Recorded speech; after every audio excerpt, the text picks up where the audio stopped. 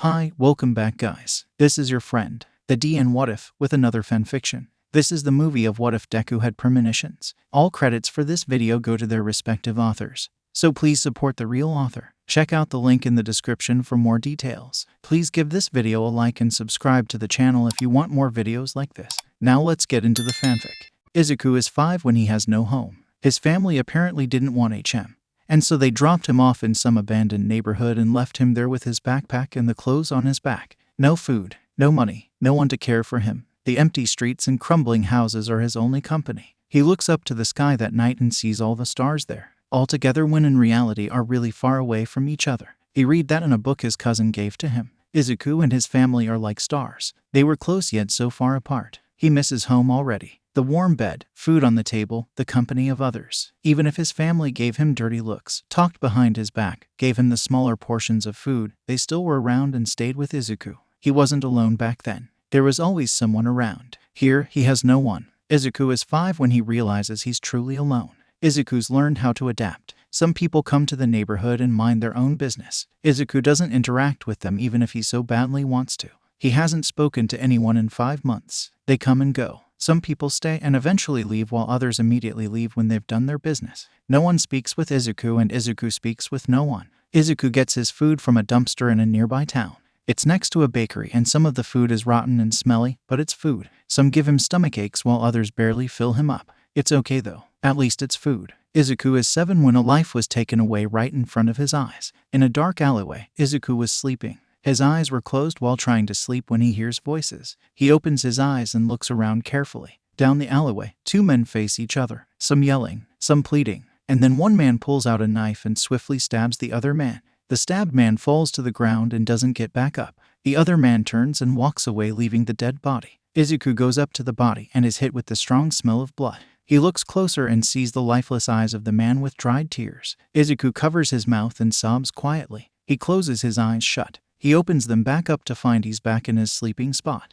He sits up quickly and looks around frantically. He hears voices. He looks and widens his eyes. The 2 men from before stand facing each other. The man is alive, breathing, crying, and Izuku stares in shock. He saw the man get killed, so how is he standing here? The man pulls out a knife. Izuku stares and then he runs and leaves all logic behind him. He slams into the man and the knife falls out of his hand. The other man stares in shock before rushing out a thank you and runs off. Izuku runs too once the other man starts getting up. He runs and doesn't stop. Izuku is 7 when he saves a life. Izuku has a notebook. In it, he writes down his thought and observations about the world around him. It's not filled yet, but it is damaged a lot. Recently, gangs and murderers of sorts have been in the neighborhood. Because of that, Izuku has seen more things than a regular 10-year-old should see. Murders, rape, you name it, Izuku's probably seen it. Except, they don't actually happen. Not in real life. Izuku sees them happen though. One moment, he sees someone getting killed. The next he sees them alive and breathing moments before they're killed. They stay living too when Izuku drags the murder's attention away from them. Izuku spent many nights trying to wrap his head around it. KMD them he realizes while staring at the stars one night and chuckles to himself. Guess I have a quirk after all. Izuku walks with his tattered yellow backpack on his back. He's in town since the neighborhood is packed with police and heroes arresting all the criminals they can find. When Izuku saw it, he packed up everything and walked away. He doesn't want to be caught up in that mess, so he goes into town and walks with no real goal in mind, until he sees a building explode and a little girl getting crushed by a rock flying from said explosion. He stares as people scream and then he blinks. No explosion, no screams, no dead little girls. He takes a deep breath and runs up to the little girl. The girl smiles at him and he does the same. Her mom notices and calls the little girl over to her. They wave goodbye and Izuku moves out of the way. The building explodes, but no one is crushed by a rock. No one's dead yet. Izuku runs and helps those stunned or too shocked to move. He gives them a nudge and they run off without looking at him. That's fine. There's fire and rubble around him. He sees heroes go inside the building and he hears sounds of fighting around him. The heroes can handle this, so he runs away clutching the backpack straps on his shoulders and runs. He doesn't know how long he runs, but he's far away from the chaos and is now in a town that's not destroyed. It's a new environment for him, but he'll manage. He finds a park. It's small and mostly empty, so he sits and leans on a tree. He closes his eyes and rests. He's shaken by a hand and a voice. Opening his eyes, he sees a man with long black hair, deep eye bags, and a stubble. "Oi kid, you alright?" the man asks. Izuku blinks and stares at the man for a moment. He doesn't seem bad. Izuku nods. The man sighs and stares at Izuku for a moment. Why are your clothes burned and face smeared with black ash? He asks. Izuku looks over himself and notices that, yep, his clothes are burned and ripped in many places. He touches his face and looks at his fingers as they come back black and ashy. He stares and then he looks up at the man patiently waiting for an answer. There was big explosion in another town. I caught up in it, Izuku says choppily. He hasn't really spoken since he was 6. He never had any need to until now. No one taught him how to fluently speak either, so he picked up some words he heard while living on the streets. The man stares and Izuku stares back. How old are you? He asks and Izuku doesn't have an answer. He never really kept track of time and stopped when he turned 11. He shrugs and the man sighs. Parents, don't know where they are. We didn't see them since I was 5. Izuku looks away when he says that. The man is silent for a moment and stands up. He holds out a hand and Izuku takes it since he doesn't know what else to do. What's your name, kid? Izuku. I can't remember last name. That's fine, Izuku. I'm taking you to the police station so that they can help you. With what? The man thinks for a moment. What do you want the most? He asks instead. Izuku thinks and then smiles slightly. A warm bed, food, a home with a family. He says the last part quietly. The man tightens his hold on his hand. The police will help you get all those things, the man says confidently. Izuku smiles but doesn't get his hopes up. What's your name? Izuku asks. It probably should have been the first thing to ask. But he hasn't interacted with an actual human in so many years. Sue him. Aizawa, also known as Pro Hero Eraserhead. But you can just call me Aizawa. Izuku sits on a chair in the police station. He swings his legs back and forth while waiting for Aizawa to come back. Aizawa stares at Izuku across the room. He turns to the police officer who's searching up Izuku on the system. Found him. Midoriya Izuku, age 13 now, quirk not registered yet. His family is in another town far off from here. The police officer looks up to Aizawa. What do you want us to do with him? Aizawa thinks for a moment. He looks back at Izuku, who's now petting a service dog belonging to an officer. He looks content and the dog likes him too. He knows that anyone else wouldn't give the kid what he needs. His own family left their own kid in another town, so they won't take care of him. Who wants a 13-year-old boy who can't seem to interact or talk properly? I'll take care of him, Aizawa says. Aizawa does apparently. Izuku is 13 when he has a home. Aizawa's apartment is small but it doesn't matter. It's cozy and warm. He also has a cat named Fluff since he's really fluffy. Izuku plays with him a lot. Aizawa also has some friends that come and visit. Hazashi gave him a music player with a lot of playlists to listen to. Izuku really liked the one titled Surprise, since it has random songs Hazashi adds in frequently. He also helps Izuku speak properly and teaches Izuku some sign language since it's much easier for him to learn than Japanese. Sometimes, Hazashi mentions him on his radio show with the name Green Bean and talks about his progress on learning sign language. Green Bean learned how to sign Green Bean and kept doing it until his guardian had to tape his fingers together. Hazashi yelled into the mic. He was grinning at the photo Aizawa sent him of Izuku trying to sign Green Bean with his fingers taped together. It was adorable seeing Izuku looking at his fingers in such concentration and focus. Nimari gives him clothes she finds in the mall. Most are too big for him since he's really thin and small, but she says it adds to his cute factor, which Izuku doesn't know about. His wardrobe is filled with bright colors and cute designs. His favorite is a pastel green hoodie with the words Green Bean stitched on by Nimari herself. It's not perfect, but he enjoys the look on her face whenever he wears it, which is all the time. Are you ever going to wash it? Aizawa asked while doing the laundry. Izuku stares at the hoodie on him. It's fading a little and the letters are kind of falling off and it may or may not smell like a bunch of instant ramen Hazashi brought the night before. Nope, Izuku says bluntly. Fluff meows in agreement and they both walk out of the room, leaving Aizawa sighing for a good minute or so. Izuku, I swear to Fluff if you don't wash that hoodie. Aizawa cooks him food. It's warm and delicious. He said something about gaining weight and Izuku doesn't see what the problem is with his current weight. But he doesn't ask and just eats the food Aizawa puts in front of him. Apparently, he's underweight and too skinny for most boys his age. Recovery Girl helped them create a diet so that Izuku can have some meat on his bones. The first meal he ever had was stir fry and the one thing he ate completely was the green beans. Maybe that's why he's called Green Bean now. What's this? Izuku holds up his fork which has a green something on it. He doesn't know what it is, but it smells really good. That's a green bean. It's good cooked like this. Give it a try, Aizawa says. Izuku nods and eats it and gobbles the rest of the green beans down. Izuku is behind a lot on his studies. It's a good thing he's basically surrounded by teachers who teach at a hero school with a bunch more teachers there. Aizawa takes him to UA and he meets a bunch of heroes. He has a bunch of new notebooks that are filled quickly with his studies and notes about the heroes at UA. Soon, he starts learning about different kinds of heroes. The deceased, retired, And the up-and-coming heroes all interest Izuku. Look, he goes all bam and then she goes all woo shhh and then they punch the villain together and everyone cheers and it's super cool. Izuku enthusiastically says to Aizawa, who's sitting on the couch with a fond smile. Izuku's been talking more. He signs when he doesn't feel like speaking, but it doesn't happen as frequently as it used to before. He's more expressive now too. Before, he had a closed-off look with the occasional smile. Now, he has a full-on grin as he cheers on Hisashi and Nimari take out a villain together. Izuku is 14 when he has warm clothes, food on the table, and a home with what he calls family in it. He's 15 when he acknowledges his quirk. Izuku has a quirk. He's talked about it with Aizawa. He named it prescience. It means to know something before it happens. It's what Izuku can do, so it fits. It goes unnoticed a lot by others. He can't even control it. It's not that he hates his quirk. He's happy to even have one. But sometimes it can get really frickin' tiring. One moment, he's sitting on the couch watching TV, and a commercial comes up. The next time he blinks, the TV is back showing the part before the commercial. Izuku sighs but deals with it. It's cool to freak people out though. One time, he was listening to Hisashi's radio show with Aizawa. Hisashi was telling a story and Izuku blinked and then he's back to the beginning of the story. He sighs and looks up to Aizawa. He hits the seal with his cardboard box. Izuku says without blinking. Aizawa stares at him then slowly nods. Moments later, Hisashi says he hit the seal with his cardboard box. Aizawa stares at Izuku and Izuku just shrugs. Sometimes, he wants to turn off his quirk so that he can just live through things without knowing what to expect.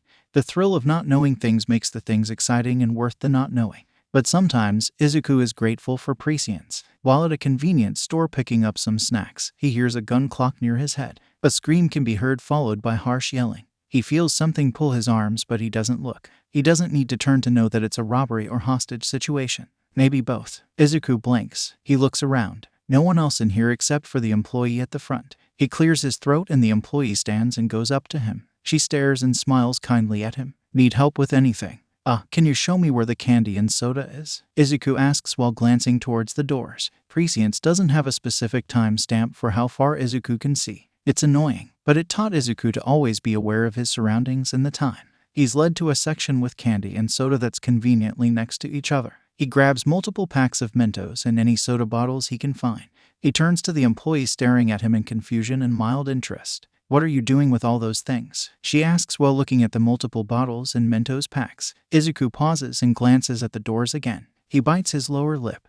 Would you believe me if I said that people with guns are gonna walk in here and I'm gonna distract them with the soda and Mentos trick? He looks nervously at the woman. She blinks, then smiles. How can I help? She says excitedly. She's practically bouncing on her feet all giddy-like. Izuku stares at her and then looks around. You're not freaked out, Izuku says unsurely. Is this normal for people? Do convenience store workers usually have this thing happening to them? The girl shakes her head. Nope. In this day and age, it's not unlikely to be told something would happen when it hasn't happened yet. Izuku raises an eyebrow. Okay, maybe not unlikely, but more of. Not hard to believe. Anything could happen with quirks now. She sighs. Izuku slowly nods and shakes his head. They really don't have time for this. Get any tape you can find and get a phone nearby dialed to the police. The girl nods and runs off to do what she's told. Izuku quickly types out a message to Aizawa and goes back to the many sodas and Mentos he's gathered. He smiles at his plan made in 1 minute. The men just wanted some money and attention, and maybe a good use for their guns that they splurged on while in a drunken state. But mostly money and attention. Sam was just a young adult who needs money so that he can move out of his parents' home. His buddy Adam suggested this, and now here they both are, fully clad in black as they stare at the shop in front of them. Only a kid and an employee. Not much trouble but enough for heroes and police to negotiate for. Sam smirks as he and Adam both walk into the store, and then get soaked by soda and hears laughter and an amused snort. Nanny the fuck. He opens his eyes and is blasted again with fizzy soda causing him to stumble back. Adam isn't any better and he can hear him fall to the ground in surprise. More laughter. Another very loud snort. Sam goes to stand up but then realizes he's stuck to the ground with double-sided tape. And to make matters worse, he hears police sirens. Great. Thanks, Adam. Izuku doesn't know why, but he's snorting as the employee laughs her butt off at the sight of the two men with guns. Right when they walked in, Izuku and the employee opened up the soda bottles while placing multiple Mentos inside them, causing them to hit the men square in the face. One of them fell forward and got stuck in Izuku's double-sided tape-covered floor trap thing. The other recovered more quickly, but the employee shot them in the face with another soda bottle and Izuku snorted as they yelled in agony as they realized it was double-sided tape. The employee laughs and wipes away a tear. They're both currently sitting on the ground so that aiming the bottles would be easier. That was hilarious. I loved it. And you actually spoke the truth. For a second I thought you were just some weird kid. But thanks, she says sincerely. Her face is red from laughter and Izuku smiles. She holds a hand above her head and Izuku high-fives it. Honestly, Izuku didn't plan for this to work. But thanks to prescience, he saw that it indeed worked. He smiles as the men groan at the sounds of police sirens. Then a thought strikes him. Do I have to pay for these now? Honestly, I dunno, man. After a worried Aizawa and Hisashi check him over, the woman employee walks up to them and bows a little. Thanks again for that. She stands back up and smiles brightly. Oh, my boss said that as a reward. You can get everything free from here from now on. You're kind of this store's hero now, so don't worry about the soda and Mentos. Izuku chuckles. Thanks, but what about the tape? Oh, that was just in my secret stash of tape. She looks away and averts the stares her statement gets. Why? Izuku asks. He has so many questions from that one statement. Dunno, so don't ask. By the way, name's Tara. Come by often please. It's really lonely for a good 2 to 3 hours or so. She clasps her hands together and pouts. Izuku giggles and smiles. Sure, name's Izuku. He holds out his hand and she shakes it, glad to be of help. Apparently, the whole incident was on the news. Local convenience store almost robbed but saved by teenager and store employee using soda, Mentos, and tape. Izuku would have liked if they said double-sided tape since he thinks it was a quite important detail they forgot to add. It also trends on social media due to the weirdness and unlikability of it ever happening. Later that night, Izuku realizes that it felt good helping. He hasn't done it since before Aizawa took him in, but he enjoys helping people. He smiles as the word hero flashes through his mind. Izuku has many hobbies. It was mostly because he didn't have the best childhood and therefore couldn't do most things a kid could do. He picked up some dance classes and gymnastics since he wanted a healthier body and just so he can dodge things easily but with style. Aizawa taught him how to use a staff as self-defense. Izuku learns very quickly, so he learned how to use a staff in a month. He also enjoys just sitting at a park and looking at the birds. He feeds them food from time to time too. Izuku is 15 and should be going to high school soon. But he doesn't know what he wants to do in the future. No, he knows what he wants to do. It's if the people around him like it or not. If they don't, Izuku fears they'll abandon him again. Another voice says that it won't happen, that they'd never leave him. But Izuku knows better. Last time he spoke about this, he was left alone in an abandoned neighborhood. He stays awake that night thinking of all the possible outcomes. He doesn't get his hopes up. He never really sleeps that night. His mind keeps him awake with all the reactions that he could get. Some are yelling, others are disappointment, but the one that scares him the most is him being left alone. He really doesn't want to be left alone. Aizawa notices Izuku has been fidgeting a lot this morning. He doesn't know why he is, but Aizawa feels like he should do something. So, he starts up the conversation while Izuku is eating his breakfast. Hey kid, what's on your mind? Aizawa asks. Izuku looks up and bites his lower lip while looking anywhere besides Aizawa. Aizawa waits patiently since he doesn't want to scare Izuku into not telling him. That'd be counterproductive. Finally, Izuku takes a deep breath and stares at his bowl of cereal. Can I become a hero, and do you think I can become a hero? He rushes out. Aizawa blinks and then processes what was just said. Izuku has his head lowered and eyes clenched shut as he waits for an answer. Aizawa sighs and pats Izuku's head, causing him to look up. His face is filled with worry, but his eyes are filled with hope. Aizawa smiles a small smile. Long answer, yes you can, but you need to work for it. It's gonna be hard, but with the right drive and determination, you can do it. Short answer. He stares at the green eyes filled with hope. They remind him of the time when he first introduced Izuku to his new home. Aizawa walked in with Izuku right behind him. Izuku looks around the apartment in wonder before jumping a little when Fluff meowed. Cat? Izuku asked. He crouched down and Fluff walked up to him slowly before pouncing on him, causing him to fall back. Aizawa looks at him in worry before calming down at the sound of giggles. His name is Fluff. He's very cuddly too, Aizawa explains. Izuku hums and then sits up with a small smile and bright eyes. He pets Fluff and looks around the apartment in newfound excitement and hope. Hope for what? Aizawa doesn't know, but he can make a small guess. Aizawa now looks at the 15-year-old with hope in his eyes. He smiles at the boy and leans in close so that Izuku can hear every word spoken. You can become a hero. And Izuku jumps and hugs Aizawa with tears flowing down his eyes. Aizawa hugs back and they stay like that, hugging over the table with breakfast long forgotten. A hero. You wanna be a hero, Zuku? A 7-year-old girl with mint pigtails stares at 5-year-old Izuku in shock. Izuku shyly nods his head and the girl laughs. This draws the attention of those sitting at the table and those watching TV. Izuku looks around nervously as the girl keeps laughing. What you laughing about, Anri? A woman with short black hair and muscular arms asks. She has an amused look on her face as she watches Anri laugh. Anri stops laughing enough to answer the woman. Oh, Auntie Shu. Zuku said he wanted to be a hero. She breaks down laughing again. The kids watching TV hear and also laugh as much as Anri does. The adults look at Izuku, some with disgust, others with amusement, none with love. Hey, Izuku, you know you need a quirk for that, right? A man with long black hair says like it was the most obvious thing in the world.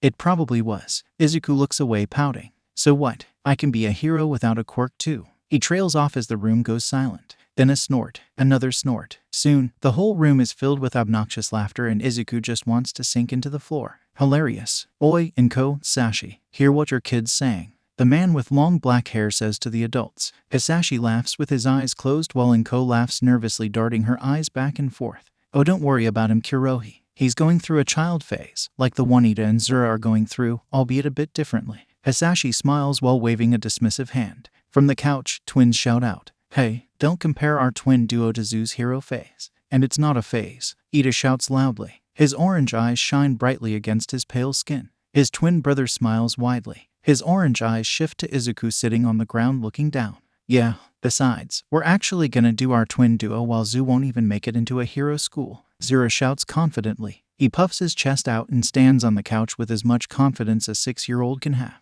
The room chuckles and the subject is dropped as everyone goes back to their own business. A poke guides Izuku's attention to the preteen sitting next to him. His lips curl into a smile as he looks at Izuku. Don't worry about what they're saying.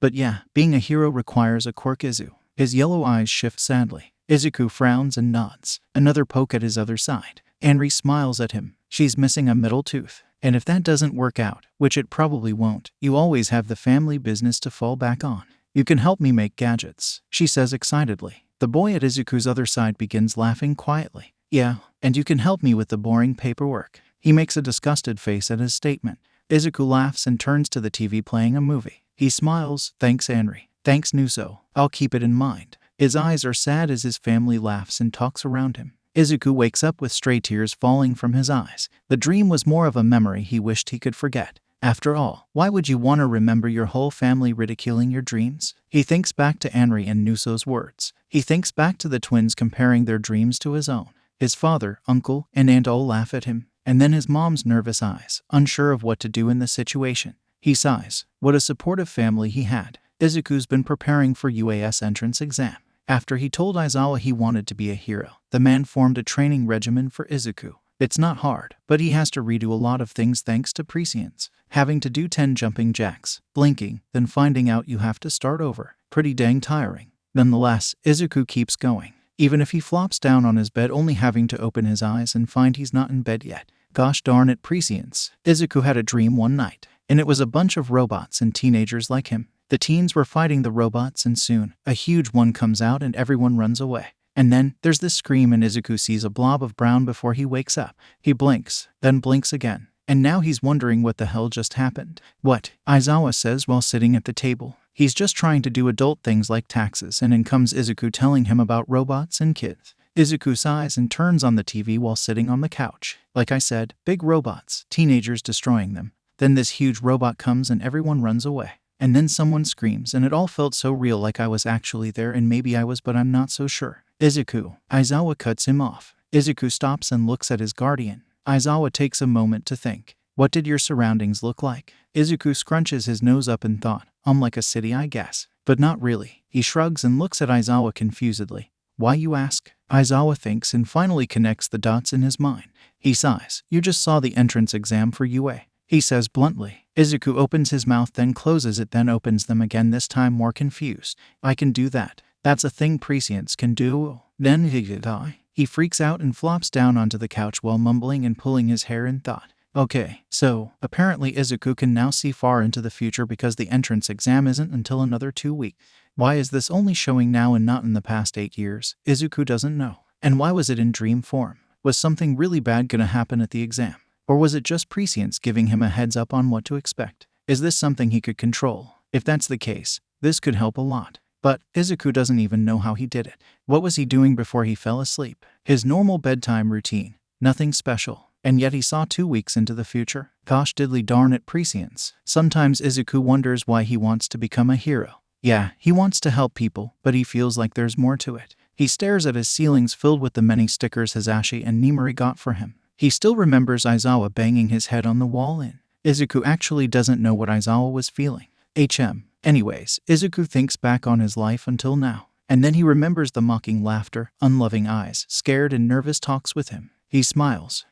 He's doing this out of spite. He really wants to see the faces of the family that didn't believe in him when he said he wanted to become a hero. The disbelief, the shock, and he's just gonna smile and maybe throw some middle fingers in there as well. Nah, he doesn't need to do that. Him becoming a hero is already a huge fuck you to his family. If only prescience could make him see their reactions. On second thought, he'd rather be surprised by it instead. Izuku sleeps peacefully that night. Izuku, please, don't mention becoming a hero in front of your family. Inko looks worriedly around her. She shifts her attention onto the 5-year-old in front of her. Izuku looks up at her, raising an eyebrow. Why? Will they laugh again? Izuku asks. Inko sighs and crouches down to be eye level with Izuku. She tucks a piece of hair behind her ear as she looks around nervously, not meeting Izuku's eyes.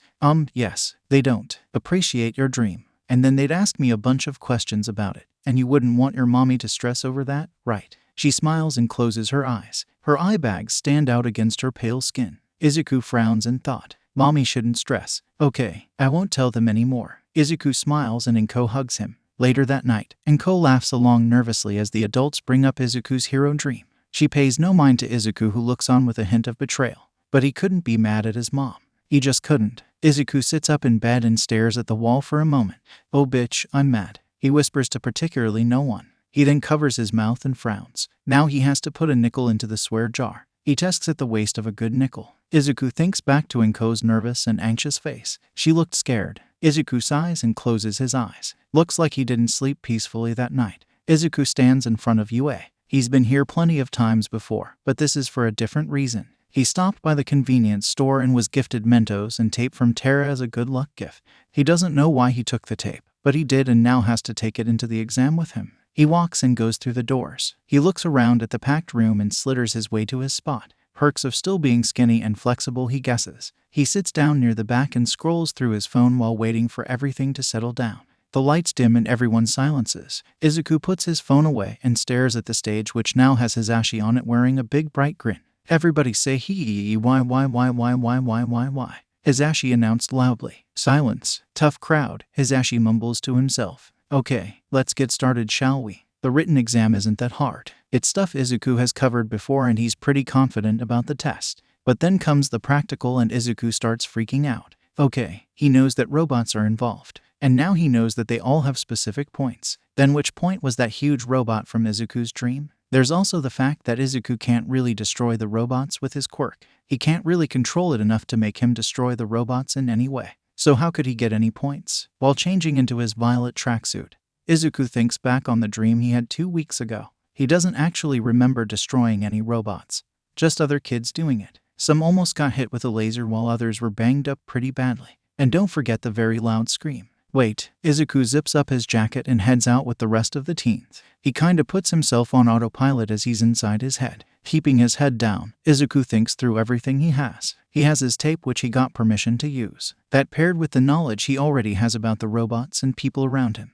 He stares forward when the gates open. That's when his idea hits him and he runs forward first. He can hear Hisashi tell the others to start, but Izuku is too busy finding all the robots he can. If he can't destroy them, that doesn't mean they can't destroy each other. And plus, with all the action happening, Izuku can help those who are about to get hurt or just need help. But where does the scream come from? And when does it happen? Aizawa and the rest of the staff watch as the teens all look at the gates in surprise. Well, except for Izuku, who zooms out of there with unnatural speed. He's always been really fast. Aizawa has no doubt it's a skill he picked up while on the streets. He stops that train of thought and focuses on the exam instead. The teens show promise as they destroy robots left and right. As expected though, some aren't that fast and almost get hit with a laser. Almost, because Izuku is there before they get hit and he tackles them to the ground right when the robot shoots its laser. Aizawa releases a breath he hasn't realized he held. He sees Izuku and the tackled teen stand up smiling at each other, the teen brightly while Izuku is more dimmed and in slight pain.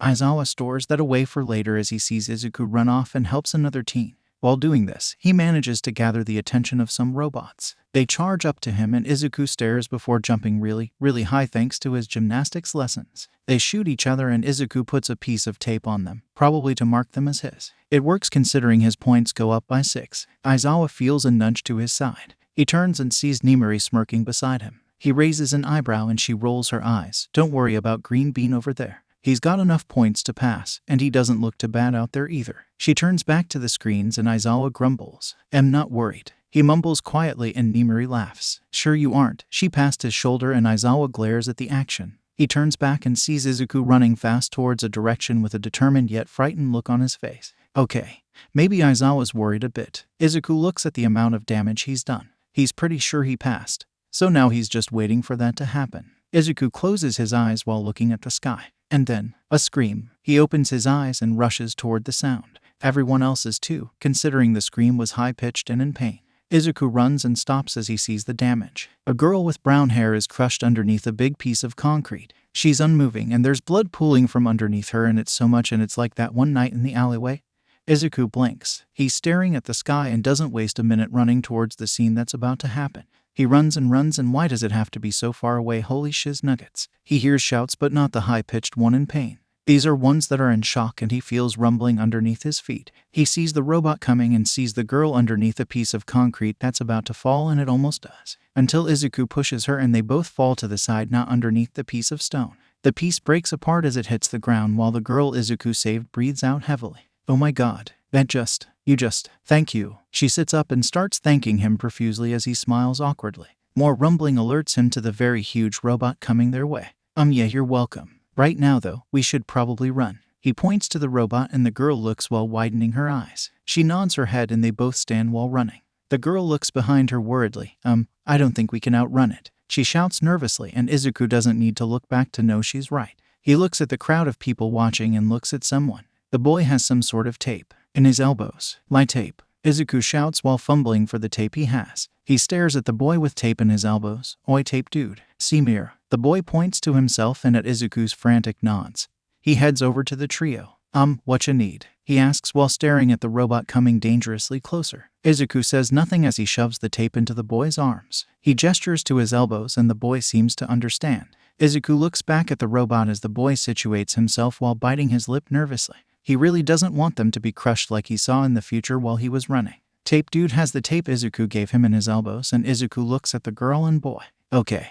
You float him high enough to tape some sort of barrier, okay?" He gestures to the buildings surrounding them and they both nod. Soon, the boy and girl rush forward while one of them floats and the other guides them from below. Izuku watches as the tape is stuck from wall to wall, and soon, tape dude floats down and they both run towards Izuku. He smiles as he points to the robot who walked right into their tape wall. Tape dude smiles and faces Izuku. "Nice plan, but I could have used my own tape, you know." Izuku nods and waves it off. "The tape I had was absolutely not needed, but my friend gave it to me, so I thought, why let it go to waste? Also, good job out there." Izuku smiles. He turns to the girl who looks like she's about to puke. "You good?" She nods shakily before shaking her head and throwing her head to the side while throwing up. Tape dude and Izuku wince in sympathy as they both pat her back. She shoots a shaking thumbs up at them and they all laugh. Soon, the test ends and recovery girl comes out checking over the injuries. Thankfully, only a few scratches here and there and no crushed bodies and blood and broken bones or people. Izuku really should stop thinking like this. That night, Aizawa invites Hisashi and Nimiri and they all eat stir-fry with extra green beans for Izuku.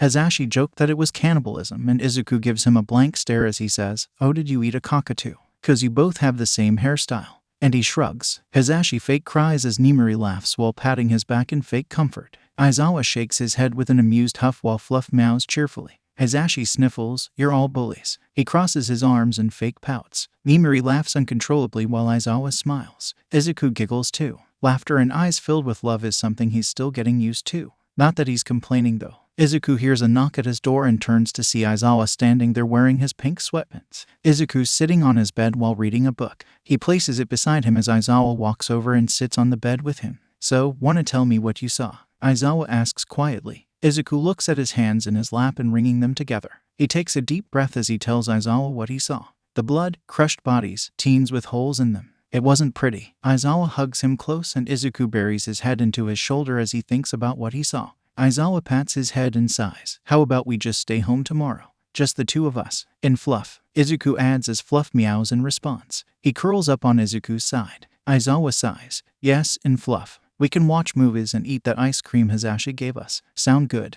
Izuku nods and closes his eyes. Izuku's never been comforted before he came here. It was always just him crying silently as he stares at the stars in the sky. Even when he was still at his old home, he looked to the sky for comfort. This with Aizawa. It's new to him in a good way. It's not their first time doing this, but it's been a while since Izuku was this affected by it. Later that night at 3 a.m., Izuku opens his eyes as a thought dawns on him. What would have happened if Izuku wasn't there? It's probably best not to think of that. A couple days after the exam, Izuku gets his results. He's handed a letter with a disc in it from Aizawa, and he rushes to the TV to put the disc inside. Aizawa leaves him be and goes into the kitchen to make dinner. He already knows the results, and so he's making Izuku's favorite tonight. The disc starts and Izuku sits in front of the TV with wide, hopeful, exciting eyes. "I am here to tell you your results," All Might shouts out. His voice booms throughout the apartment and Izuku turns down the volume. "Midoriya Izuku, you have shown great results in the practical exam. Your villain points add up to 35.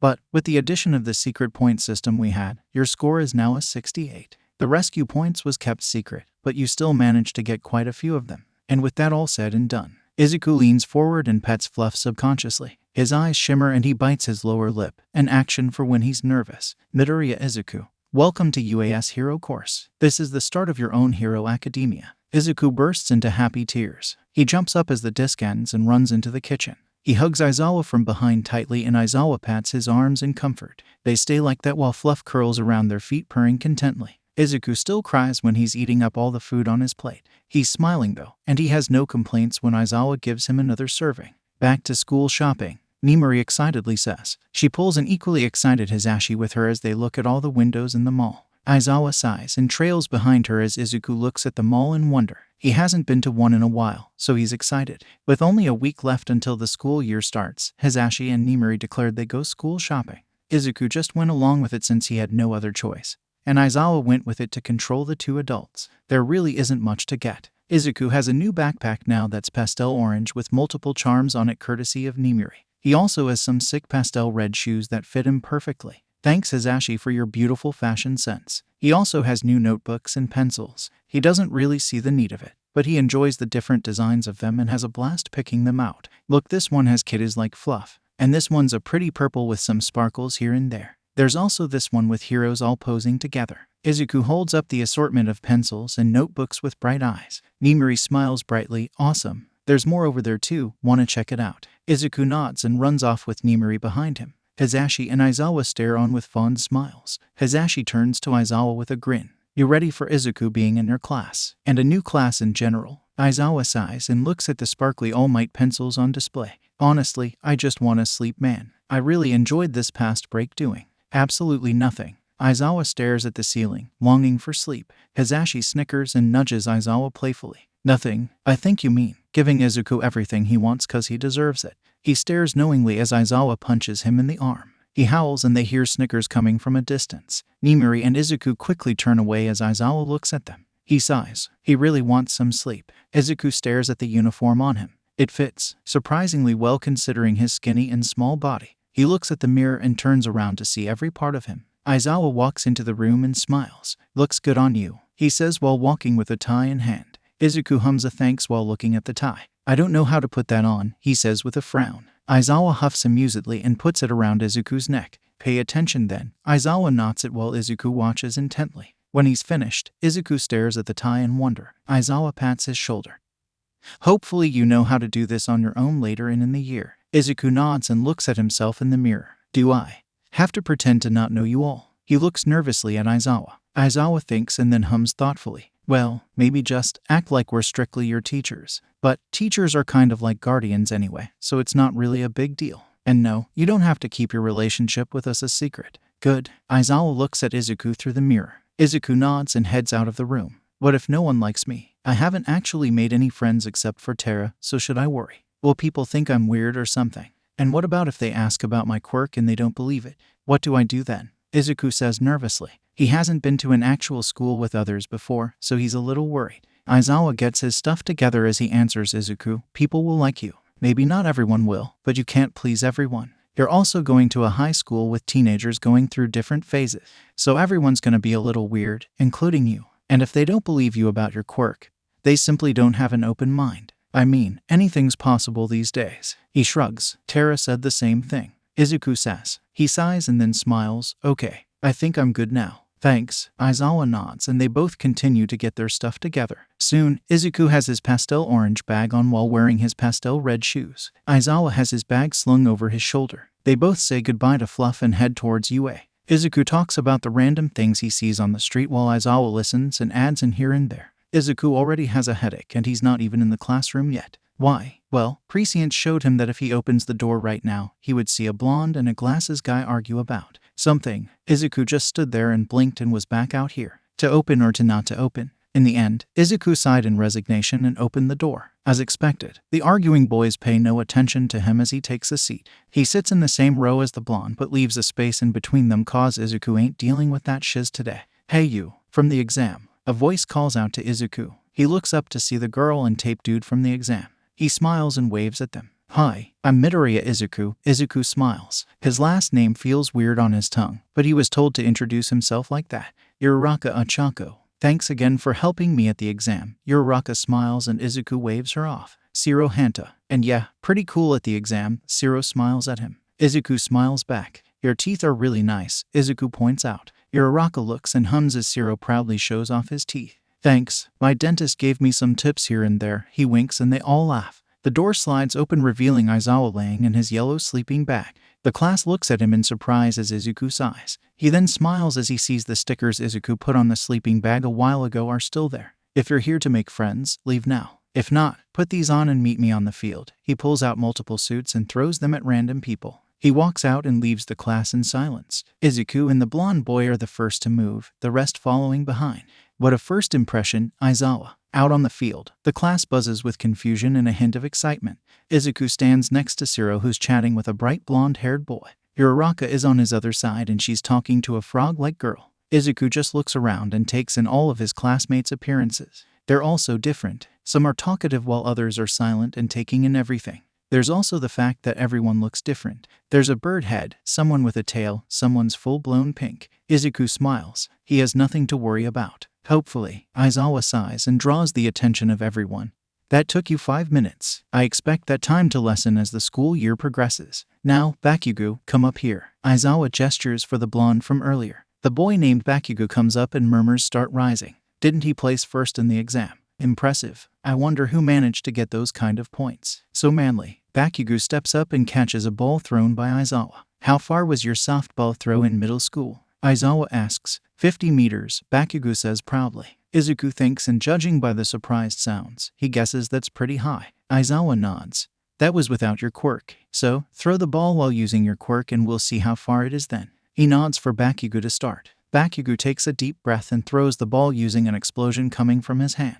DIE. Bakugo shouts. Izuku stares at the ball flying and has an impressed look on his face. It flew far and once everything settles, Aizawa shows off the distance. 700 meters. Well then, you'll all be taking a physical test while using your quirks, Aizawa says. The class gasps in surprise. Sweet. That'll be fun, the bright blonde-haired boy says excitedly. Izuku smiles and looks at Aizawa. He has on a raised eyebrow but a mischievous glint in his eyes. Izuku suddenly feels like this isn't gonna be very fun. Oh, fun. Well then, why don't we up the stakes a little bit? Last place gets expelled. The class gasps and silences. Izuku blinks and sees Aizawa explaining it again. He sighs to himself. He just had to live through the shock twice and that's not good for his heart. He shakes his head and moves on to test with the others. Izuku's pretty sure he'll be near the bottom. It's not that he has little faith in himself. It's just that his quirk isn't very fit for these kind of things. He sighs and murmurs to himself. This is going to be a disaster. He puts his face in his hands and hears a snort beside him. He looks up to see a violet-haired boy smiling at him. I guess your quirk isn't fit for physical activities, he asks while rubbing his hand on the back of his neck. Izuku sighs and nods while smiling at the boy. It's more of a mental-ish quirk than physical, so now I'm just relying on my own physical abilities. Izuku shrugs. The boy hums and nods. Me too. Shinsu by the way. He holds out a hand and Izuku shakes it with a smile. Midoriya, good luck out there Shinsu. He smiles and heads over to the rest of the class. Shinsu smiles and heads over as well. When Izuku and Aizawa get home, Izuku's gonna steal Aizawa's sleeping bag. Izuku is pretty tired since he had to do a series of activities that require energy. He just wants to lie down on the floor and sleep like Aizawa does. Is he turning into Aizawa? Oh well. The class crowds over the screen showing the results. Izuku isn't surprised by the results. He is surprised when Aizawa dismisses them without anything else to add. The class asks multiple questions and Aizawa turns around to face them. Oh yeah, it was just a logical ruse to get you to do your best. Aizawa grins as the class look in shock. Izuku widens his eyes then blinks and he's back to seeing the results. He sighs and just goes with the flow. He didn't get last place. He actually got second to last. It's an accomplishment. Not that it matters though, since it was a logical ruse. The person who got last place was an invisible girl named Hagakure. Well, it makes sense. She is just invisible. Aizawa explains it again and everyone looks shocked, except for a girl with a ponytail, a boy with red and white hair, Bakugo, and Izuku. They already knew that it was a ruse while Izuku just nods along cause what else is he supposed to say? I saw the future and already knew this mu ha ha ha. Yeah, no. They head back and start chattering. Izuku meets Tsuyu who was talking to Uraraka before the test. He also meets Kaminari who befriended Shiro during the test. Izuku introduced Shinsu to the others, and soon they all form a little group of sorts. Izuku smiles brightly. He's never really had a group of friends before, so this is new and good. He laughs with them and has a good time being surrounded by others. Izuku flops down on his bed. He takes a deep breath and smiles up at his ceiling. Fluff curls up on his chest and Izuku closes his eyes. Today was a good day. Izuku got to see all the teachers again and they discreetly waved at him and he discreetly waved back. At lunchtime, Izuku sat with his new friends and got to know them, their quirks, hobbies, and stuff like that. When it came to Izuku explaining his quirk, he stalled and the bell rang causing their conversation to end. He should figure out how to explain his quirk, and also how to control it since it's annoying having to relive something he doesn't want to relive. He groans as he gets up and goes into the kitchen for some ice cream. He sees Aizawa sleeping on the floor in his sleeping bag and Izuku pays him no mind. On his way to the fridge, Izuku yawns and blinks tiredly. Logical ruse. Really, that freaks people out, like, a lot. Not good for my heart. He clutches his heart in fake pain. Aizawa stares at him and Izuku starts eating his ice cream. Strawberry, his favorite. He hums around the ice cream and sits on the floor beside Aizawa. He occasionally feeds some ice cream to the man, and they stay in silence. Izuku then realizes something and stares at Aizawa suspiciously. You always expel students on the first day though. I remember you talking about it with the other teachers. Were you actually gonna expel someone? Izuku asks bewildered. Aizawa shrugs and looks away as Izuku slowly blinks at him. No more ice cream for you. Izuku holds the ice cream away from a groaning Aizawa. Izuku giggles as Fluff swats Aizawa in the face causing more groans from him. Notes: the next day at school, Izuku arrives early. It's only because Aizawa has to leave early and Izuku wants some company while walking to school. So, he's sitting at his desk with his earbuds and playing a playlist Hazashi made him a while ago. It was classical music with some nice beats to it. Izuku sighs and lays his head down on his crossed arms. He closes his eyes and waits for the rest of the class to trickle in. Some come in, but once they see the resting boy, they quietly make their way to their own desk as to not disturb him. Izuku didn't mean to fall asleep, but he did. He dreamt about some weird scenario of a huge computer giving him a fedora and telling him good luck on trying to get the secret formula for something. He goes and walks and suddenly, his surroundings have changed. Around him are different landscapes. One has a boat, another with rain falling on top of a building. He has an impressed look on his face. As he walks though, he gets blocked by a creature of sorts. It's black, muscly, and has a brain peeking out of it. Izuku stares with wide eyes as the creature opens its beak up and screeches. Izuku clasps his hands around his ears and clutches his eyes close as he crouches down. He feels it stop and slowly looks up. As he does, he sees a man with multiple hands over him and another man with mist as a head standing beside the creature. The man with hands reaches out and Izuku can't move and suddenly there's dust around them. Izuku wakes up with wide eyes and shortened breath. Shiro and Kaminari look at him in worry and confusion. Shiro reaches a hand out. Hey, you okay? Izuku flinches back from the hand and shakes his head to get rid of the dream. Why yeah, just a bad dream. Sorry for worrying. Izuku looks at them with an apologetic smile. They smile back at him. Don't worry man, everyone has those kind of dreams. Kaminari shrugs. How about you tell us the music you're listening to? He points to the earbuds still in Izuku's ears. Izuku blinks and looks at his music player. It's some classical music with some beats mixed in it. Izuku shrugs. He hears a gasp and sees a girl with weird ears come up to him. She seems excited and Izuku smiles as she comes over. That's some pretty good music to listen to. Can I see the playlist? She holds out her hand and Izuku places the music player on her palm. While looking through it, she smiles and shoots a thumbs up at him. Some nice stuff here. Name's Gyro. She hands back the music player and Izuku smiles. She seems nice. Midoriya. The stuff here was recommended by a friend, so thank them, Izuku says and Gyro laughs and nods. After a few minutes of talking, Aizawa comes into the room and everyone goes to their seats. He sighs and stares tiredly at them all. We have something that needs to be done by the end of homeroom. The class looks on in anticipation, and that is to choose your class representatives. Everyone freaks out of the normality of it. Izuku looks at his hands for a second, his eyebrows furrowing. What's a class representative? Izuku whispers to himself. Shinsu sitting in front of him stares at him with wide eyes. You don't know what it is? Shinsu asks. Izuku shakes his head and everyone turns to look at him. Izuku looks back with confusion. Was this something everyone knew? Well, it's someone who represents the whole class. Someone who keeps everything in control and set a good example for the class. A girl, Yaoyorozu explained. Izuku hummed and nodded in understanding. Well then, how about a vote to choose the rep? Ada exclaims while making hand-chopping movements. Most of the class agrees, but some are skeptical about it. Izuku can understand. They did only meet yesterday. How about getting to know each other first? That way we have a better idea on who to choose, Izuku suggests. The class turns to him and he smiles nervously. And then we can vote on who we want. Izuku trails off as he looks at the considering faces. A moment later, everyone happily agrees. He breathes a sigh of relief that everyone doesn't seem to mock him. They sit in a circle on the floor with the tables and desks pushed back.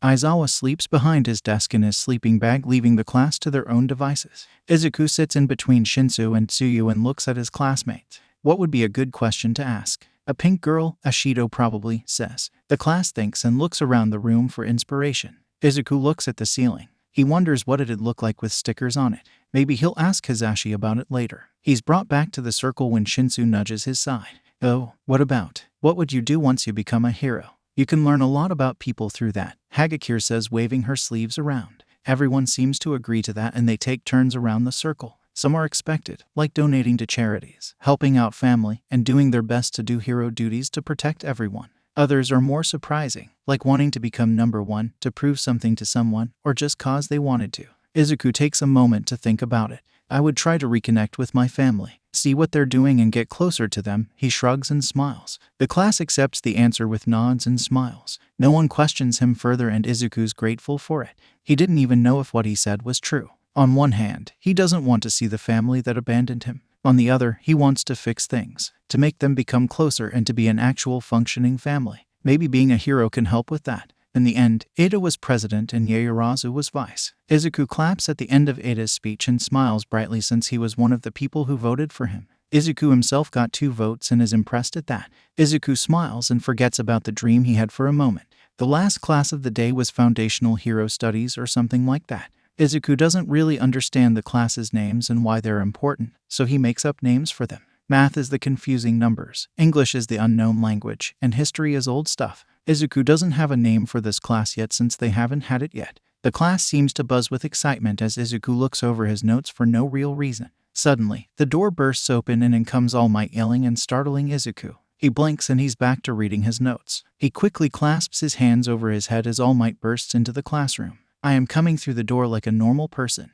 All Might yells. The class gasps and starts freaking out. Izuku slowly uncovers his ears and smiles at All Might. He's seen the man many times on TV, though seeing him in real life is completely different than from through a screen. Hello class. Today, we'll be out in one of the fake cities to practice a real hero-like scenario. And you'll be able to wear these. All Might gestures to the walls and out pop suitcases with numbers on them. The class whoops and stare amazed at the cases. Your hero costumes are here. Change and meet me out on the field. Now hurry, young heroes, All Might says while walking out of the room. Izuku and the rest of the class grab their suitcases and head to the locker room. In the locker room, Izuku can see a lot of the costumes his classmates have on. They mostly help their quirk and look cool, giving them an aesthetic of sorts. Izuku smiles as he opens up his own suitcase, revealing a note on top. He picks it up and reads through it. Sup, here's your costume, as you requested. Many colors and choices with many pockets and secret features attached to them. They should be larger than you, but if you want to change them, just tell me. As for your vest, it has many pockets to put stuff in.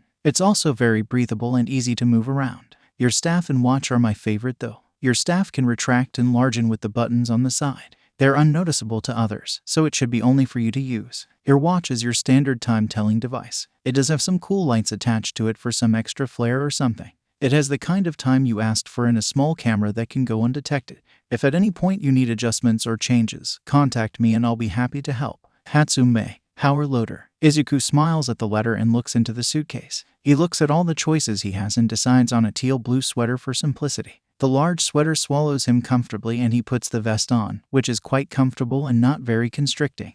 He looks at all the other sweaters in the case and sighs as he longs for them. They look so comfortable. He has on movable black athletic pants with bright yellow designs on them. He puts on his black boots and stares at the fingerless gloves next to the staff and watch. He didn't ask for gloves, but he guesses it helps with him using a staff. They're pastel yellow and fit comfortably on his hands. Izuku thinks Power Loader was the one who added these, but he isn't complaining. His staff and watch are about the same size, and Izuku's excited for the staff. He puts on the watch and it shows the hour, minute, and seconds just like he asked for. It's black and fits snugly on Izuku's wrist. His staff is carefully picked up by himself and he stares at it in amazement. He presses a button and the staff extends into a regular staff size. He smiles brightly as he swings it around and marvels at how lightweight it feels. The weight of the metal staff doesn't hinder his movements at all. "Whoa, is that a staff?" A voice from behind calls out. Izuku turns and sees a redhead. Kirishima, he thinks, come up to him with a smile on his face. Izuku smiles at him. Yep, it's cool too since it can become smaller and more portable.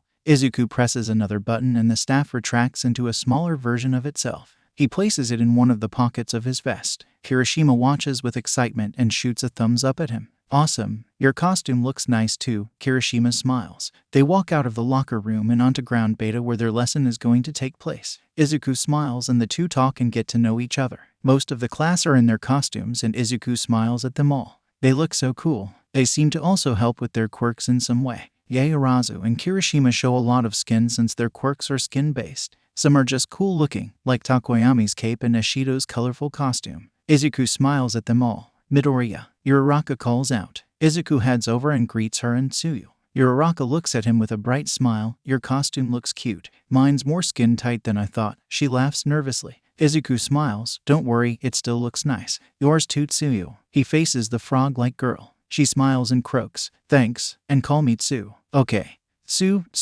Tssss. Hee sorry, it's fun to say. Izuku laughs and the two join him. They hear All Might address the class and look over to the hero. The hero looks at them all and smiles brightly. "So cool," he shouts. The class laugh and some blush at the statement. All Might clears his throat. "Today we'll be doing a team battle simulation. You will be split into two teams, one hero and one villain. Both will be given a flag that they have to protect from the other team. You will each choose someone who will keep the flag while trying to lead the other team away from them. You'll be out when capture tape is fully wrapped around you. The team who manages to get the other's flag or is completely captured wins. You have the whole of class to complete this. Any questions?" Kaminari raises his hand. "Isn't this sort of like capture the flag?" he asks. All Might hums and looks thoughtful. Izuku wonders what capture the flag is. A game like this, but maybe more fun and carefree. Sort of. This relies more on your ability to keep a secret from the opposing team and your ability being on a team. Any more questions? All Might sees no hands and nods. "Great. Now then, pick a piece of paper from this box." He pulls out a small gray box with a hole on top. They're numbered. Odds stand on that side, evens on the other. Now come and pick blindly. Izuku picks his and stares at the number he has. Number 7, making him on the odds team. He steps over and sees multiple people already there. He smiles and nods at them as All Might gets everyone's attention. "You all have your teams now. You have 10 minutes to pick who holds the flag and to create your plan of action." The teams face each other before facing their own teammates. Izuku hopes no one gets severely injured, and he also hopes to win too. Izuku's team consists of the following people: Izuku, Tsuyu, Koda, Jiro, Sato, Shoji, Eda, Aoyama, Shinsu, and Shiro. They're playing the villains. The hero team has Bakugo, Todoroki, Uraraka, Hagakure, Ajiro, Yaoyorozu, Takoyami, Kirishima, Ashido, and Kaminari. Izuku looks at his teammates as they have 10 minutes to plan. Izuku closes his eyes and opens them to find everyone fighting already. He's standing there, but no one notices him. Must be prescience then. There's explosions and he sees Bakugo running up to him with Todoroki behind him. Izuku dashes out of there and sees Tsuyu fighting Uraraka. More running makes him see his teammates fight the opposing team. Some have captured others, while others have been captured themselves. Izuku keeps track of the people running around and fighting. He takes a deep breath and closes his eyes. When he blinks, he's back to looking at his teammates who stare at him confusingly. Was he in this position for long? Tsuyu breaks the silence. "Midoriya, did you use your quirk?" Yeah. It's called prescience and it allows me to see a little bit into the future." Izuku explains. They look at him in mild surprise. But I can't control it well yet, so don't rely on me for that. But I do have a plan now." He smiles. The team smiles back and lean in expectantly. First off, who wants to hold the flag? The hero team stands in silence as they try to figure out some plans. Bakugo tusks as he stares at his team. He gazes over to the other team and sees the green-haired boy talking animatedly to his teammates who listen intently. Bakugo scowls. Okay. Who wants to keep the flag with them? Someone who'll be sure not to lose it, Round Cheeks says. The team thinks when Bakugo tusks loudly. Round Cheeks stares at him expectantly and he frowns. I'll fucking do it. You guys are probably shit at a simple task like that. He glares at the gaping faces. Round Cheeks quickly recovers and glares right back at him. Bakugo is mildly impressed. Girl's got more guts than the whole of his middle school. You don't have to be so rude about it. Just simply say I'll do it and we can move on. She crosses her arms and drops her gaze as she faces the rest of the team. Any objections? No one makes any movement to argue and she sighs. All right then. You'll be in charge of the flag then, Bakugo. He snarls but nods. He looks at his teammates and thinks they'll probably be tolerable. They won't get in his way of this shitty activity. He'll be number one out of this whole thing no matter what. And he'll explode anyone who will get in his way. Starting with the green-haired boy who hasn't shown his quirk yet. Maybe the purple-haired boy too if he remembers. After the 10 minutes are up, both teams have a 2-minute grace period where they all go to random parts of the city. Some run with a specific place in mind. Others just run blindly while being aware of their surroundings. After 2 minutes, the simulation has started. Izuku takes a deep breath as he looks down at his watch and waits. He trusts that his plan will work and if not,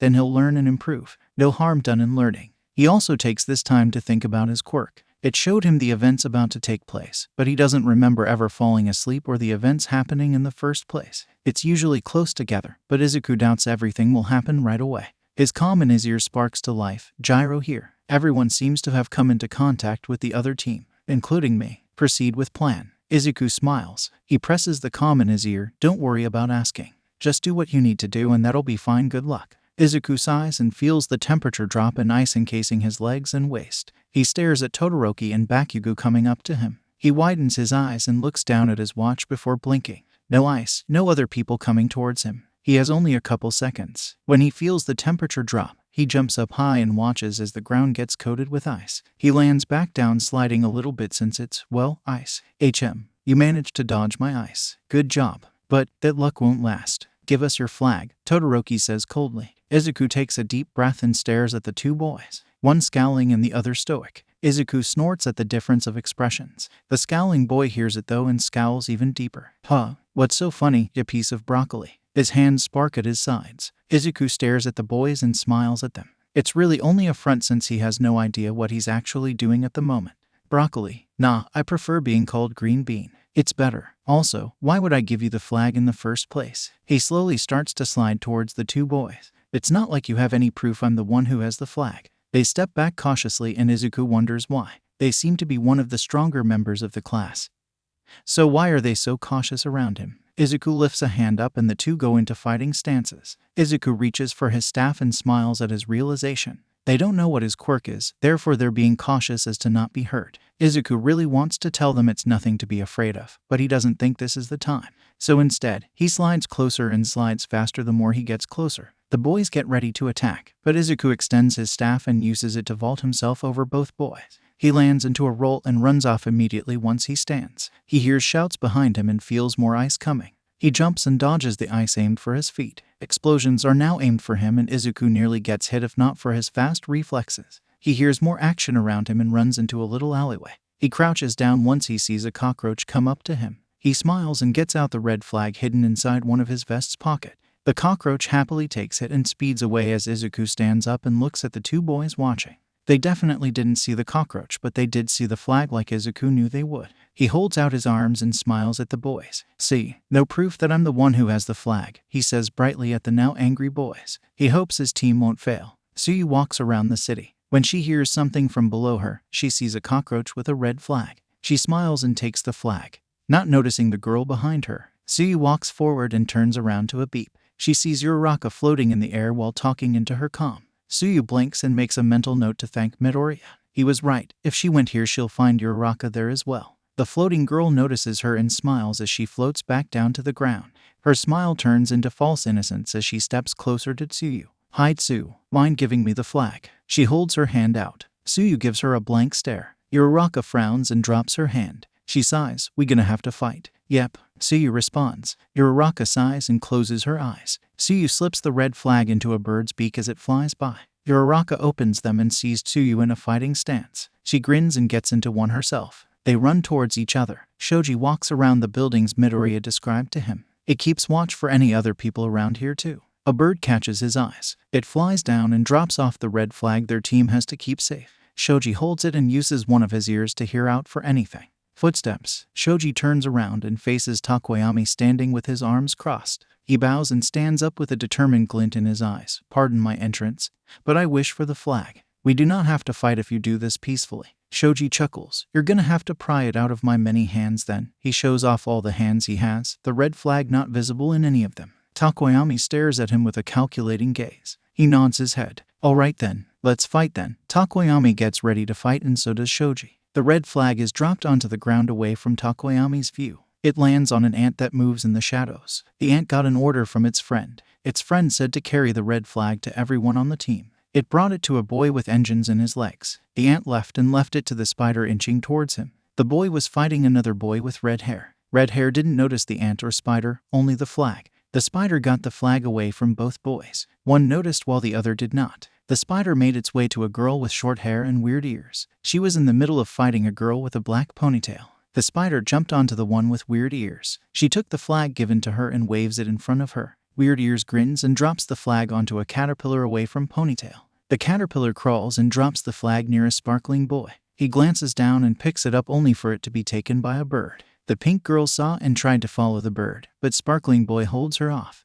The bird flies and drops the flag onto a boy's purple hair. The boy picks it off and stares at it. The black-haired boy with weird elbows finishes wrapping tape around a bright blonde-haired boy. The purple one smirks and waves it in front of the pouting blonde boy. He places it on the ground and they watch an ant take it away. The blonde one frowns as he watches the ant crawl away. Why do that anyways? It would have been easier if you just left it to one person. He shrugs as best as he can. The purple one ignores him and Weird Elbows answers. It was Midoriya's idea. Can I see your comm? He takes it and presses a button. The trio can hear multiple shouts and fighting noises. The blonde looks with wide eyes and then smiles impressed at the two boys. Yeah, okay. Good job, he smiles in defeat and they lapse into silence. The ant travels across the city to find its friend standing with another boy beside him. The friend notices and smiles kindly as he crouches down to the ant. He stands back up tucking the flag inside a pocket. The boy beside him nudges him and they both get ready to fight the pair in front of them. An invisible person and someone with a huge tail. They don't seem to have noticed the flag or the ant. They stand there with determined faces on. Tell us who has the flag. The invisible one exclaims. The boy with big lips grins. What do you mean? Doesn't Midoriya have it? Right. He turns confusedly at the boy beside him. He nods, also confused as well. The pair in front of them look at each other before the one with the tail rushes towards them. The invisible one presses into the comm in their ear. Oi, Midoriya has the flag. What are you guys talking about? Bakugo's really close to blowing the comm in his ear up into ashes. The fucking constant shouts and confusion is messing with his brain. Not that he'd admit that part out loud. Candy Cane beside him doesn't seem that much better. He frowns hard as he listens to the comm. Guys, Tsuyu has the flag. I disagree. I saw Shoji have the flag.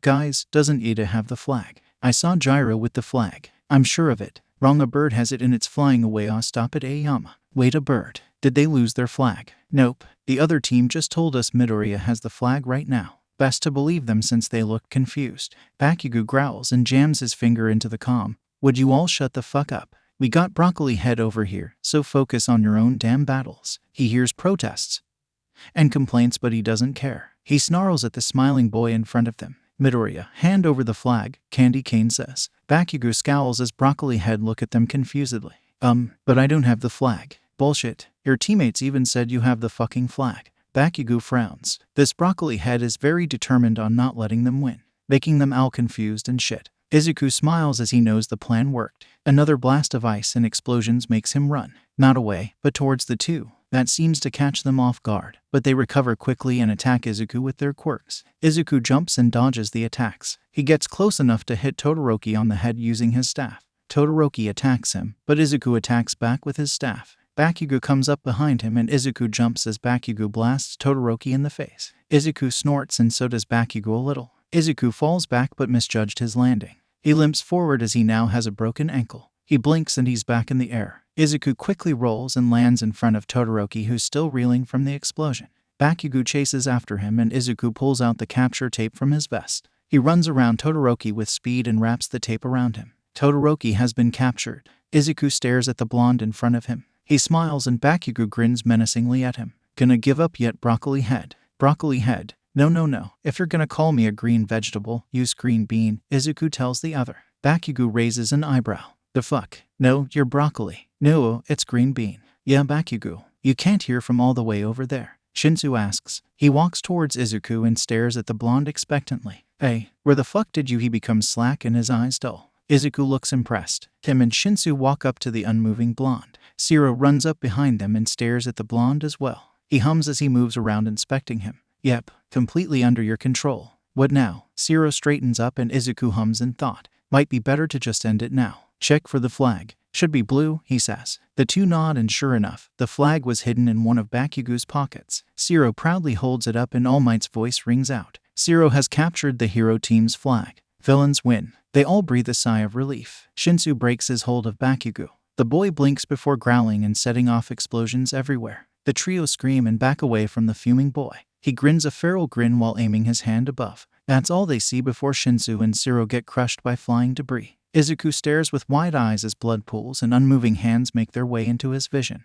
Izuku blinks. He checks his watch and hears All Might's announcement. Shinsu lets go of Bakugo and he starts exploding. Just as he aims above them, Izuku tackles them all to the ground as he looks at Todoroki. Cover us. Todoroki widens his eyes as he sees a piece of debris falling quickly. He gets up and shoots a bridge of ice covering the boys. The debris crumbles into pieces that fall to the ground around the laying boys. They stay there for a moment before Izuku stands and dashes towards Bakugo, who's still exploding but looks to be having a panic attack. Izuku slows down and sees Bakugo fall to the ground with shaking shoulders. Izuku walks forward at the no longer exploding boy. He stops and hits Bakugo softly on the head with his staff. Bonk. Bakugo reacts by swatting it away angrily. Izuku looks down at the boy. He probably doesn't want to talk about it or may take any sign of comfort as a bad sign.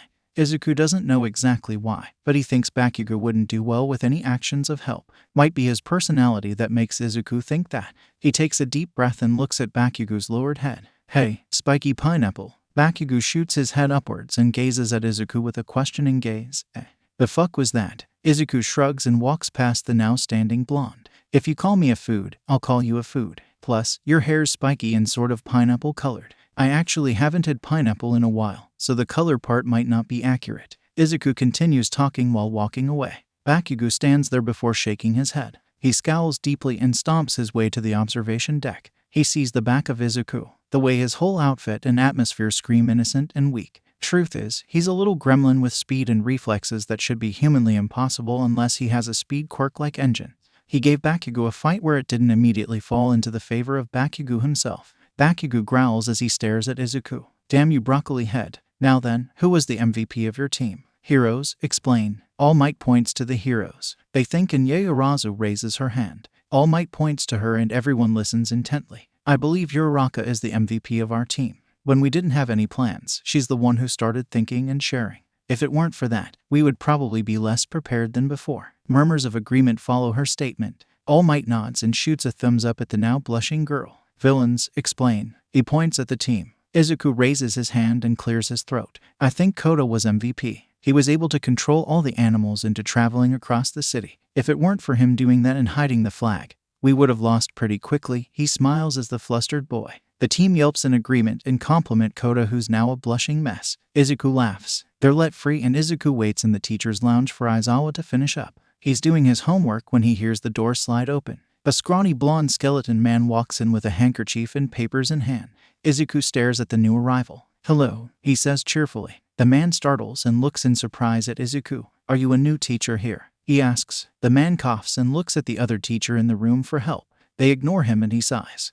Something like that. I'm Yagi. And you are, he says with a smile. Izuku smiles back and holds out his hand. Midoriya Izuku, but you can call me Izuku. All the teachers do, so you should too, he says. Yagi nods and shakes his hand. He looks confused though. Why are you here, young Izuku? Yagi sits down on the couch beside Izuku. He hums and turns to look at Aizawa, Nimuri, and Hisashi, who look right back at him. He signs something to them and Hisashi signs something back. Izuku nods and turns to look at Yagi. They're gonna explain it to you later. Izuku shrugs and pulls out his phone. He stares at it before smiling and running up to Aizawa. Can I spend time with my friends instead of going home today? He shows the phone to Aizawa. He reads it over and nods. Come home before 8, Aizawa says tiredly, turning back to his computer screen. Izuku nods happily and leaves the lounge waving brightly at the teachers who wave back. He leaves and Yagi has many questions. He turns to the teachers for an explanation. Aizawa sighs, just listen. Izuku and his friends went to an ice cream shop nearby. He had fun and got some ice cream to go for Aizawa. Walking back home, Izuku thinks about the day. The training they did, new friends, those crushed bodies that were never crushed. Izuku shakes his head. They're okay now, no need to worry. No one got severely injured either. Only scratches and bruises. Izuku wills the images out of his mind. They never happened, so therefore, he shouldn't think about them. Izuku walks in and puts the ice cream into the fridge before it melts. He smiles and heads over to where Aizawa is looking over lesson plans. Izuku takes a peek over his shoulder. He hums as he sees what the plans are. A field trip to USJ. Izuku asks. Aizawa sighs and nods. Yeah, you weren't supposed to know yet though. Aizawa turns around and stares at Izuku tiredly. Izuku shrugs and heads to his room. Aizawa shakes his head and continues looking through the plans for USJ. Izuku dreams that night. He's walking down a long road. The road is empty save for a few bugs here and there. Eventually, he stands in front of a dome of sorts. Walking inside, he sees multiple terrains of sorts. Wait a minute. It's the same place from before. The one in his dream from that morning. Izuku surveys his surroundings and sees it empty. He walks towards the center but stops when the fountain changes. It no longer flows clear water. It's now filled with blood. Red, crimson, coppery-smelling blood. Izuku covers his nose and mouth. He walks towards it, too intrigued by what caused it.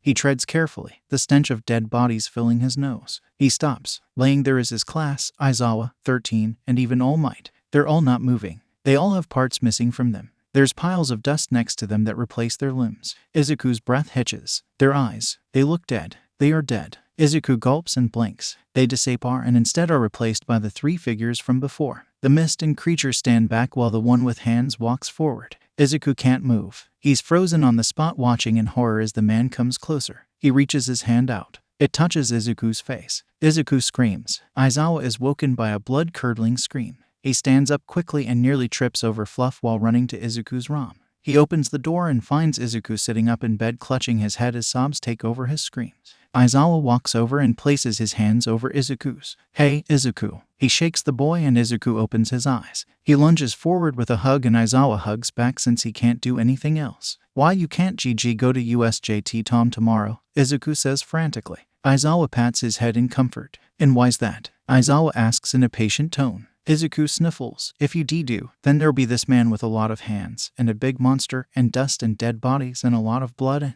slow down there, kiddo. Start from the beginning. And Izuku tells him. He tells him of the blood fountain, of the dead class and heroes, of the two men and creature, and the pain of being touched by the blue-haired man. I think his quirk has something to do with touch. When he touched me, it really hurt. And earlier today in class, there was dust. Maybe when he touches things, they turn to dust. Izuku starts mumbling and Aizawa sighs. Even after that whole ordeal, Izuku still seems to analyze and make plans. Aizawa nudges Izuku. Hey kid, we can't cancel the trip. Izuku widens his eyes and goes to protest.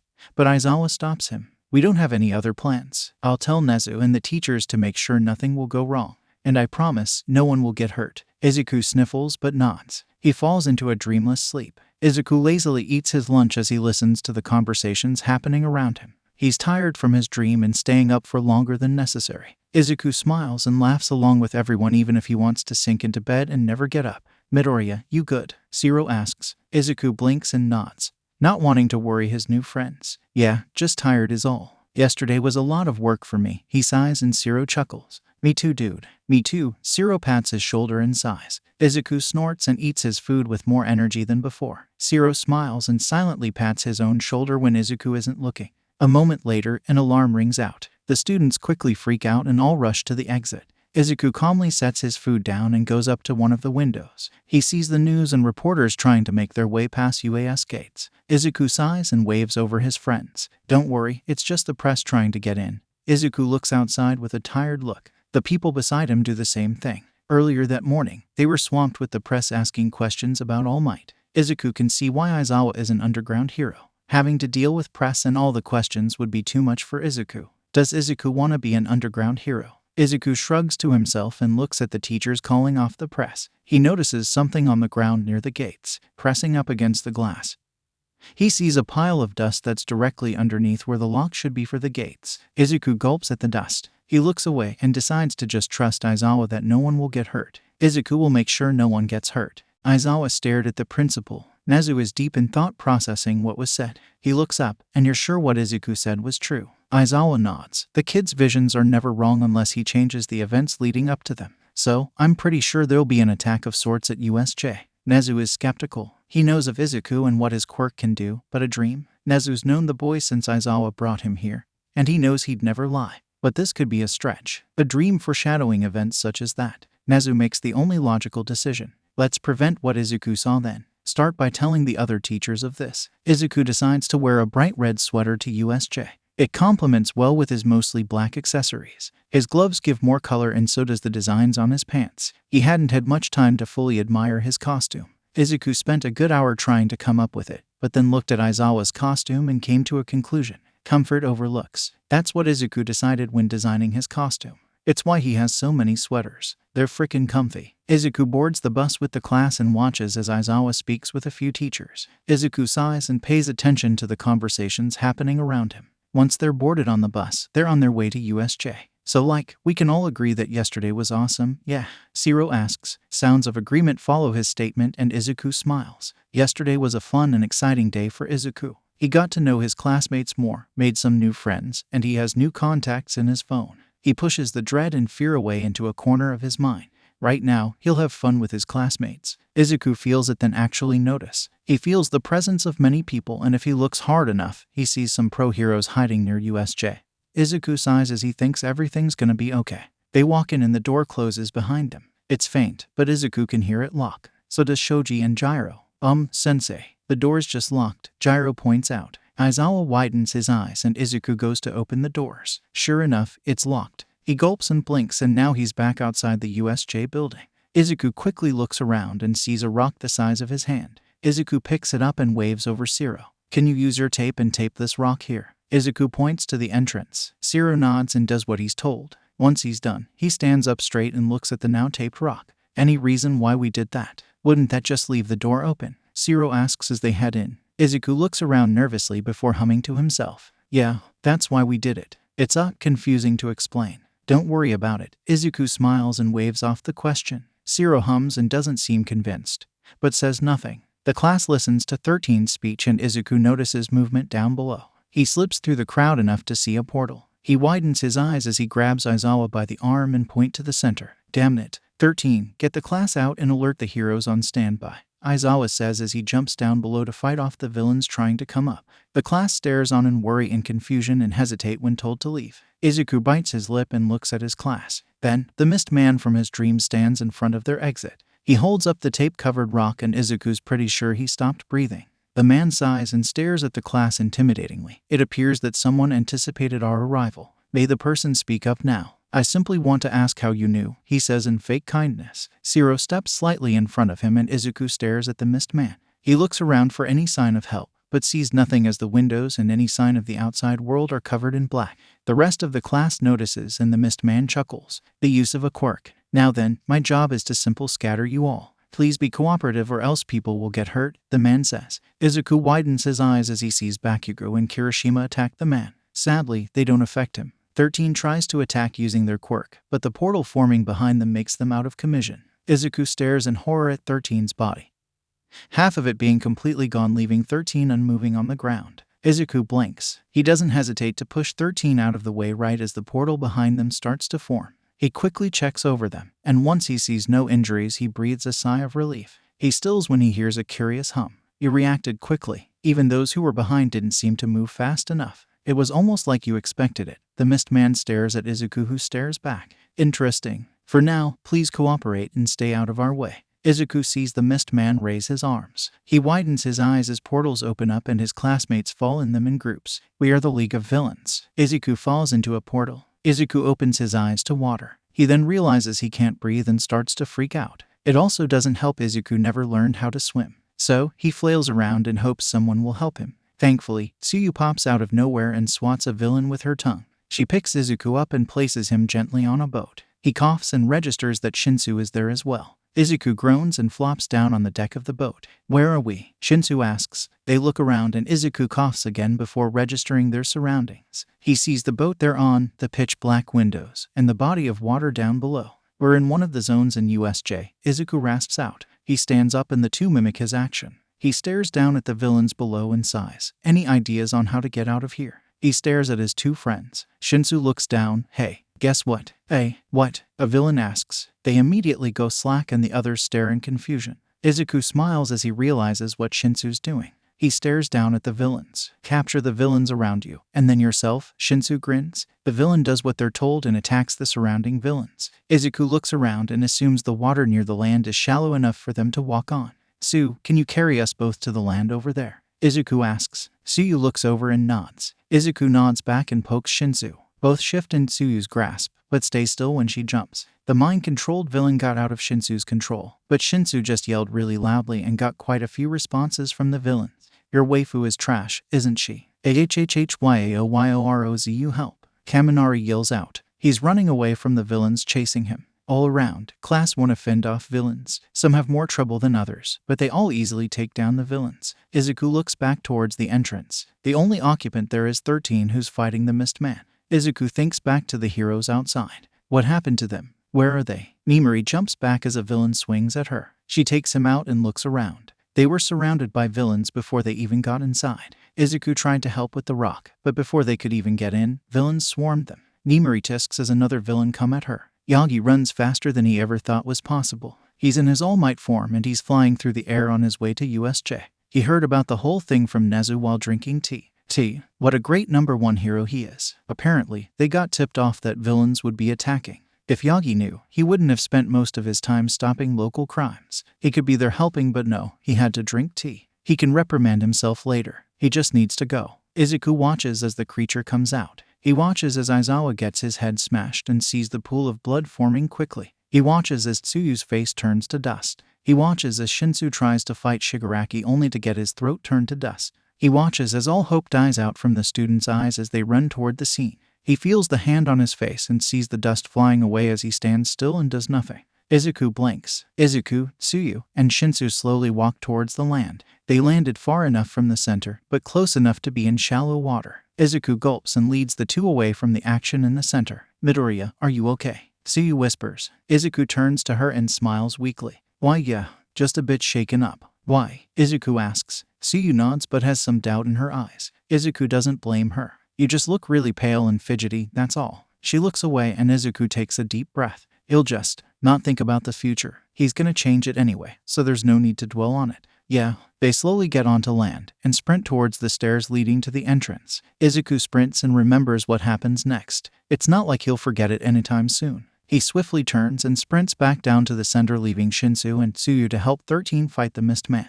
Izuku extends his staff and vaults himself to kick Aizawa out of the way of the incoming monster. Aizawa rolls and Izuku lands staring at the monster. It appears to have not noticed Izuku pushing Aizawa out of the way, but the hand villain sure did. Hands Maji hums and scratches his neck furiously. Izuku gulps as he locks eyes with Red. The hand Buffett smiles and points to Izuku. Namu, bring me that brat. Izuku jumps out of the way of the Namu's swing towards him. The Namu pays no mind and continues attacking Izuku, who continues to dodge and run away.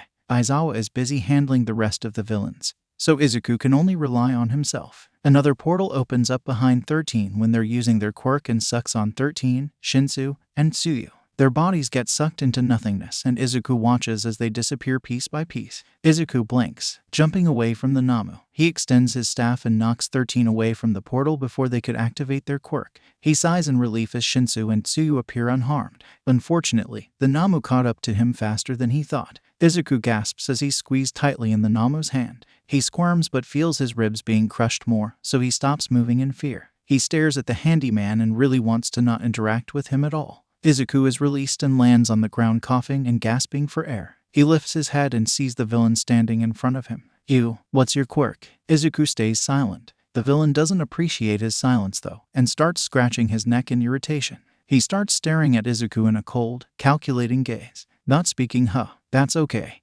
You can just die then. The symbol of peace won't like that, he laughs maniacally. The Namu holds down Izuku at the snap of the man's fingers. Izuku struggles but only cries out in pain as he gets pushed to the ground even more. He blinks and decides he likes his body to not be broken by the end of this. He doesn't struggle and instead stare up at the looming man. He chuckles darkly and places his hand in front of Izuku's fear-filled face. Scream. Izuku screams. The first time they discuss about death, Nuso fell into a river and Izuku stayed with him until his head stopped bleeding. Nuso's arm was broken, but he waved it off with a smile saying it was no big deal. Auntie Shu picks them up and gently reprimands Nuso about the dangers of falling and hurting yourself. Izuku listens and then Auntie Shu says the word death. Izuku scrunches up his nose. What's death? Death is something some people want. Death is something people fear. But Izuku never really grasped the topic until he saw his mom scratching her arms until they drew blood. Dad didn't say anything, only took her hands away and told Izuku to go to his room. I can't, Hasashi. It would have been fine if I never interacted with you and your family. Maybe I'd actually live a happy life without the burden of a child and a controlling husband who does nothing to help. I pay the bills. I give you and the brat freedom to do whatever you please. My family is your family now and you're gonna have to deal with it. Silence. Izuku presses his ear to his door and catches a few words from his dad.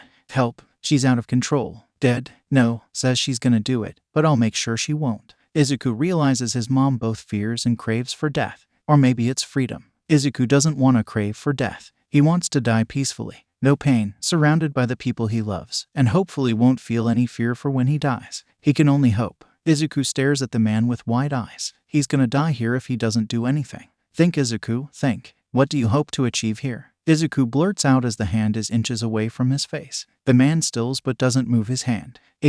So you can talk. Our goal. He pauses and grins. To kill the number one hero, of course. He feels it. The temperature drops and shouts grow louder as the man stares at Izuku. Izuku doesn't look away. What's your name? Shigaraki. You. And if you don't answer, I won't hesitate to kill you here right now. Izuku swallows hard but doesn't have much choice. As the hand grows closer, Izuku can see his classmates run closer to the center. Midoriya Izuku. The doors slam open to reveal a determined, angry, smiling All Might. Do not fear, for I am here. Nimuri takes down the last of the villains and sighs in relief. Her and the rest of the heroes head towards the entrance. She sees a flying figure in the air and points it out to Hasashi. He squints before jumping and grabbing the heroes away from the entrance. Nimuri's about to ask why when she sees All Might land and punches the doors open while heading in without looking back at the other heroes. Nimuri blinks and just goes along with it. Too bad even more villains come out of nowhere. Oh, come on. All Might flies down the stairs and takes down the villains on his way to Aizawa. He picks up the worn-out hero and places him in the care of students near the stairs. He turns and looks at Shigaraki with his hand close to Izuku's face. Izuku is pinned down by a huge monster of sorts. All Might quickly rushes over and swiftly punches the monster, freeing Izuku. Izuku coughs as the weight on him disappears. He feels ice coming and quickly jumps when a section of the floor is covered in ice. Shigaraki stares at the ice encasing his legs. He tisks and touches the ice with all of his fingers. It turns to dust and Izuku limps his way over to where Todoroki. They nod in acknowledgement but say nothing. Both turn to look at Bakugo and Kirishima running up to them. Izuku greets them but it turns to a coughing fit instead. Looks like the Namu hurt him more than he expected. Izuku sighs and watches the scene unfold in the center. Villains, stop what you're doing immediately. All Might yells. Everything goes silent. Izuku watches as Shigaraki stands still for only a moment. And then he's laughing, full on maniacal-like. It sends chills down Izuku's spine. Oh, All Might, you're here, he says in a childlike manner. You see, we're only here for one purpose, to kill you, the number one hero. He laughs without a care in the world. Izuku widens his eyes. Kill, the number one hero, All Might, killed. That isn't impossible. All Might is human too. But how would they kill him? What do they have? Namu, attack. The Namu attacks All Might with vigor. Izuku watches as it punches and matches All Might with its attacks. No matter where All Might hits it, it hits back in the same spot. Izuku connects the pieces. Is it made for attacking All Might? Izuku whispers to himself. Somehow, Shigaraki hears it. Smart brat you are. Correct. Namu was specially made to defeat All Might. He grins widely. Izuku and Kirishima shudder while Bakugo and Todoroki make no reaction. Izuku commends them on being able to do that. Now then, what to do with you four? Shigaraki averts his attention to the boys watching. He grins and runs forward with speed. Izuku reacts by grabbing Kirishima and vaulting them both over Shigaraki with his staff. Todoroki uses his ice to form a wall and Bakugo launches himself into the air with his explosion. Izuku hisses as he lands. His injuries aren't going away, so he'll have to be careful. Slowly, he stands up using his staff and Kirishima as support. Thanks, Kirishima breathes out. Izuku smiles and looks for the hand villain. He spots him turning Todoroki's ice wall into dust. Izuku aims and extends his staff with a press of a button. It hits Shigaraki in his side and he stumbles due to it. Izuku quickly retracts it as he sees Todoroki making his escape.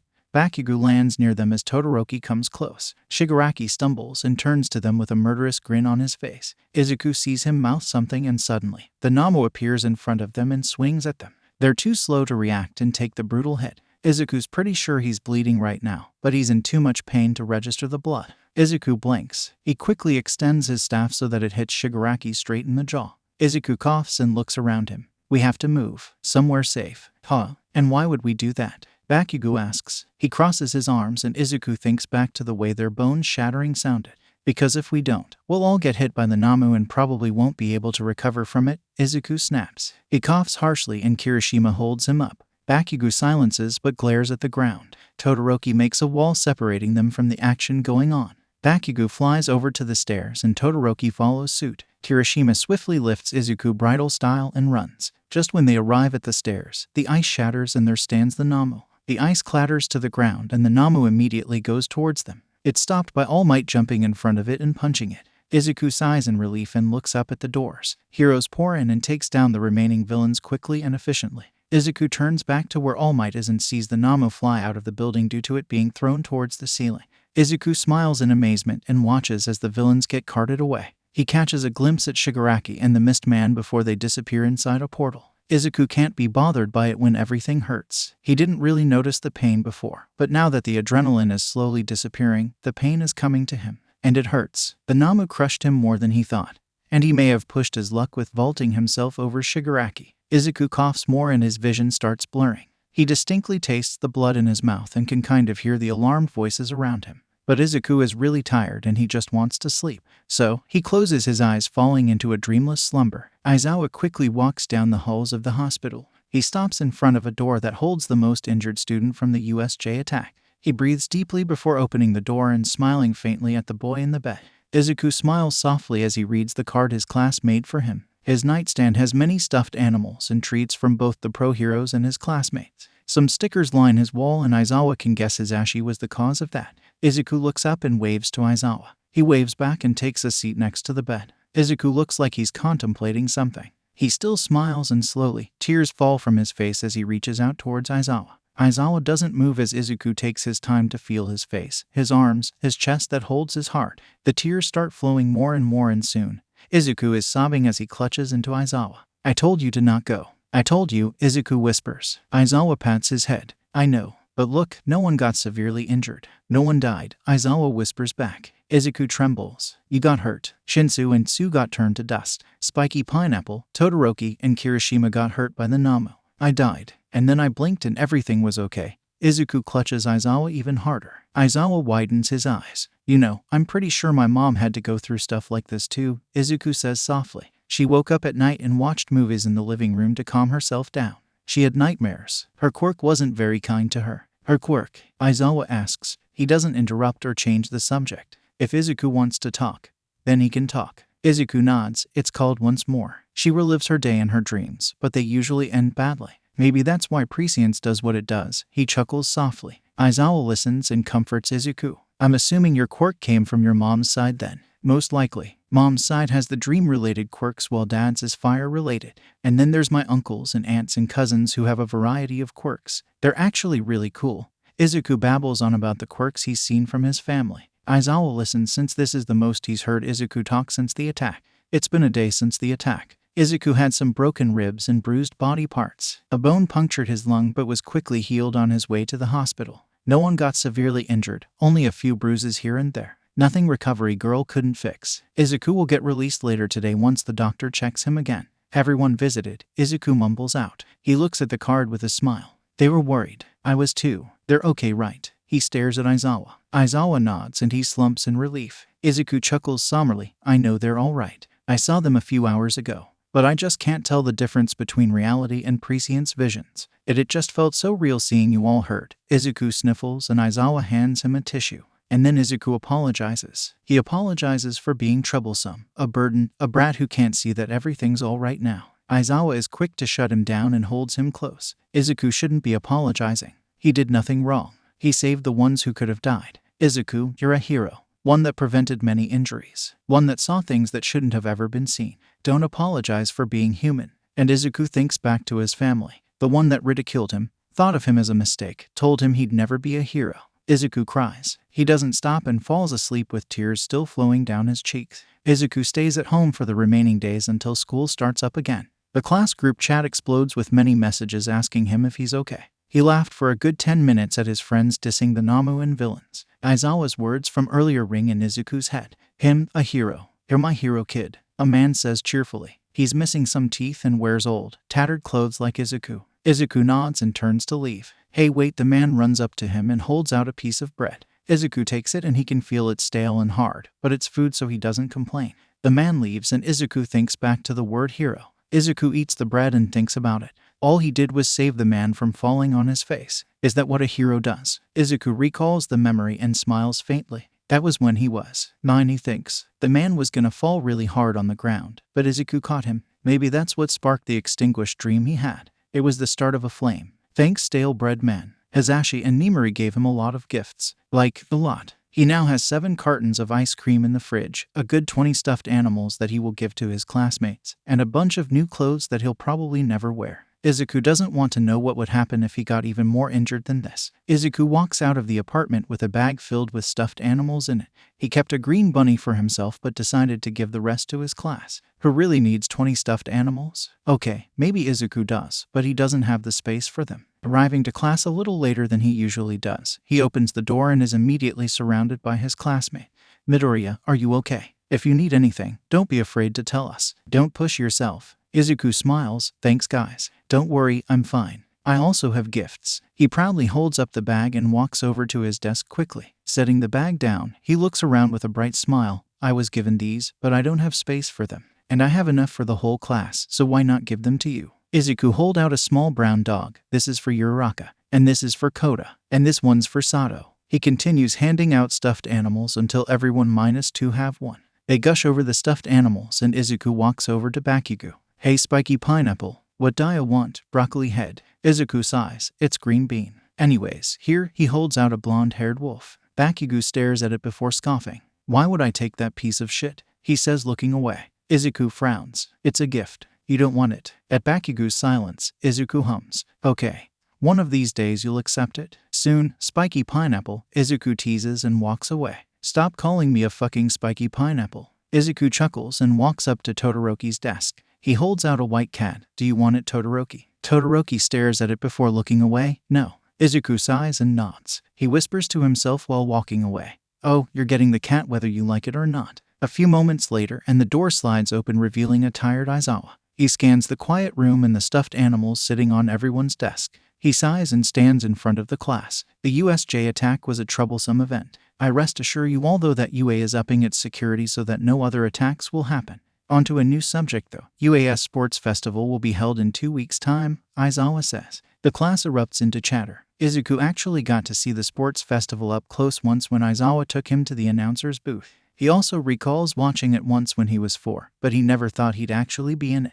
Is this really the best idea though? Isn't it too soon? Gyro asks. Murmurs of agreement sound out. Well, UA can't really cancel it. If we hold it, people will probably back off from their questions and doubts, Izuku answers. Aizawa nods. Correct. Something about raising morale and showing people UA is safe and stuff. But that means you all have to work hard leading up to the sports festival. Many heroes will be watching and some may offer you 1-week internships. It's best to show off what you can do at the festival. If this year's a bust, no worries since you have 2 more tries here at UA. Aizawa explains. Izuku smiles, and then it drops. Since the sports festival is pretty big, it's broadcasted on live TV. Will Izuku's family watch? Izuku doesn't know what to think but smiles as everyone seems excited. Izuku packs up his bag and is about to head out for lunch when he hears commotion outside the class. Shiro opens the door to reveal a crowd of people standing outside the classroom. The class stares in bewilderment. So this is the class that fought against the villains, huh? I expected more, a blonde boy says. Izuku stares unimpressed at the boy. And I expected to go to lunch peacefully. But here we are, Izuku whispers to himself as he finishes packing up. Gyro snorts beside him and Shinsu restrains himself from chuckling. Izuku faintly blushes since he didn't expect people to actually hear him. I'm Monoma from Class 1B, the other hero class if you didn't know. Monoma smirks and glares at each student and meets Izuku's tired stare. He just wants some food. Oh, this the kid that got the most injured? Monoma walks up to Izuku. What's your quirk? I can summon pencils from out of nowhere. Look, he holds up a pencil he got from his bag. Monoma doesn't look impressed and Izuku smiles cheekily. He grabs his bag and walks towards the door. Now, I'm hungry. We can discuss this after I have food in my body, you know. You use one specific tape, or can you use different types? Izuku asks. Shiro, Kirishima, and Kaminari walk with him. Izuku was gonna head to Terra's convenience store and thought back to the girl's strange tape hobby. Shiro hums thoughtfully. Well, I use one type of tape my family has specially made, but I can use any tape that can fit into my elbows like at the entrance exam. Izuku hums and nods. Also Midoriya, the way you responded to Monoma was gold. Never expected it from a guy like you. Kaminari grins. Izuku blushes but smiles at the boy. Yeah bro, where'd you learn that from? Kirishima asks. Izuku hums and stares forward. Aizawa just stared at Hisashi, who choked on gummy worms as he was doing his radio show. It was Izuku's first time there and Hisashi tried to impress him, only to later choke on candy. Aizawa blinked and murmured to himself. Maybe he has a secret quirk that makes him do stupid things. Or maybe it's just himself doing the stupid things. Nimuri sighs. Or maybe he's just stupid, Izuku says. The two stare at him before breaking off into laughter. Hisashi heard and glared at them, but it was ruined with the gummy worms sticking out of his mouth. Izuku shrugs. My family probably influenced me. I have this uncle that does really stupid things, so there's a lot of teasing and jokes. Izuku woke up that night due to another nightmare. It was one of the visions he saw while at USJ. He saw the way Aizawa's head got smashed and how Tsuyu got turned to dust. Shinsu's attempt at fighting Shigaraki was hard to look at. A thought came to mind as Izuku made himself a hot chocolate. But Shinsu needs some training. Wouldn't they all though? Maybe he already has plans. Izuku doesn't want to impose. But then again, a little training offer never hurt anybody. Hey Shinsu. Izuku walked up to the boy. Shinsu turned around with a small smile on his face. What's up? Shinsu asks. Izuku huffs before smiling at him. Wanna learn some new moves? Like training, Izuku says. Considering we don't have the most noticeable quirks, we'll probably rely more on physical ability. So I thought, why not train together since we both seem to have really subtle quirks? Shinsu thinks about it then nods. Sure, I don't mind. They head to one of the training grounds after school. Izuku showed Shinsu some warm-ups he learned from Aizawa, going through some moves Izuku created. They hear voices. Hey, didn't know you guys would be here. Ashido waves at them. Uraraka, Tsuyu, and Ajiro walks with her. Izuku waves and smiles. We're training for the sports festival. Wanna join us? Izuku asks. Yeah, we were doing the same thing. Ajiro here was gonna teach us some fighting moves. Ashido karate chops the air. Can we join? Shinsu shyly asks. Uraraka beams. Of course. Izuku wakes up from another nightmare. Izuku makes another cup of hot chocolate. He puts on a movie and snuggles into the couch. Aizawa woke up and decided to join Izuku with his own cup of hot chocolate. Fluff curled up in between them. Izuku slept without trouble for the rest of the night. Walking down the streets, Izuku eats his pastry while looking around him. He and a few other classmates visited Satu's family bakery, and Izuku bought a whole bag so that Aizawa can have some too. He smiles and continues walking, and then he sees a man on the ground. The man has old, ripped, and dirty clothes. He sits on the ground with a can and a look that says he's given up. No one pays him any mind. Some drop coins into the can but say nothing. Izuku looks down at the pastry bag in his hand. He kneels down to be eye level with the slouching man. He smiles and holds out the bag. You can have it. It's filled with delicious pastries my friend made. The man stares in amazement and surprise. He takes the bag carefully and smiles. His yellow teeth match his yellow eyes and Izuku smiles back. The man places the bag down and holds Izuku's hands as he whispers thank yous. After waving goodbye to the man and giving a couple bucks to him, Izuku walks home with a thoughtful look on his face. Izuku was hungry and cold. Sitting on the ground didn't help, but he had nowhere else to sit. Staring at the empty streets, Izuku looks at the dumpster across from him. Digging into it, Izuku managed to get a thrown-out pastry. It's stale, dry, and moldy, but Izuku doesn't mind. Izuku sighs and steps into the apartment. Walking towards his room, Izuku catches a glimpse of the news playing on TV. The hero killer Stain has been gaining attraction for his numerous murders. Izuku frowns and stares at the screen a moment longer. He blinks and he's in an alleyway. He hears shouts and turns to see blood on the ground with a figure he can't make out. Turning again, he sees Stain staring at him with a grin and he lunges toward Izuku. Izuku can't move and stares as the sword comes closer to his face. Midoriya. Izuku blinks. He's back in his apartment. Izuku shakes his head and goes to his room. Flopping down on the bed, he sighs and tries not to think back to what he saw. Maybe he'll worry about it later. For now, he needs to get some rest. The sports festival is tomorrow after all. Arriving at the stadium, Class 1 gets stopped by a crowd of people. The people are familiar with the class ho, so Izuku doesn't worry. Apparently it's the families of all his classmates. They all got tickets and seats courtesy of Nezu. Families come up to each classmate and Izuku stands off to the side watching. Everyone's families came, even Uraraka's who said she lived by herself. Izuku smiles as they all interact but frowns when he spots the flaming hero stand in front of Todoroki. They stand in a secluded area away from the rest and Izuku slowly slides over to hear the conversation. I expect nothing but top results, Shouto, Endeavor says. Todoroki says nothing but glares hard at his father. Izuku looks on with a calculating stare. It doesn't look like a happy discussion like everyone else's. Izuku backs away and ends up in a conversation with Tsuyu's family. If Todoroki has family issues, Izuku shouldn't pry. Izuku can sympathize with that idea. Family. Izuku looks up. He's on the floor playing with Fluff when Aizawa asked about his family. Izuku hums and turns back to Fluff.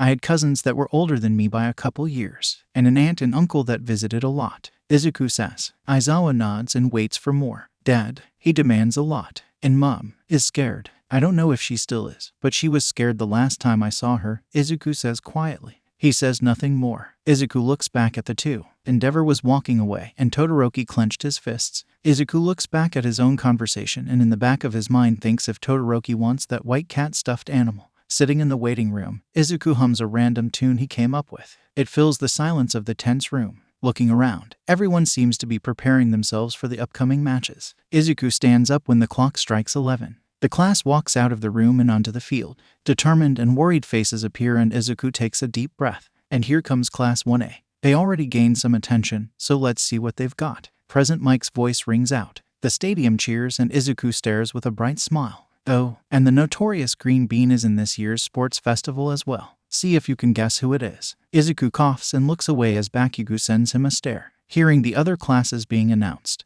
Izuku notices the glares coming their way. The class uncomfortably stand there as they try to ignore the obvious distaste for their class. Midnight stands on top of the stage and silences everyone. The males blush and Izuku just sighs. Giving the pledge is none other than Bakugo Katsuki. She announces. The class waits in anticipation as they know what Bakugo is like. I pledge to be number 1. God damn it, Spiky Pineapple. Let's see what our first round is. Midnight snaps her whip and a wheel pops up from the ground. Spinning it, the stadium waits in anticipation. Izuku stares and fidgets with his hands. Finally, the wheel stops and Midnight looks at it with a grin. The first round is a good all game of tag. Sounds of excitement fill the air. Izuku smiles as he didn't expect that. The rules are simple. You get tagged, you're out. Midnight says. Robots will be all over the place trying to touch you. Oh, and if you're thinking about going into the air, don't worry, we got you covered up there too, she points and sure enough, robots fly in the air. There will also be obstacles in your way, so watch out. You can use your quirk however you like as long as you don't severely injure anyone. The remaining 42 not tagged yet get to pass on to the next round. Tag starts. Now, Izuku feels his back get hit and turns to see a small robot with its arm reached out. Izuku gapes as he's already been tagged. He blinks and jumps away from the robot behind him. It ends up tagging someone from another class and Izuku sighs in relief. Todoroki ices the area surrounding him, effectively freezing those to the ground.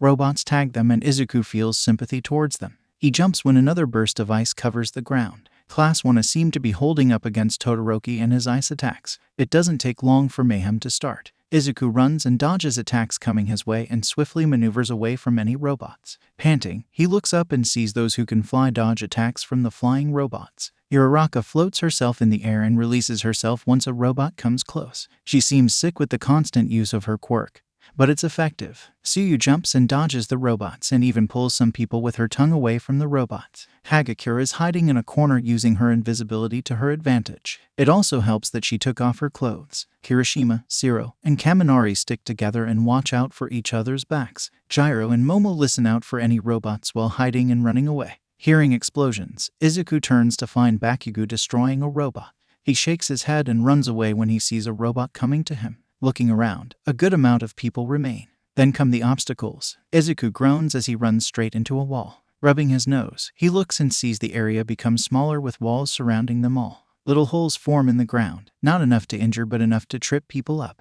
More robots pop out and Izuku startles when one pops up next to him out of nowhere. Blinking, he quickly sidesteps and avoids the robot about to touch him. Looking away, he runs off and checks how many people are left. About 60-ish people are left. Izuku hears a shriek and watches as someone falls from the sky and hits the ground with a sickening splat. They don't move and Izuku faintly hears the buzzer for the round or the yells from the audience. Izuku blinks. He quickly runs and watches as the boy who fell gets pushed by a robot. He falters and doesn't have enough time to get back up in the air as he falls. Izuku slides and catches the boy moments before he hits the ground. Thank you, he sputters out. Izuku smiles and nods. They split ways and Izuku sighs in relief before shaking his head. Looking around, only a few more people need to get out in order for the round to end. Hiding in a corner, Izuku watches everything going on. A robot comes up to him and Izuku jumps above it, leaving it to tag someone else. Izuku hears the buzz and announcement ending the round. And that's the end of round 1. Congratulations to those who passed. You were all ranked on how you used your quirk, helping others, and how creative your escape from the robots were. We'll give you 5 minutes to calm down and then we're jumping straight into the second round. Midnight says. Looking at the rankings, Izuku's surprised he's 5th. Apparently the teachers were watching closely for the helping others part, and Izuku probably got his rank thanks to the falling boy. Glancing at who got higher, he's not surprised when Todoroki and Bakugo take the top spots. Wait, look, Uraraka points and Izuku looks and widens his eyes. Is that possible? A person nearby asks. Never thought that could have happened. Whoa, is this history being made or something? Izuku's pretty sure this hasn't happened before. He continues staring and Shinsu comes up beside him. Guess we'll be caught in the crossfire of that then, huh? Shinsu asks. Izuku nods and looks at the rankings with a sigh. Bakugo and Todoroki both tied for first place. Let's hope the stadium doesn't get destroyed after this, Izuku murmurs to himself. The students gather around with anticipation. Midnight grins at them and turns to the audience. Now then, the second round. For this round, everyone is worth an amount of points based on your ranking from last round. Last place is worth 5, second to last is worth 10, and so on so forth. But, for first place, she pauses and grins wildly. First place is worth 10 million points. Izuku gasps in fake surprise. He saw this earlier, but prescience is a thing and he had to relive this moment. He feels Shiro's knowing look and Izuku tries not to laugh. He turns and stares at Todoroki and Bakugo who seem to have no reaction towards the news. It's quite the jump considering they only had a few more points than second place, which was taken by Yaoyorozu. 10 million points for only a few points more than second place. Can't do anything about it now. As for this round, you'll be working in teams of 3 to 4. The game's called Snatch the Flag. You'll all be placed in a fake city with robots and be placed away from your team members. Each of you will carry a flag, but only one will have your team's point total on them. Your goal is to be able to snatch the flag with points on them away from the opposing team.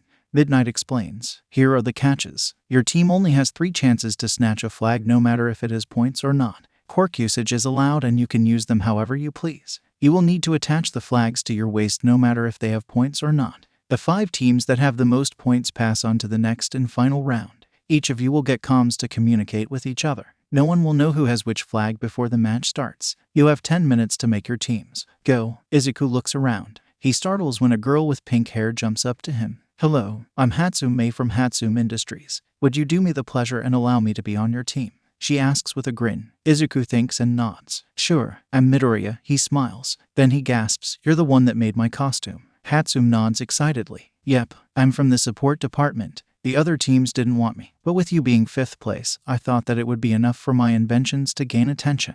She explains. Izuku nods and feels a hand on his shoulder. Can I join your team too? Shinsu asks. Izuku nods and Hatsume jumps up to Shinsu and babbles on about how he can help with anything he needs. Shinsu blinks and nods along while looking towards Izuku for help. Izuku shrugs and turns away. They have a team of 3, but one more shouldn't hurt. Hatsume, what's your quirk? Izuku asks. Hatsume blinks and she grins. It's called zoom. I can zoom my eyesight and can essentially see things up close even if they're far away. Izuku nods. They need someone who can help with long-range attacks or something like that. Izuku looks and spots Takoyami standing by himself. He walks over and smiles at the bird teen. Hey, Izuku says. Hello. Takoyami nods in greeting. Wanna join my team? So, I have a bunch of babies that could help, but the one that could help the most is this. Hatsume holds up 4 comms. These are my own creation. They work better than the comms they gave us, and we have permission to use them. What do they do? Shinsu asks as he puts one into his ear. They work like regular comms, but they can pick up conversation from others and can make us hear what's being said. They pick up on the littlest of sounds too, which you can adjust the setting of by using these dials. She shows them and they make sounds of wonder. Anything else? Takoyami asks. Hatsume nods and whips out more gadgets that weren't there before. Shinsu and Takoyami share a look while Izuku pays no mind to it. These detect movement. These give you zoom vision. This can make you hover in the air. Izuku is separated from his teammates, but he doesn't mind. With the comm in his ear, goggles that detect movement and can zoom in on stuff, and boosters on his shoes, Izuku feels prepared. Bouncing on his heels, he surveys the area. Robots of different sizes fill the streets. The round has already started and Izuku walks around paying attention to his surroundings. An explosion rings out and Izuku sees a building burning. The robots seem to be taking care of it like regular humans, and Izuku is swept away by some robots who are questioning him. Looking around some more, he sees multiple robots taking care of incidents while taking some students away with them. Izuku hears his comm come to life. I think they're trying to distract us. A robot just offered me a piece of candy and someone tried to snatch my flag, Shinsu's voice says. Izuku hums in confirmation. Same here. But Dark Shadow has managed to take away a flag with 700 points on it.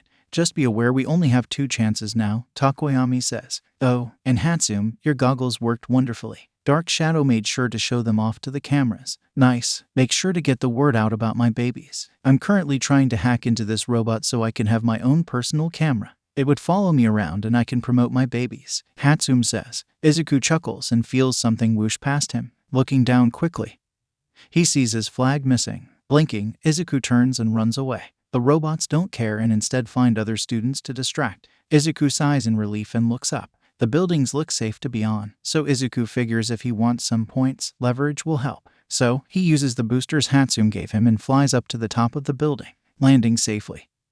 He flashes a thumbs up and smiles at a camera. Using his goggles, he zooms in on many people's flags. Most are blank while others are low in point value. And then everyone runs. They all runs toward 2 people who seem to be facing off. Zooming in, Izuku widens his eyes and groans. Guess who got spiky pineapple and refrigerator in their area? Izuku deadpans. He hears snickers coming from Hatsum and Shinsu. Who? Takoyami asks. He's talking about Bakugo and Todoroki. But seriously, good luck my dude. Now if you excuse me, I'm gonna use one of our chances on this team, Shinsu says. Izuku sighs but doesn't protest. As long as they don't lose any points, they can make the top 5. Why? Well, Bakugo seems to be determined to take all the points for himself even if he has 10 million plus some. Todoroki doesn't seem to care and just surrounds himself in ice. Bakugo isn't happy with that and yells, "Fight me like a man icy hot." He blasts the ice and it shatters. The other students back away and instead turn on each other. Izuku watches then jumps down while using the boosters to help with his landing.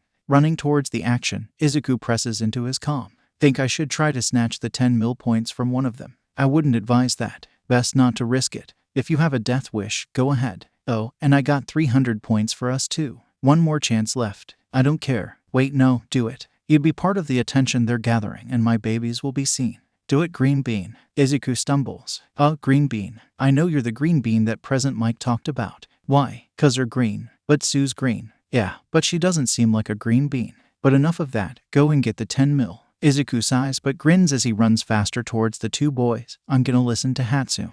Pray for me. May you rest in peace, Shinsu says uninterestedly. Izuku snorts. He stops when he sees Todoroki and Bakugo looking at him. They waste no time in trying to snatch Izuku's flag. He startles and yelps when it gets taken away from his waist. Think of this as payback from before, Todoroki says coldly. Izuku frowns then grins. Fair. How much was it? I forgot. Izuku chuckles timidly. Todoroki raises an eyebrow while Bakugo glares at it before snatching it out of his grasp. How the fuck do you forget your own point total? Bakugo scowls and looks at the flag. He widens his eyes and clenches the flag in his hand. You fucker. Izuku shrugs and smiles innocently. Todoroki takes the flag from Bakugo and widens his eyes as well. It falls to the ground and Izuku smiles lopsidedly at the 2 glares pointed at him. The blank flag on the ground makes Izuku smiles even more. You also know that you used up some of your chances right when you took it out of each other's hands, Izuku says. Todoroki used up 2 chances while Bakugo used up 1. It's not like they need them, but riling them up is fun. And then Izuku is trapped in ice. He sighs and hears his team sigh as well. Rip so sad, Shinsu says. Hey, press the button on your shoes, Hatsum says. I'm kinda trapped in ice right now. Then wiggle your toes. Izuku does what he's told. The shoes start heating up and soon, they shatter the ice due to the boosters firing up. Izuku hovers over the ground and lands on top of the ice with a crunch. He looks up to the 2 very confused boys and Izuku shrugs. Hatsum Industries y'all, Izuku says. He hears his teammates snort. The rest of the round consisted of Izuku running away from Todoroki and Bakugo. Prescience helped him avoid any major injuries like frostbite and having his arm exploded off. Instead, he only got a few burn marks from Bakugo and really cold legs thanks to Todoroki. They only destroyed one part of the area, a fact that makes Izuku sag in relief. After the round ended, Todoroki helped melt some ice on Izuku's arm. He used his left hand but had a look of disgust while doing it. Izuku knows it's not directed at him, but he frowns when Todoroki walks away. Shaking his head, he heads out to hear the results with everyone else. He hadn't managed to snatch the 10 million due to him being busy running away. Hatsu managed to keep their flag safe and therefore gave them enough points than others. Izuku meets up with his team and stares at the rankings. In first place, we have Team Todoroki with a whopping 10 million plus some. Next, we have Team Bakugo with 10 million plus more but less than Team Todoroki. After that, we have Team Midoriya, Asui, and Kendo taking up the remaining spots. Congratulations to those who passed. Present Mike announces, we'll be taking an hour break so that we can set up for the third and final round. Don't worry if you didn't make it. We'll be having some recreational games for anyone to join in. There's food, games, and many activities here, so enjoy your time. See you later. Midnight cracks her whip and goes off somewhere. Izuku smiles and walks out of the stadium with his friends. He feels a hand on his shoulder and turns to see Todoroki behind him. Can I talk to you in private? Standing in a secluded area, Izuku wonders what Todoroki wants to talk about. Maybe he wants Izuku to apologize for fooling him both times they were on opposing teams. Or maybe he's finally gonna accept the stuffed animal and was too embarrassed to do it in public. What's your quirk? Todoroki asks. Izuku blinks and nods cause yeah, that makes the most sense. It's called prescience. I can see a little bit into the future, though I have no control over it. At least, not yet. Maybe. I don't know. But yeah, it happens at random times, so I can't really rely on it. Izuku shrugs. Todoroki seems deep in thought. Are you Sir Night-Eye's secret love child then? You both have fairly similar quirks, Todoroki says. Izuku sputters. No, it came from my mom. Izuku chuckles. Sir Night-Eye does have a similar quirk to Izuku's, so he's not that surprised at the question. If he was his secret love child, that'd just be all sorts of confusing. But it would make sense. Izuku never really saw any of his family with future vision quirks. So did he get it from someone else? Oh my god, what if I'm actually Sir Night-Eye's secret love child? Is that why you managed to dodge most of my attacks? He asks. Izuku blinks, nods, and Todoroki becomes silent. Izuku stops thinking about the love child thing, but he will do some research on it later. Izuku waits patiently and looks around at nothing. He fiddles with his hands since Todoroki's taking a while. Have you ever heard of quirk marriages? Whatcha doing? Uraraka asks as she sits down. Shinsu looks up from his phone. The group are currently sitting outside to get away from the packed cafeteria, searching up the infamous green bean present Mike mentioned earlier. Hatsune called Midoriya, so now I'm curious, Shinsu replies. Midoriya being green bean. Kaminari asks. Gyro hums around her chopsticks. I doubt it. The things Mike says about green bean seems out of place for Midoriya, Gyro says. I found a compilation of present mice mentioning green bean on his show. Shinsu sets the phone in the middle of the circle. It's mostly just pictures with audio, so they eat their food while admiring the environment. UA takes really good care of their grass, Tsuyu notices. So my friend Aizawa recently adopted this kid. I won't say much, but I'm pretty sure our resident I don't care man just found someone to care about. I'm gonna call the kid Green Bean cause now they're obsessed with them. And they have green features too, it matches. Aizawa is giving me this disappointed look and I don't know how to feel about it. Green Bean went to their first amusement park. I have so much blackmail for Aizawa now, ha. I think we'd know if Midoriya was Aizawa's adopted kid.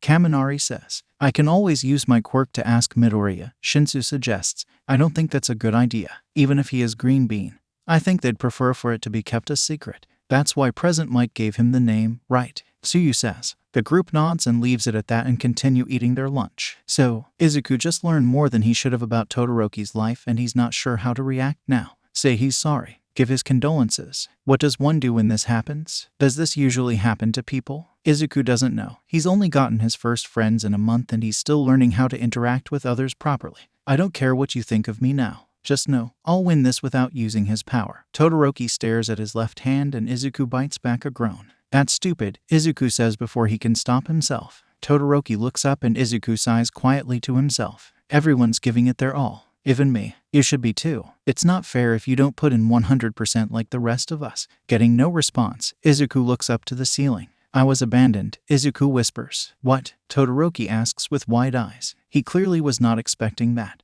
Izuku shrugs. My family wasn't the best either. But eventually, I got some help. And because of that help, I'm where I am today. Help actually helps. So because of that, Izuku steps closer and places his hands on Todoroki's shoulders. I'm gonna help you. In a way that's probably really stupid, but we'll get the message through your thick skull. Izuku turns and leaves Todoroki. He thinks back to the white cat he still has tucked away on his shelf, ready to be given away. The break ends and Izuku stares at the matchups for the final found. He's up against Shinsu first, and he honestly doesn't know who'll win. They both have been training the same things, so it might just be luck. Shrugging, Izuku goes into the waiting room to prepare himself for the match. Does he have a plan? To win and fight Todoroki, who's currently harming himself in a way he sees as helping himself. Izuku sighs into his hands. He's gonna need a stack of green beans after this. He steps into the teacher's room and sits next to Aizawa. He dozes off, resting his head on Aizawa's shoulder. Izuku's match with Shinsu is the first one of the round. Izuku doesn't mind. It gives him time to rest. Standing in the wings of the stadium,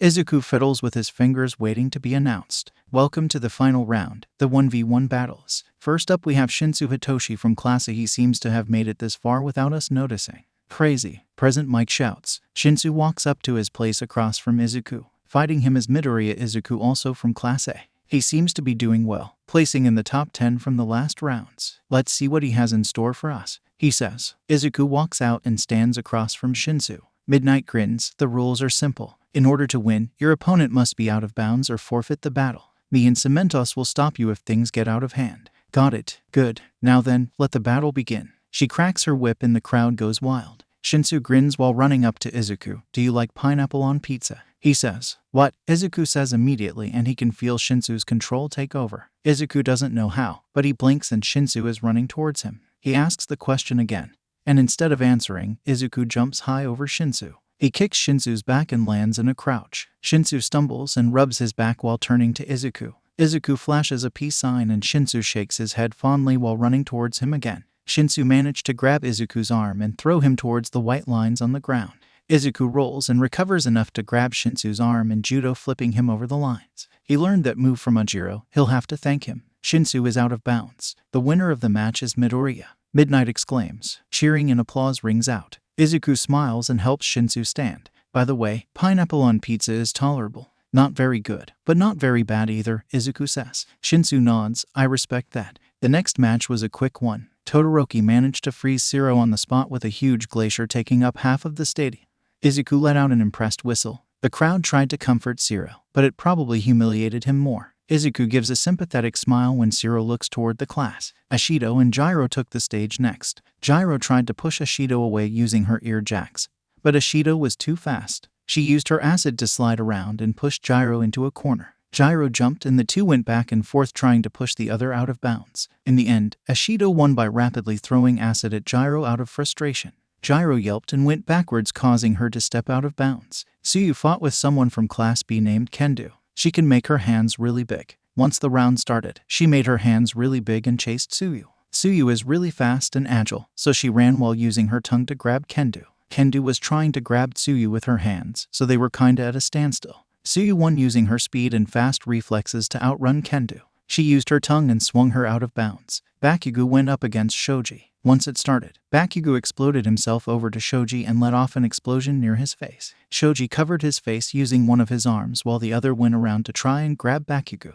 Bakugo noticed and maneuvered away using more explosions. It went on with Shoji using his many limbs to grab Bakugo, but Bakugo was too quick and saw it all coming.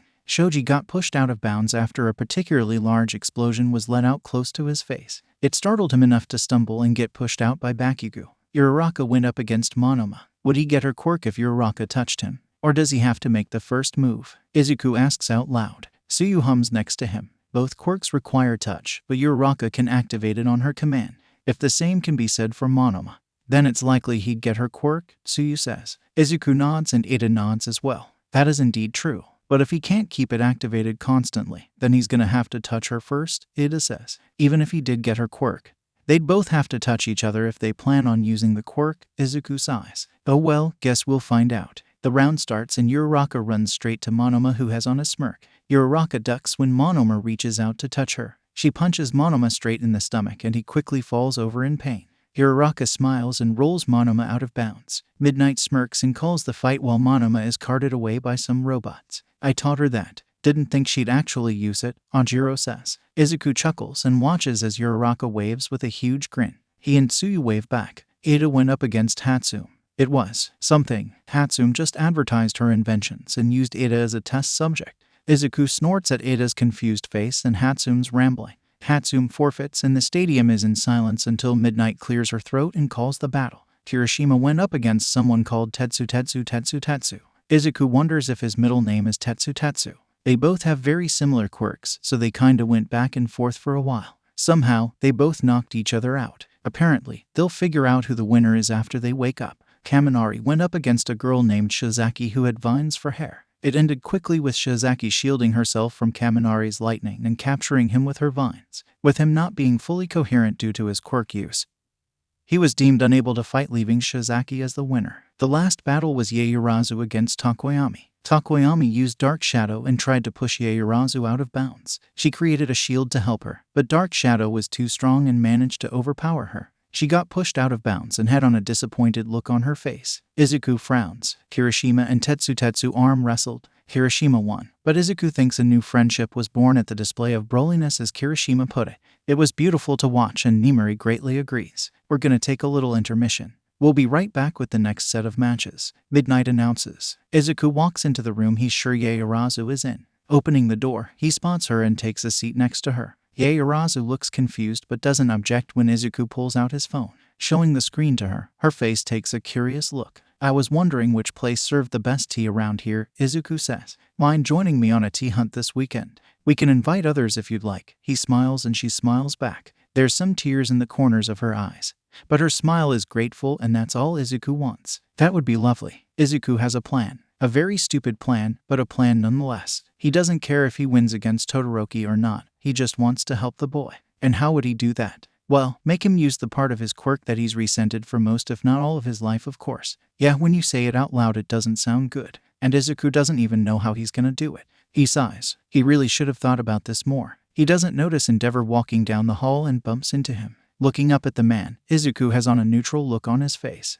Sorry. I wasn't looking where I was going. A small smile appears. Izuku quickly walks past the man, but he's stopped by a voice. You may have not shown your quirk yet, but that won't stop Shadow from winning. He's on his way to becoming the best. Someone like you is only a stepping stone for him. Do put on a good show for the audience, though. Endeavor walks away and Izuku clenches his fist. Breathing deeply, Izuku heads toward the wings of the stadium waiting to be called. The start of the second set of matches. Starting us off is Todoroki Shadow, who seems to be breezing through this competition. Will he prevail onto the finals? Present Mike says. Todoroki walks up with a glare and determined look, and fighting him is Midoriya Izuku. He's been doing well, but will he be able to win against Todoroki? Probably not. Izuku murmurs to himself as he walks onto the stage. Taking a deep breath, Izuku fixes his stare on Todoroki. Okay. Don't mess this up, Izuku. You only get one chance. Fight. Immediately, Izuku is trapped in a glacier. He sighs and blinks. Jumping forward, he dodges the ice attack and runs towards Todoroki. Another wave of ice is coming towards Izuku, but Izuku jumps and slides over the ice. Getting close enough, he kicks Todoroki's left arm. Todoroki quickly turns and attacks him with ice. Izuku yelps when his leg gets encased in ice. He quickly slams it down to the ground and watches it shatter. Todoroki breathes heavily. He freezes Izuku's arm and it falls to the ground with a thud. Izuku groans and thinks of his next action. He'll have to make do with this. He stands awkwardly with his right arm still frozen and staying on the ground. Todoroki comes close enough for Izuku to jump, kick, and spin all while his arm is immobile. With difficulty, he lifts the frozen arm up and slams it down to the ground hard. It mostly shatters, but bits and pieces still stick to him. The ice shattering also cut his arms in some places, but not enough to hinder his movements. He doesn't have time to recover when another ice attack comes his way. Why don't you forfeit already? You can't keep this up forever, Todoroki says. Izuku grits his teeth and stares at Todoroki. I can't forfeit yet. I have an objective. Izuku wiggles his eyebrows and runs towards the other. They continue like that. Todoroki attacks with his ice. Izuku dodges and jumps thanks to prescience. The whole time, Izuku talks and says things that confuse Todoroki. You know, you can't use your ice forever. I met Endeavor. He's really a bastard like you said. Your fire could be really useful right now. Why? That's the question Todoroki has in his head. Why would he do this? Why try to provoke him? Todoroki doesn't understand. He's cold and in pain, but Midoriya won't give up. He seems determined to do something and Todoroki worries it involves him somehow. Izuku watches as Todoroki becomes sluggish, how the right side of his body is frosting over, how his breaths are becoming more labored.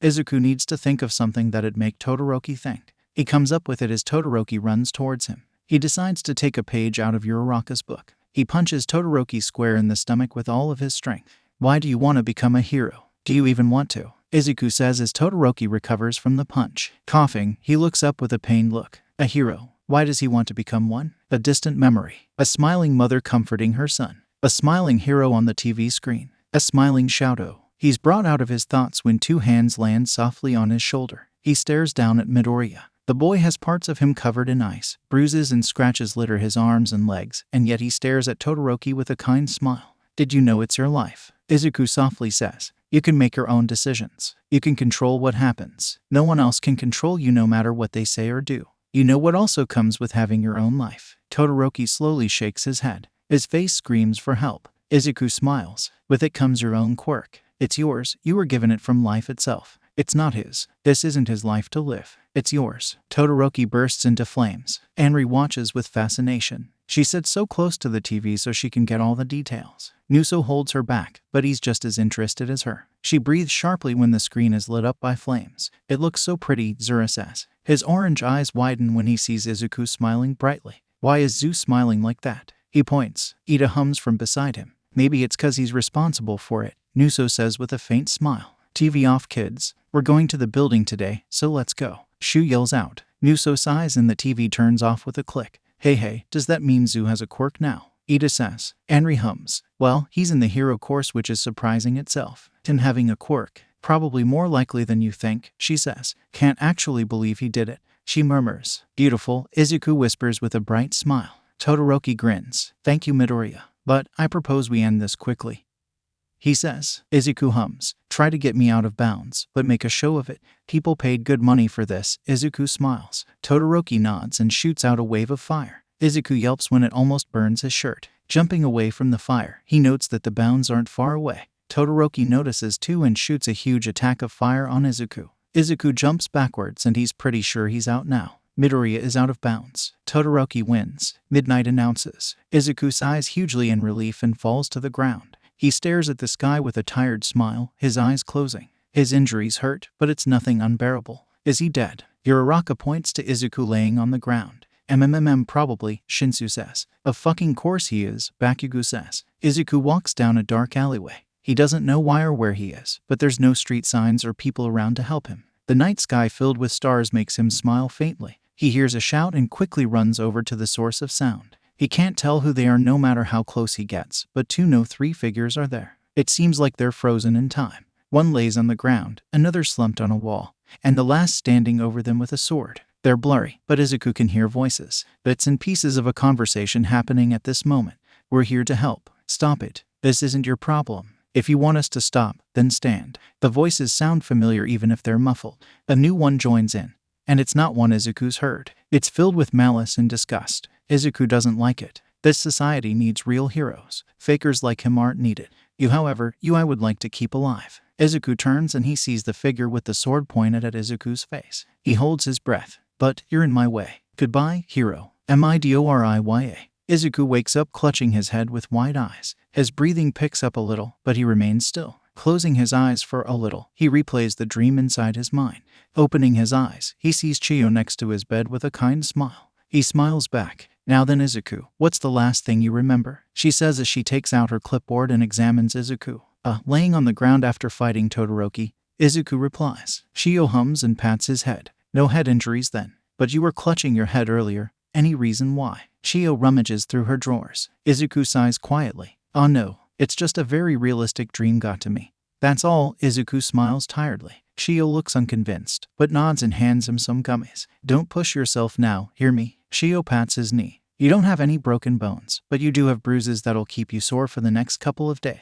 Yes, ma'am. Izuku salutes and Chiyo slaps his knee. She ushers him out, grumbling playfully. Izuku chuckles and heads towards his seat. Chiyo was right. Izuku is really sore. He walks with a light limp and sees Ida walk into the waiting room. Is his match next? Maybe he's mentally preparing and needs the extra time to do so. His thoughts are confirmed when he hears Ida giving himself a motivational speech to himself. Izuku can imagine him doing the arm movements and he snorts quietly to himself. Walking back to his seat, he sits with a hiss. Uraraka chuckles. How you doing so far? I'm sorry, Izuku whines. He slumps in his seat but perks back up. Oh, how long was I out by the way? Uraraka hums and puts finger to her chin. Not that long. You were only out for half an hour or so. Most of the time was fixing the arena due to Todoroki's ice. She shrugs. She smiles again.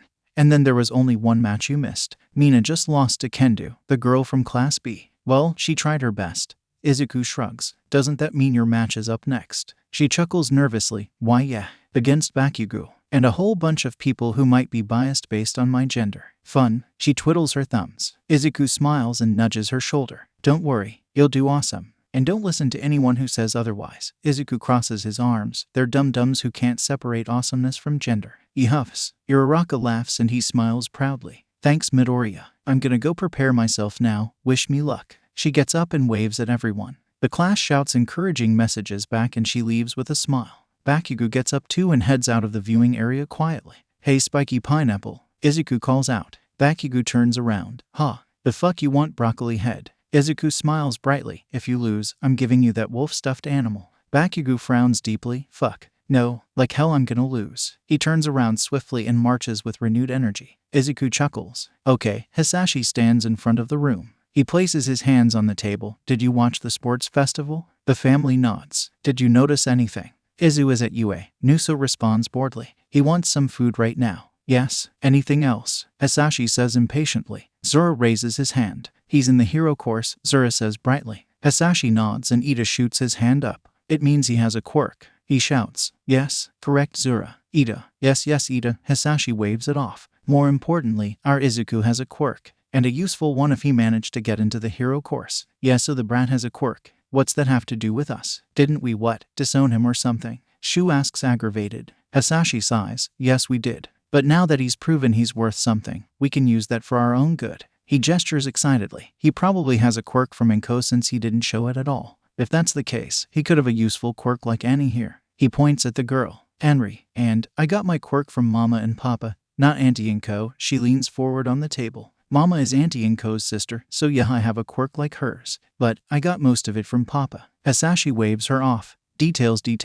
Basically, Izuku could have a useful quirk that can help our business and personal needs. Okay. Any plans? Kurohi asks. He crosses his arms and gestures for Hisashi to continue. Hisashi clears his throat. We take Izuku, make him part of the company, and hopefully make him forget about being a hero and instead spend his whole life devoted to the business. He says excitedly. Nuso raises an eyebrow. You know he'll never do it out of his own accord. Anri, Ida, and Zura nod in agreement. Shu sighs. He's true. Brat would do anything to become a hero. Hisashi smiles. That's why I said make him. He won't have a choice. He crosses his arms. So I was thinking, get him while he's at home or wherever he is right now. We don't know where that is though, Kurohi says. That's why we have connections. Hisashi proudly says. We have Anri. Nuso says flatly. Our connections. He snaps and points to Anri. We'll use Anri and find where the brat lives. If he's even staying at a home. It'd make sense since he can't really attend UA homeless. Can you? Zura asks. Ida shrugs. Anyways, meeting adjourned.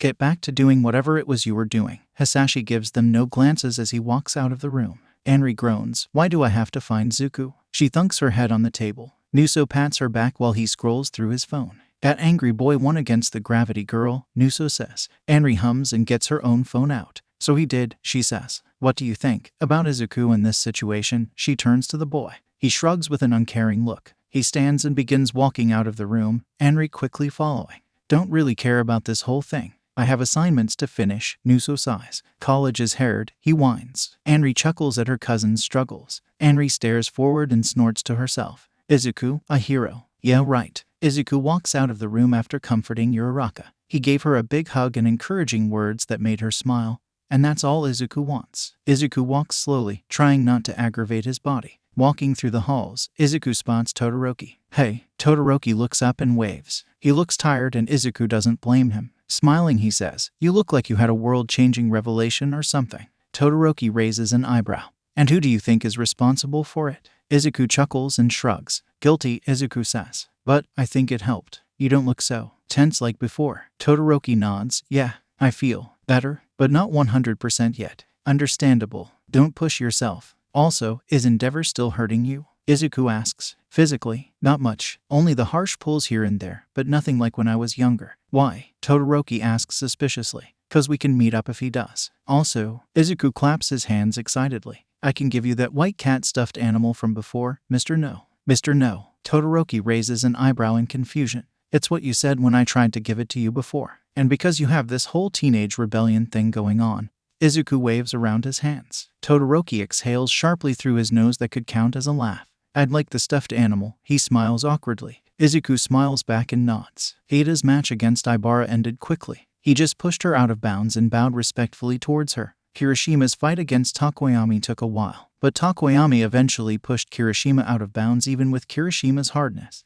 Ida got a phone call and excused himself. There'll be a short intermission and Izuku promptly passed out on Shiro and Shinsu's laps. He's sore and tired, let the green bean rest. Getting nudged awake, Izuku blinks tiredly and stretches. Shiro chuckles. The final match is starting. Sitting up, Izuku furrows his brows. Match. I thought there were more fights. Yeah, but Ida had to drop out due to a family emergency. So, they decided to have the last 3 fight it out and rank them based on that. Now shush, they started already, Shinsu says. Izuku looks out and focuses his attention on the match. Todoroki started by making a huge ice glacier trapping both Takoyami and Bakugo. After a moment, sounds of explosions and pounding can be heard. The ice shatters and Bakugo explodes himself towards Todoroki. Takoyami steps out and calmly observes the two fighting. Bakugo flies using his explosions and punches Todoroki in the cheek. Todoroki recovers quickly and shoots ice towards Bakugo. Takoyami takes his chance and Dark Shadow comes out pushing Bakugo away towards the boundaries. Bakugo growls, swears loudly, and sets off a huge explosion making Dark Shadow cower and shrink.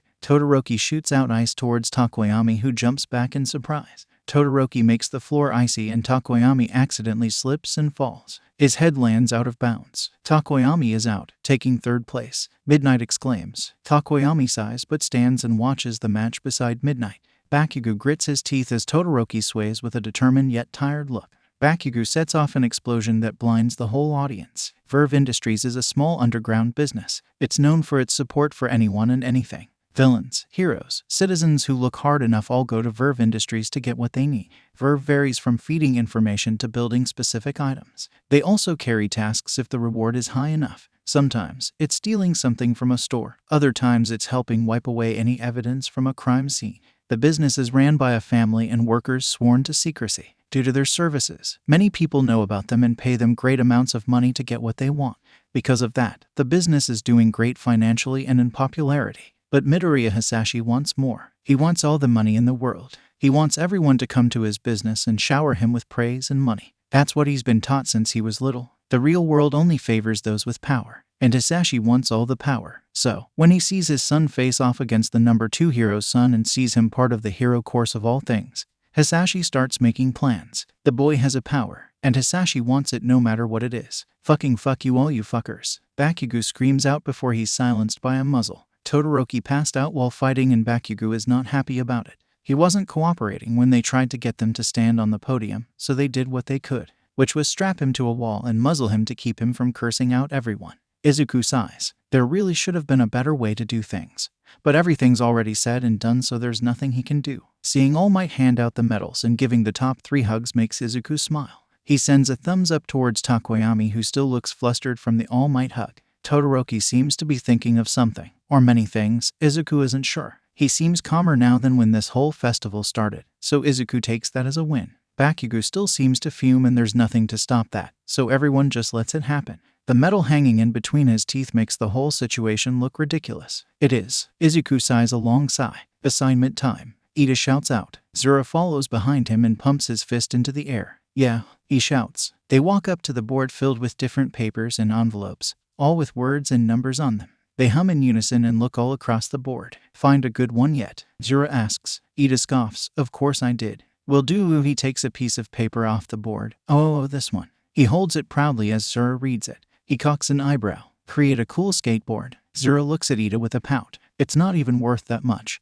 And we can't even build one if they don't specify it. He taps the paper and puts his hands on his hips. Ida rolls his eyes and reads the paper over. It's fine. We'll just have Anri do it for us. He smiles mischievously. Zura sighs and shrugs. Sure. But isn't she busy trying to find Zoo or something? Ida laughs loudly. So what if she is? Doesn't matter to us. We'll just bug her until she does it. Works every time. He smiles smugly. Turning and running, he calls back. Onwards to the hermit's laboratory. The twins stop when they see their dad head out of a room and goes towards the exit.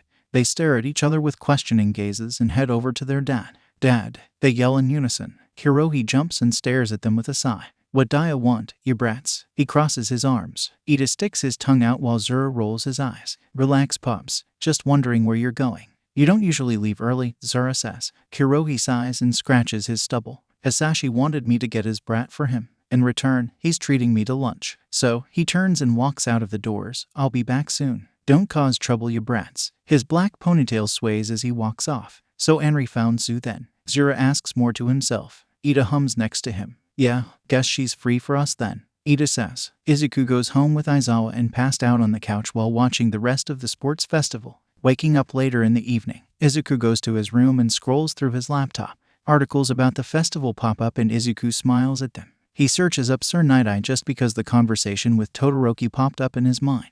The hero has a foresight quirk that isn't really combat-based. It also seems impossible to tell when he uses it, just like Izuku's in a way. Izuku goes more into Sir, and sees other heroes like him. The ones where they have nearly invisible quirks, yet still make do and become great heroes. Not a lot have foresight quirks and Izuku can see why. It isn't common, but not unheard of, so it's not a surprise when there's no other foresight heroes he can find. Aizawa yawns as he finishes upgrading papers. He stretches and stands to refill his cup with coffee. The doorbell rings and Aizawa groans as he walks over to the door. He wanted one night to relax, but new humans just wanted to interact all the time and fuels Aizawa endless suffering. Storing his complaints for later, Aizawa opens the door to find a man with a stubble and a high black ponytail. He's tall and has muscles that poke out of his leather jacket. Aizawa's never seen this man in his life, and he's ready to just slam the door in his face. Instead, he says, "What do you want?" The man looks around the apartment and Aizawa closes the door just enough to block the man's view. Suspicious. "Oh, I was just wondering if there was a Midoriya Izuku here," he asks. "And what business do you have with him?" Aizawa asks. "The man's up to something. Why would he want to see Izuku?" The man laughs. "Oh, excuse me for my rudeness. Name's Ogo Kurohi. I just want to talk to my nephew Izuku is all." He smiles. His eyes show fake kindness and even his voice sounds forced. Aizawa narrows his eyes and shuts the door. Kurohi was fast though and stopped the door with his foot. Yeah no. He is here though, isn't he?" he asks. Aizawa doesn't answer and glares at the man. Kurohi sighs. "Didn't want to have to do this, but I have a job to do." Kurohi slams the door open and grabs Aizawa by the neck. He holds him up and watches as Aizawa tries to get out of his grasp. Aizawa was too slow to react and now he's in this mess. He shifts his eyes and looks back to find Izuku staring widely at the scene. Izuku backs up and his eyes fill with tears as Aizawa's vision starts to blur. "Sorry, Green Bean." Ida knocks on the door loudly and repeatedly. Zura sighs as he keeps knocking. Stuff falling to the ground and crash noises can be heard. The door opens swiftly. "What do you want?" Anri says frantically. Her low pigtails are a mess and her blue eyes stare at the two with annoyance. Ida grins. "Make us a skateboard." He holds out the paper for her to read. Anri stares at it and looks back at them with a raised eyebrow. "What do I get out of this?" She crosses her arms and leans against the door frame. Ida hums. "You get 1/3 of the reward," he declares. Anri looks at the reward on the paper and scoffs. "Yeah, no. 2/3 of the reward," she says. Ida frowns. "But then that leaves only 1/3 for us and then we have to split that into 3 and it'd barely be worth anything. Plus, the share we give to Hisashi will probably be more than our own personal share." "Not my problem. And plus, a cool skateboard?" There's no specifics on what they want. Anri exclaims. "Do they want a regular skateboard, a killer skateboard, a cleaning skateboard?" "We don't know. It just says a cool skateboard," Zura says. Anri sighs. "Well then ask them. Their number should be on the paper somewhere." Ida looks at the paper. He turns it over and sees a string of numbers written neatly. He scoffs. "I knew that." Anri doesn't answer. Instead, she slams the door on their faces and leaves the two to stare at the door. Zura sighs and grabs the paper out of Ida's hands. He walks off. "Let's go call the frickin' number." Izuku blinks away the tears. He checks the time and hears the doorbell go off. Scrambling off his seat, he runs out of his room and jumps in front of Aizawa. Aizawa raises an eyebrow and Izuku puts his hands up. "Don't open the door," he signs. Aizawa looks at the door and back at Izuku, slowly and quietly. He leads the two away from the door and into the kitchen. Crouching, Aizawa holds his own hands up. "Why?" he signs back. The doorbell rings again and Izuku looks back frantically at the door. "If you do, someone will come in and choke you to death." "Don't know what led up to it, but don't open the door," Izuku signs. Aizawa stares at him and Izuku stares determinedly back at him. His hands have a slight tremble to them which Aizawa notices. He sighs but nods. "Get your emergency bag quickly. Don't make a sound." Aizawa heads out of the kitchen with stealth. Izuku takes a deep breath and does what he's told, quickly but quietly. He goes to his room and grabs a bag hidden in his closet. It's filled with essentials just in case something happens. Izuku quickly grabs his phone and his green bean sweater, then heads out of the room. Aizawa has his capture gear and his own emergency bag. He stands by the window with his phone out, tapping quickly. Izuku walks over and the doorbell rings again. Izuku flinches but makes his way over to Aizawa in the quiet apartment. Aizawa looks at him and wraps his capture weapon around Izuku. There's knocking on the door. Aizawa gently opens the window and wraps Izuku to his back. There's pounding on the door. Aizawa takes a deep breath. Ready? He murmurs. Izuku nods. The door swings open, showing an annoyed Kurohi. The apartment is empty. The window is open, blowing wind inside the abandoned apartment. Kurohi kicks the wall, leaving a crack. Shit. Aizawa runs across the streets. Izuku looks behind them and sees nothing, so he taps Aizawa on the shoulder. I don't think he's following us. Yeah, but it's better to get to somewhere safe fast. That way if he does catch up, we'll already be safe and sound, Aizawa reassures. Izuku looks forward and squints. It's too dark to see anything. Where are we going? To UA. Ida sits by his brother's hospital bed. Tensei is currently sleeping and his mom is out getting food. Ida stares at his brother, his eyes blurring with tears. The room is silent, only with the beeping of the heart machine filling the room. Ida sniffles and wipes his eyes. He stares at his own hands and thinks, and eventually he comes to a conclusion. So, Nezu places his chin on his folded paws. Someone was able to find where you lived. He asks Aizawa. Aizawa nods. Izuku plays with silly putty while paying attention to the conversation. Nezu turns to Izuku. And do you know who it was, Izuku? Izuku stops and bites his lip. The person at the door seemed familiar to me. But I don't remember yet. He keeps his head down. Nezu smiles kindly. Don't worry. Once you remember, please do tell us. In the meantime, I might want to start this plan I have. Nezu pulls out a folder and slides it over to Aizawa. Aizawa takes it and raises an eyebrow. Dorms? Nezu claps his paws. Yes, I wanted to do this for a while, but had no reason to. Until now, that is. The sports festival brings attention to the students, and with the recent villain attack, they'll become great targets. So, them staying on school grounds grants them safety and protection from any harm. Izuku looks up, smiling. Does that mean everyone will live in the same place? That's what dorms are, right? Correct. Nezu says. I'll go and get Cementos to create a makeshift home for you two for now. And Aizawa, I hope you'll be able to speak to the parents and families about this for your homeroom. Aizawa sighs but nods. Okay. And you're sure we'll all be safe? He stares skeptically at Nezu. Nezu laughs and waves his paw around. Don't worry, everything will be fine. And I'll have police get your stuff from your apartment when it's time to officially move in. But there's something else I'd like to talk about. Nezu turns to Izuku. We should start trying to train your quirk. Izuku hums. Okay, but how? It isn't the easiest to train. We'll start little by little. Every day during lunchtime, you'll spend 10 minutes in here with me. On that day, I'll think of a specific phrase that you have to say before you go back to lunch. If you don't, then I'll tell you at the end and we'll restart the next day. Simple, yes? Nezu asks. Izuku slowly nods. Yeah, that makes sense, Izuku says. It's best to try instead of just letting prescience do its thing. He thinks back to the man with long ponytail that reminds him of. Izuku puts away the putty and he freezes. His eyes widen as he stares at Nezu. It was my uncle Kurohi. The sports festival was held before the weekend. That gave Aizawa enough time to speak with each family of Class 1 about the new dorm system.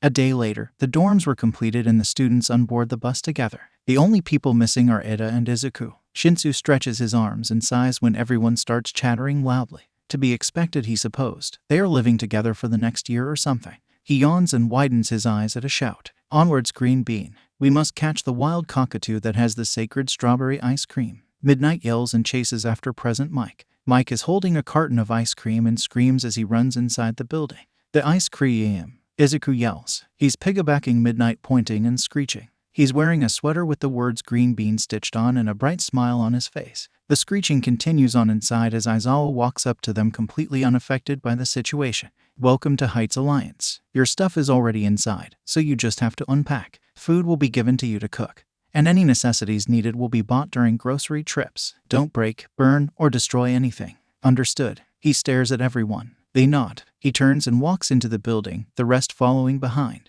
Kaminari walks beside Shinsu. I'm not the only one who heard Midnight call Midori a green bean, right? I heard too. But I'm tired and don't want to deal with that right now, Shinsu replies. Kaminari nods, mood, walking inside. The class is greeted to the sight of Izuku, Midnight, and present Mike eating ice cream while watching a cartoon movie on TV. Aizawa clears his throat and the three turn their heads to see the class smiling at them. Izuku smiles and jumps up to them. Hi, he waves. They wave back. Aizawa starts speaking and they turn their attention to him. You all are assigned rooms on specific floors shown here. He points to a poster on the wall. The boys are on one side, the girls on the other. The common room, kitchen, and bathrooms are for your own use. Aizawa leaves and Mike and Midnight follow. Mike ruffles Izuku's hair while Midnight pinches his cheeks. Izuku rubs his cheeks with a pout and stares at his classmates. They blink at him and he blinks back. Then, he's crowded with multiple questions thrown at him. Why are you here before us? Since when did you and the teachers get so close? That's a cute sweater. Holy shit, wait, are you green bean?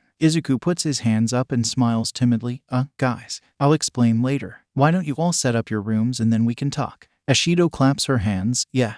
And then we can look at each other's rooms and make it a contest. She gasps. Whoever wins gets a favor from each person. How about it? Izuku sighs and smiles brightly. Yeah, it's a great idea. The class begrudgingly agrees. Izuku smiles and feels a hand on his shoulder. Turning, he sees Todoroki behind him. Can I speak with you in private? Sure. But don't you need to set up your room? Yes, but this is important, more to you than to me. Izuku raises both eyebrows. Well then, why don't I help you set up your room and we can talk there? Todoroki nods and the both of them head up to where Todoroki's room is. The room is filled with boxes and the room is already making Izuku gape. He turns to Todoroki. Did you request for a Japanese-style room or something? Todoroki shrugs and starts unpacking, or something. Izuku shakes his head in disbelief, which quickly turns into a smile. He helps Todoroki take out a lamp from the box and Todoroki opens his mouth. I saw your mom. Izuku nearly drops the lamp in his hands. Visiting his mother in the hospital was something Todoroki did not plan on doing today. But, enter one Midoriya Izuku and a life-changing revelation, and suddenly, Todoroki musters up the courage to see his mother. Standing outside the door, Todoroki takes a deep breath. About to open the door, he stops for a moment when he hears a nearby conversation. Miss Midoriya, I hope you're doing well today. A nurse asks. A woman with long green hair smiles. Her eyes are a dull green and there's dark shadows forming underneath her eyes. Her smile is kind yet strained at the same time. I'm doing fine. And please, call me Inko. She and the nurse walks off into another hospital room. Todoroki shakes his head and walks into his mother's room. Izuku stares at his hands as Todoroki recalls the moment. His mom, at a psychiatric hospital. Izuku wonders if that was after he was abandoned, or if she finally broke from the mental strain that comes with dealing with the family and her quirk. The two finished setting up the room and are currently sitting on the floor. Izuku doesn't know what to think. He hasn't seen his mother in years, and even then he doesn't have the best opinion of her. She tried her best when Izuku was with her, but Izuku always caught her regretful gaze. But she always tried. She tried keeping him away from the family, from the business, from his dad. She tried so hard. So did Izuku. He tried helping her by staying away from her. He thought that he was the cause of her pain. So, he tried helping her by distancing himself from her. He took care of himself when his dad was away and when his mom was too tired to move. He tried helping her by keeping away. Todoroki nudges Izuku. You okay? Izuku sighs. I'm processing. Todoroki nods. Understandable. Sorry, shouldn't have dumped this all on you. No, it's fine. But now, what do I do? Izuku lies down on the floor and stares up at the ceiling. Todoroki follows suit. Well, go see her. Izuku turns with wide eyes. Todoroki continues to stare at the ceiling. I'm assuming you haven't seen her in a while. When was the last time you guys actually had a talk? Izuku stares at the ceiling. But what if she hates me? What if she doesn't want to talk? Then at least you tried. Todoroki sighs and closes his eyes. I'm not the best with talking, but somehow, I managed to have some closure with my mother, and I can sort of sympathize with you. He twiddles his thumbs. We both have family issues that need to be worked out. It's only natural we give each other advice. So, I gave you advice, right? Todoroki turns to Izuku. Izuku smiles and chuckles. Yeah, you gave some advice. Inko sits on her bed and stares at the TV screen. She asked a nurse to record and save the sports festival for her. Inko wanted to see if her baby made it, if he achieved his dream despite what she let happen to him. Her eyes fill with tears as she sees Izuku running around with a bright smile on his face. Her baby looks so happy, and he's in the hero course too. Seeing him makes Inko's heart ache. Her baby is grown now. He looks different yet the same from when Inko last saw him. Her eyes brighten slightly when he saves a boy from falling to the ground. Oh, how she wishes she was there. How she wishes to see her baby boy smiling, healthy, and loved. She wants her baby to have the love she couldn't give to him at the time. Inko sits on her hospital bed cheering quietly for Izuku despite the tears flowing down her cheek. Izuku's room is simple. He has a desk that has his laptop on it, some pictures on the shelf above, and his pens and pencils Nimiri bought for him during back-to-school shopping. He uses them to write in his personal notebooks. His walls are white but filled with posters and drawings he's accumulated over time. Some are based on heroes, others are based on Aizawa and Fluff the cat. His bed has simple black and yellow sheets with purple designs on them. Power Loader made it for him last year and Izuku loves it. It's just so comfy. His closet is filled with his clothes. His school bag is on the floor somewhere, and he has some stickers on the ceiling too. Hasashi gave him new ones since the old ones can't be transferred easily without them ripping. Izuku flops down on his bed after a tiring day. The class declared Sato the winner of the room contest, mostly because he made some sweet treats. Izuku voted for him because of that too, so he can't blame them. And then they talked. The common room was filled with the whole class, even Bakugo. Izuku gave them a brief explanation saying how due to certain circumstances, he's in the care of Aizawa and most of the teachers in UA. He leaves out why he's in their care and for how long since he was in their care. His class doesn't need the information, and that it put a damper to the day's activities. Izuku didn't want that, so he didn't mention it. He got crushed in a group hug though, and he may have cried due to the warmth and safeness from it. With everything that's happened since USJ, he deserved to cry one out. It felt refreshing to let it all out. No one questioned him, but he got an extra treat from Sato and got to cuddle with Koda's bunny. Izuku sighs and his eyes drift around his room. His eyes land on the white cat stuffed animal and he gasps, grabbing it and quickly running to Todoroki's room. He knocks while holding the cat close to his chest. Todoroki opens the door, blinking slowly and yawning. Midoriya. Izuku nods. Yep. Here, I meant to give you this sooner. He holds out the stuffed animal and Todoroki stares at it. Slowly, he takes it and carefully holds it. Thanks. Izuku smiles and heads off, bidding Todoroki good night. Todoroki slept with the stuffed animal that night. He named it Stacy. Izuku wakes up and rubs his eyes. Staring at the ceiling for a moment, he debates just sleeping. His alarm goes off and Izuku sighs while turning it off. Scrolling through his phone, he slowly starts waking up. He gets a text message from someone and that startles him a bit. Who would text him at 6 in the morning? Good morning. Izuku blinks and stares at the message for a moment. No response. Wow, I know you can see this. Zuku. Izuku drops the phone on his face. Axnichkul. So he speaks. Izuku gapes at his phone. The only person to call him Zuku is Henry. Bingo. Uncle Hasashi wanted me to track you down, so I tracked down her phone. Isn't that cool? Izuku shuts his phone off and stares blankly at the ceiling. He ignores his phone going off and focuses on the little cat sticker on the ceiling instead. Henry sighs as Izuku doesn't answer her texts. She spent the night tracking down his phone, so it's best to take a break. Stretching, her blue eyes looking around her room. The skateboard she made sits in the corner waiting for the twins to come and get it. Staring at her hands, she sighs deeply as another text message comes on her phone. Did you contact him? Yes. He hasn't responded yet, so relax. Don't tell me what to do. Henry grumbles to herself. Stupid uncle making her do stupid things for a stupid plan. During the sports festival, many heroes watched you. Some have given you offers for you to come to their agency for a 1-week internship. Aizawa shows the board and the class gasps. Izuku looks at his name and sighs when he sees his amount. Wow, Midoriya, only one offer, Zero says. Izuku laughs awkwardly. Yeah, it's better than nothing. Izuku shrugs. Zero nods. Aizawa continues explaining the internships, but Izuku's thoughts drift back to earlier that morning. He plans on speaking with Nezu about it during lunch. Henry of all people texted him, someone who he hasn't seen in years. Whack. Izuku is startled out of his thoughts when Aizawa places a paper on his desk. Looking at it, Izuku smiles when it's his offer. Looking closer, he raises an eyebrow and sighs. Shinsu leans back and stares at the paper. He holds back a snort. Guess now we know Sensei's favorite. Hey, I'm not his favorite. Izuku pouts. Who'd you get? A couple lesser-known heroes. Not sure which to pick, Shinsu shrugs. Izuku hums and holds out his hand.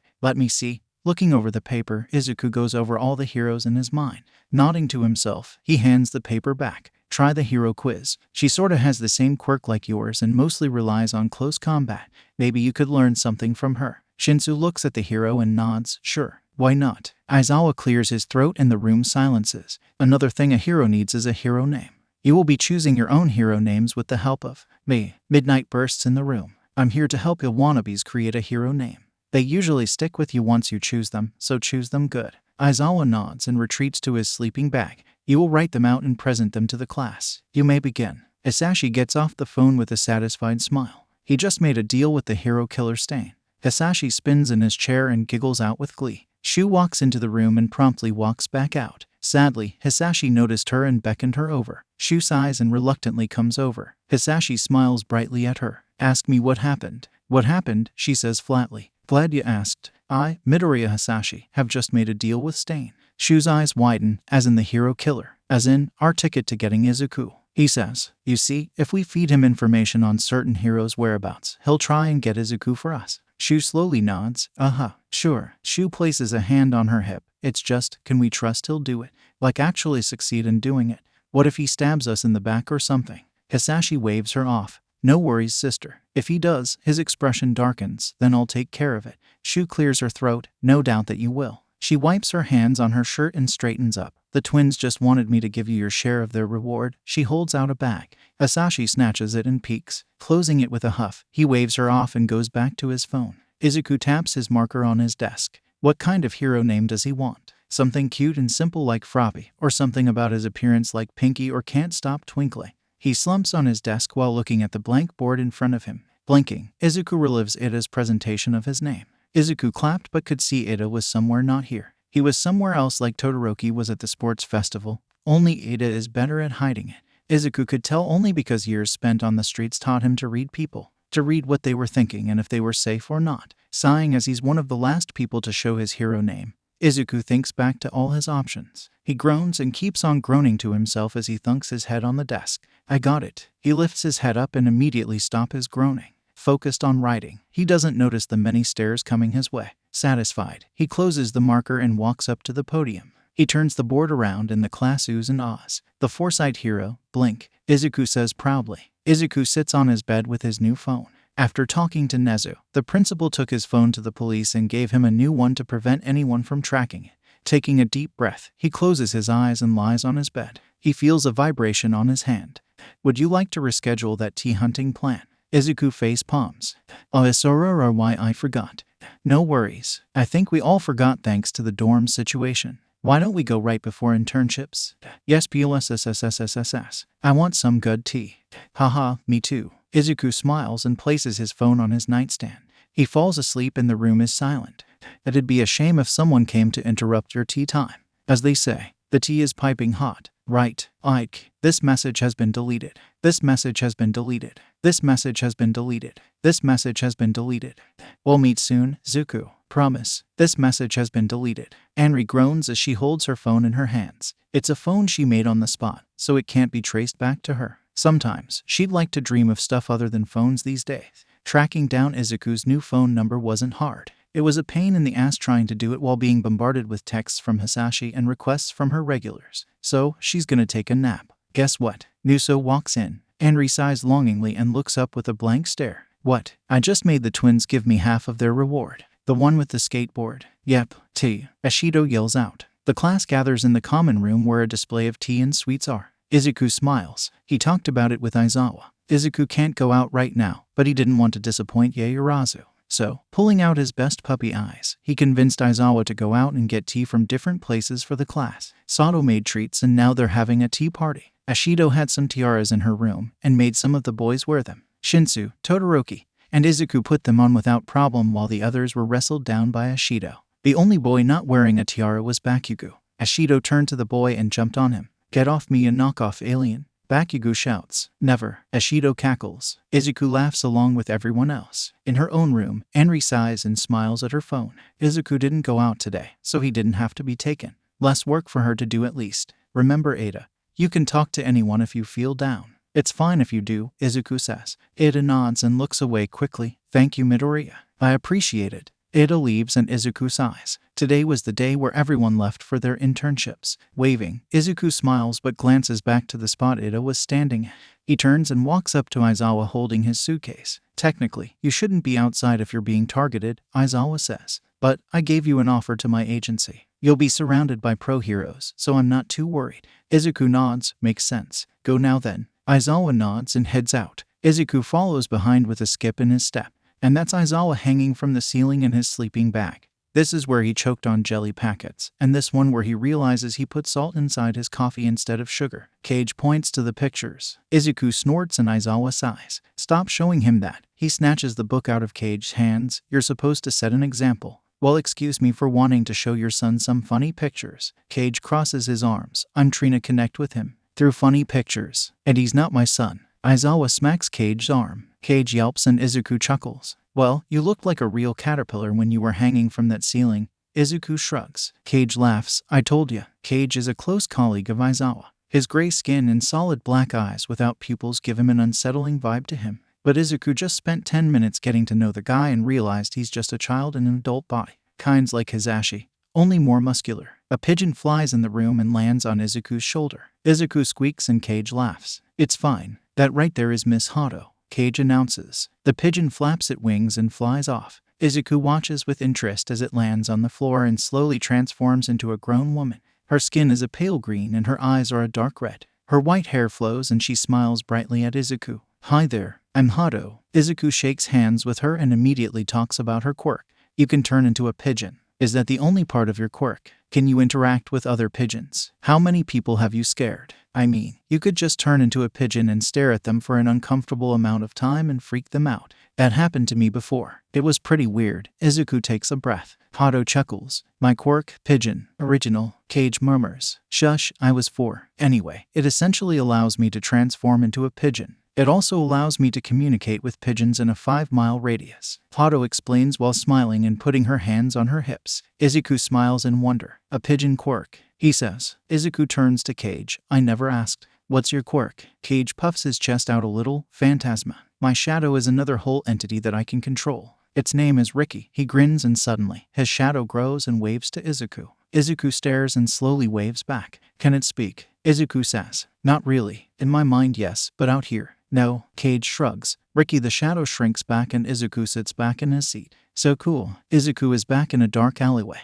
Only this time, he can hear screams in the background that sound distant. Smoke flies through the air as well as some creatures. Izuku almost gags when he sees them. No miss. Stay calm, Izuku. Only a dream. Only a dream. Walking slowly, Izuku looks around. Some buildings in the distance, and empty roads. A city. The alleyway seems unending. Izuku just keeps on walking. And then he smells blood. Stopping, he focuses his attention on. Oh, the hero killer, Stain, is here. Great. And there's a pro-hero slumped on the wall, barely conscious. Izuku thinks it's the hero native or something. There's one more figure. They have white armor and their helmet is off, thrown to the side. They have glasses and their face shows anger. Oh, it's Ida. Stain holds his sword above Ida's head. Izuku can't move. Ida screams. And then the alleyway is silent. But then it shifts. It morphs and suddenly it's lit on fire with ice added to it. Ada is standing with Todoroki and Stain is trapped in the fire. Another figure stands there, but Izuku doesn't know who it is. Izuku wakes up with a gasp. He stares at the ceiling and sits up slowly. He quickly grabs his phone and takes down everything he remembers from the dream. Ada died. But then he was alive and somehow Todoroki was there. But how? If this is the work of prescience, then there's 2 ways this could end. Ada dying, or the 3 of them plus another fighting Stain. But Izuku doesn't know how to get to one choice. Not if it hasn't even happened yet. And Izuku doesn't know what led up to both situations. He breathes deeply in his hands and looks at the time. 3 a.m. Would anyone actually be awake at this time? Maybe Aizawa. But he needs to sleep so Izuku won't bother him. Maybe in the morning he can talk about this. Izuku falls asleep but doesn't dream for the rest of the night. So this kid, Lita, Hato asks. Ida, Izuku says. Hato nods. Right, Ida. You're saying he's gonna go after Stain. Izuku nods. Cage hums from his seat. How'd I know it's gonna happen? My dream. Prescience was the cause of it. But I don't know when it's gonna happen. Sometime soon though. You're positive? Izuku nods. Hato hums. Aizawa speaks up. I'd trust his dreams. He had some dreams about USJ before it happened, so it's a reliable source. Yeah, but it still sounds weird. Maybe because we're not used to fortune tellers. Hato shrugs. But if you want, I can go and look after the boy. Really? Don't you have hero duties? Izuku asks. She waves off his concerns. Nah, it's fine.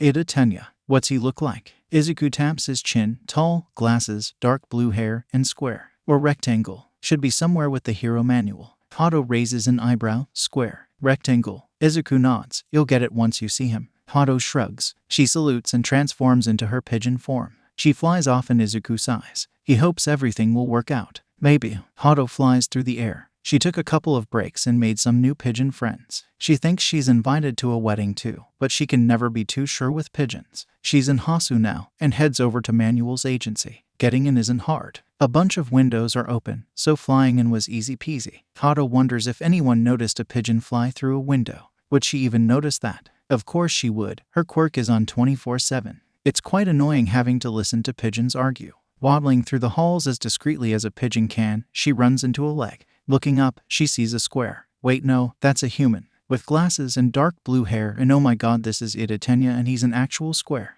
Ah, my apologies, Pigeon. I did not see where I was going, he says with chopping actions. Hado stares up cause that's what pigeons do. She thinks, I must go now, but please be safe. Ida smiles and Hado's heart hurts cause it's so obviously fake. She knows about Ingenium and knows that Ida's hurting, but faking a smile hurts her personally. She knows since she's done it too many times. Ada leaves and Hado watches. She can't do anything but watch, cause that's what pigeons do. She wishes it was normal for pigeons to comfort others. Do they? She'd have to ask around later. For now, she waddles behind Ida without him noticing. Stain has one goal in mind, rid society of all fake heroes. He absolutely despises those who play hero for the money and attention. The only true hero in this world is All Might. Stain also dislikes villains. They do things no hero would ever do. So where does Verve Industries place? Are they really messed up heroes, or villains who aren't really villains? They help, yes, but their goals are something that makes Stain hate them. It's always money and fame, never for the greater good. So, why did he agree to Midoriya Hisashi's deal? He plans on using the man's information to help himself, and once Stain's satisfied, he'll get rid of Hisashi and Verve Industries. They don't belong in this society and only damage it more. Stain met with the League of Villains. He only wanted a distraction in Hasu while he gets rid of the fake heroes in the area. And that's where he is now. Hasu is overrun by nomas and destruction. Heroes are too busy to pay attention to the secluded areas and too busy to notice Stain walking in a dark alleyway. Stain doesn't notice the figure dashing towards him, but his reflexes take over and stabs the figure in front of him. Guys, that square kid just frickin' ran after Stain. Help! Hado's voice rings out in the calm. Cage grunts and takes down the villain, leaving it to Izuku and Aizawa to tie her up. Cage presses into his calm location, a dark alleyway in Hasu. I'll send you it in a bit, just let me help the kid. I trust you to keep him safe. Who knows how Aizawa and Izuku would react? The calm disconnects and Cage sighs. He meets Aizawa's gaze and sees Izuku's fist shaking by his side. I need to be there, Izuku says. No, Aizawa replies flatly. You're safer here than there. But it could end in Ida dying. And I can't let that happen. Cage clears his throat. He can come. Plus, there'll be 3 of us there to make sure everyone's safe. Aizawa groans and stares at the sky. He sighs and looks Izuku in the eye. Okay, you can come. But you won't fight Stain. You'll only need to get Ida out of there and get somewhere safe. Understood. Izuku nods. Cage claps his hands. Okay, let's leave the villain with the police. Hasu ain't that far, so we can jump over the buildings to get there faster. Blink, ready to see some destruction? Izuku nods with a determined gaze. Cage grins. Perfect. Hado watches as Ida falls to the ground. It seems like he can't get back up. And that's not a good sign. Stain is talking and Hado quickly tries to come up with a plan. That goes out the window when she sees Stain about to stab it. So, she flies and slams into Stain, causing the man to drop his sword and stumble backwards. Hado turns into her regular form and gets in a fighting stance in front of the boy. She blocks out any noise and focuses on Stain in front of her. Izuku jumps over the buildings using his staff. He looks around at the destruction and chaos in Hasu. He nearly trips when he sees Nomus on the ground. They looks different than the one from USJ, but they still look intimidating. Kid, focus, Cage shouts. Izuku nods and keeps up with the 2 pro heroes. Todoroki got separated from his father by a Namu. He's walking around a secluded area when he hears fighting noises. Running towards the sounds, he almost gets hit by a sword. Watch out, kid, a woman says. She pushes Todoroki out of the way and her hair gets caught by the sword. Some pieces fall off, but she pays it no mind. She turns to Todoroki. You shouldn't be here, but I'm gonna give you a job. Get those 2 out of here, understood? She points to 2 figures on the ground. Todoroki nods and the woman faces her opponent. She runs up and transforms into a pigeon while ramming into Stain. Shaking his head, Todoroki crouches down and meets Ida's gaze. He sighs. I assume this is your doing. Ida snarls. Leave Todoroki. This isn't your fight. I have unfinished business. Todoroki crouches down and lifts Ida up. It isn't your fight either. And you can't even move right now. So, I'm getting you out of here along with that hero. The slumped-over form of Native is overtaken by a shadow. A gray-skinned man jumps down. He puts his hands up. Don't worry, my quirk just transported him to the hospital. Todoroki nods and Aizawa comes down as well. He stares at his students and then at the other man. You couldn't have done that to them. Or to us. Hey, I need requirements to do it. And only one at a time. Izuku jumps down and extends his staff. It hits Stain, who was sneaking up behind Todoroki and Ida. Stain stumbles back and snarls. More heroes. Well, it saves me trouble from trying to find the fakes then. Izuku watches as Hado rushes in front of Stain and gets struck by his sword. It was aimed at Todoroki, but Hado flew and took the attack instead. Izuku watches as she falls to the ground and doesn't get back up.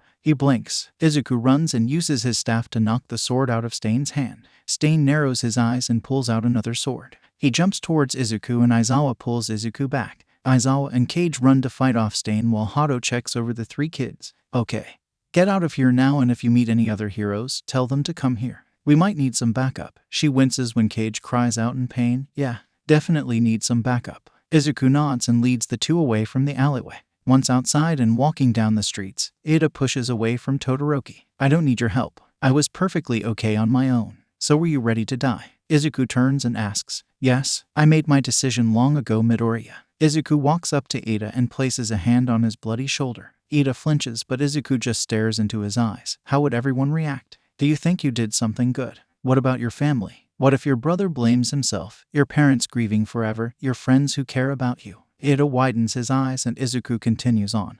Your decision can still change. You don't have to do this alone. He's right. You have people who you can depend on, Todoroki says. Ida's eyes shine with tears and he nods. Okay. Izuku smiles and then he realizes something. This wasn't what he saw in his dream. Maybe he changed the future outcomes. Maybe this would end peacefully and better than his dream. Aw, so sweet. You made friends, Izu. I'm so proud. Izuku freezes. He knows that voice. It's deeper and less childish, but he knows this voice. He slowly turns around and his eyes widen in surprise. Nuso stands there with a Cheshire grin and with his arms spread out. Hi. That poor excuse of an uncle sent me out here to come get you. Fun fact, he's here too. Probably with Stain at the moment. Izuku gulps. Stain. He doesn't trust his voice to say more words. Nuso nods. Yep. He made a deal with Stain, but then he found out Stain wasn't actually gonna follow through with it. So, he's here to take care of him. Izuku widens his eyes and runs back towards the alleyway with Stain. Todoroki and Ida follow behind in confusion while Nuso presses into his calm.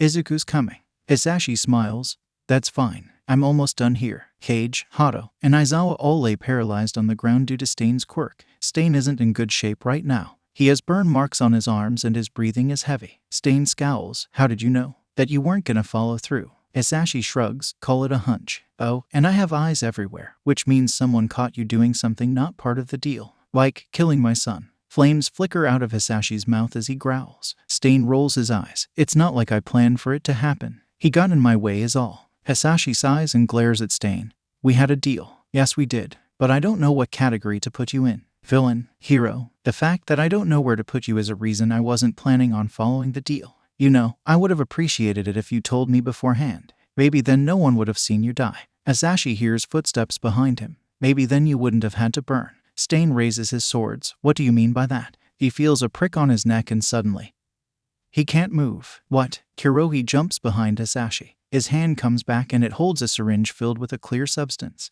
that should keep him still for a while. Henry really worked hard on this, he comments. Hisashi grins. Perfect. Hisashi opens his mouth and flames shoot out. They directly hit Stain. Izuku, Todoroki, and Ida get there in time to see Stain get surrounded by flames. They smell burning flesh, feel the heat from the flames, and hear the scream. Stain's scream will forever haunt Izuku. Silence fills the alleyway. The flames die down and what remains of Stain falls to the ground. Izuku watches with horror as Hisashi stands straight and acts like nothing happened. You killed him, Hato says. The heroes all stand up and cautiously step back. Stain's quirk must have worn off after he died. Izuku blankly stares at Stain's remains. Hisashi shrugs. Had to do what I needed to do. He turns to the students in the alleyway. Ah, Izuku. It's been a while, hasn't it? Izuku stares at Hisashi, raises an eyebrow, and raises his middle finger at him. Aizawa sputters and Cage laughs. Hisashi doesn't seem to know what to do. He looks around while Izuku still has his middle finger up. He slowly lowers it while still staring blankly at Hisashi. Hisashi clears his throat and grins widely. Well then, let's get to the point. I'm here to pick you up. Pick me up? Izuku asks. Hisashi nods. We're taking you home. Well, more like he wants you at Verve, Nuso says coming up from behind Izuku. Izuku startles and takes a step away from Nuso. Nuso shrugs and stays put. Izuku looks at Hisashi with wide eyes. Verve. Me. After what? 10 years of not seeing each other. He chuckles nervously. Yeah, no. Hisashi's eye twitches. What do you mean? I mean, I'm not going with you. Why would I after you just murdered someone? Izuku glares. Hisashi glares back. Well, excuse me. I probably saved millions of heroes' lives, so I should be thanked. Izuku scoffs. Hato growls. You think killing him was a good thing? Kurohi decides to step in. We don't have time for this. Get the brat and let's go. Izuku dodges Nuso's hand and steps towards the other two boys. Ida seems fine standing and Todoroki seems ready to fight. Asashi's grin disappears and a snarl replaces it. Doing this the hard way. Flames flicker at the corner of his mouth. Let's do it the hard way. Tara was bored. Ever since Izuku went off to UA, the shop's been quiet and boring. Nothing interesting happens. Yeah, she meets up with Izuku and even met another tape enthusiast named Zero. But she misses the little green bean's visit for useless stuff. Like that one time where he bought all the spicy chips to see if Aizawa could eat them all like he claims to. Or that other time where he bought some water guns to have a war with his family. Tara even gave him some of her beloved double-sided tape for a project he had for school. Tara sighs as she leans over the counter and plays with her fingers. The door opens and she perks back up, putting on a not-so-sincere smile. Hello, how may I help you today? Two twins and a teenage girl walks in with smiles on their face. Tara freezes as she sees them. Her quirk, ambience, allows her to see the auras of people. She usually turns it off since she wants to know the person on her own, but sometimes it activates when necessary. Like right now, she has categories for the different auras she sees. Bright colors are for happy or positive auras, cool colors for calming or negative ones, and dark or neutrals for dangerous auras. Ambience is part of her reflex and can act whether it needs to or not. And right now it does, because the auras surrounding these people are black with hints of dark purple and a dash of bright red. It means not only are they dangerous, but they seem happy and excited about something. Tara's not stupid, so she does the logical thing in the situation. Take a picture of them and zoom out of there using the back door. The three stand for a moment before Anri puts on her goggles. She's not far. Hurry up and get her while I get some supplies. Todoroki forms an ice wall separating the family from the heroes and students.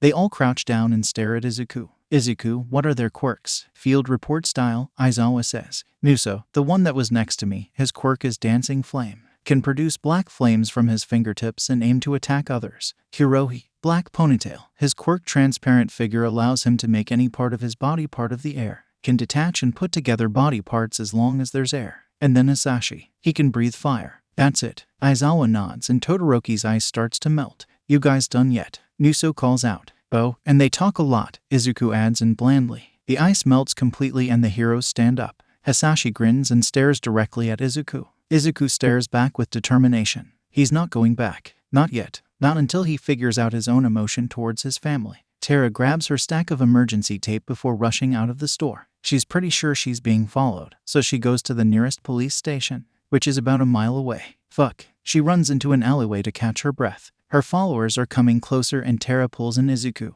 She covers the ground with some of her double-sided tape and dips out of there. She hears curses and yells of frustration behind her. Tara grins but doesn't look back. Nuso never really hated Izuku. He didn't like him all that much either. Izuku was just another face to him. When he found out Hasashi abandoned him, he didn't feel anything other than pity. The boy was a nice one, but he never really cared for him. The boy in front of him is different than the 5-year-old he used to visit. This one is quick and determined while the 5-year-old was slow and timid. Nuso jumps back as Izuku swings his staff at him. Nuso narrows his eyes as another attack of ice comes his way. He activates his quirk and shoots it towards the three boys. Izuku pushes the two out of the way as he rolls and punches Nuso in the stomach.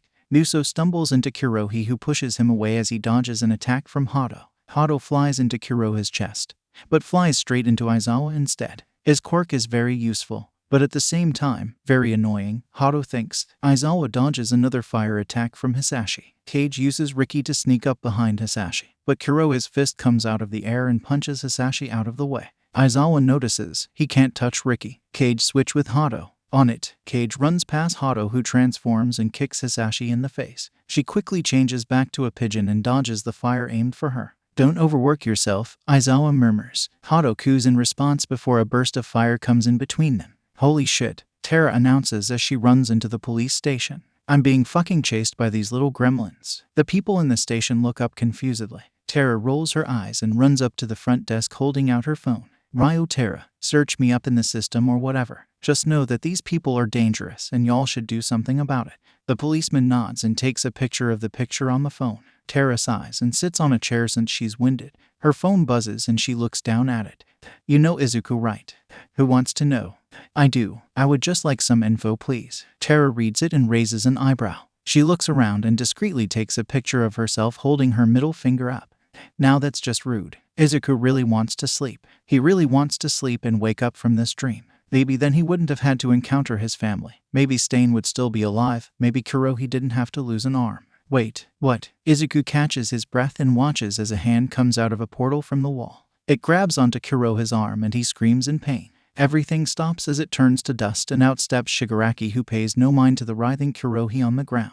Izuku blinks. He quickly runs and pushes Kurohi out of the way right when a hand comes out. Izuku puts out his staff and it turns to dust. He'll have apologized to Hatsume later. Kage pulls Izuku back as Shigaraki comes out of the portal. He looks around and scratches his neck impatiently. Where's Stain? No one answers for a second. Nuso clears his throat and points to a pile of ash that's mostly gone due to the wind. Shigaraki stares at it and growls, dead. Seriously? He huffs and scratches his neck intensely, drawing some blood. He turns around and heads back in the portal. Izuku takes a deep breath and kicks Kurohi in the balls. Kurohi was still distracted, so he falls to the ground with a groan. Nuso snorts and then breaks down laughing. Oh my god, didn't think you could do something like that. He laughs and points mockingly at Kurohi. You just got kicked in the nuts. A flash fills the alleyway. Once it's gone, 3 figures stand in the alleyway. Nuso still laughs and Anri walks up lightly, nudging the other. Is he okay? Are any of us okay? Izuku responds without thinking. Anri shrugs. Ida, Zura, get him out of here. The twins nod and with speed head over to Asashi and Kurohi. The heroes try to apprehend them, but the two dodge and evade the attacks. They run up to the 2 adults and slap something on their back before nodding. Anri nods back and slaps Nuso's back. See ya, my dudes, she says before pressing something. The alleyway fills with light before quickly disappearing. The family has disappeared, leaving the heroes to stand there processing. They all silently walk out and onto the sidewalk. Izuku closes his eyes and tries to process everything that happened. He quickly opens his eyes when Anamu comes in and grabs his side. Izuku screams in pain and watches as he gets higher up from the ground. Izuku blinks. He grabs onto Todoroki's shoulders and looks him directly in the eyes. Freeze me to the ground and keep me there. Todoroki does as he's told with a confused look on his face. He freezes everything but Izuku's upper half to the ground. A moment later, Anamu comes down and latches onto Izuku. It pulls and pulls, but Izuku is stuck on the ground and his eyes fill with pain. He doesn't know what happened after that. Someone shouted orders. He thinks he heard an ambulance somewhere. Izuku slumped on Todoroki, who's thawing the ice on his body. Izuku finally gets some sleep. We could have gotten Izuku if you had more. Asashi yells. Anri's eye twitches. I did. But the 2 dum-dums got stuck in tape. So, I had to get them out of there using 2. To be fair, it was double-sided tape. Ida shouts. Zura sighs and leaves the room. I had enough for the whole family, but then I didn't. Only good for 1 trip, you know. Anri crosses her arms. The teleportation devices were hard to imagine. And they only lasted a day. She huffs and stomps out of the room. Asashi is left alone and contemplates a few things. Maybe he went too fast with this plan. Maybe he just has to wait. Maybe Izuku will come around on his own. He'll just wait then. He's unconscious for now. The creature's claws dug into his shoulders and part of his back. They didn't go to deep, so nothing beyond skin and blood was affected. He lost some blood, but it's nothing to worry about. There will be scarring, but otherwise he's fine. Aizawa nods and the doctor leaves the room. Izuku sleeps peacefully on the bed and Aizawa sighs. He walks over to the window and watches as the sky turns orange, signaling a new day. The phone in his hand buzzes. Is he okay? Are they all okay? Yay, is everyone good? Yes, everything is fine. Aizawa looks back at Izuku. Though we should discuss some therapy for the students. Izuku sits on the bed with his phone in hand. Feel better, Mido. Ida informed the class about you being in Da Hospital. We support you. Hope you recover smoothly. Hiro, my dude, recover soon. Also, I have memes for you when you recover. Yo, if you need company during the night, you know who to call. Midoriya, it was quite a shock when I heard about you. No, but seriously, feel better so we can have that pun battle.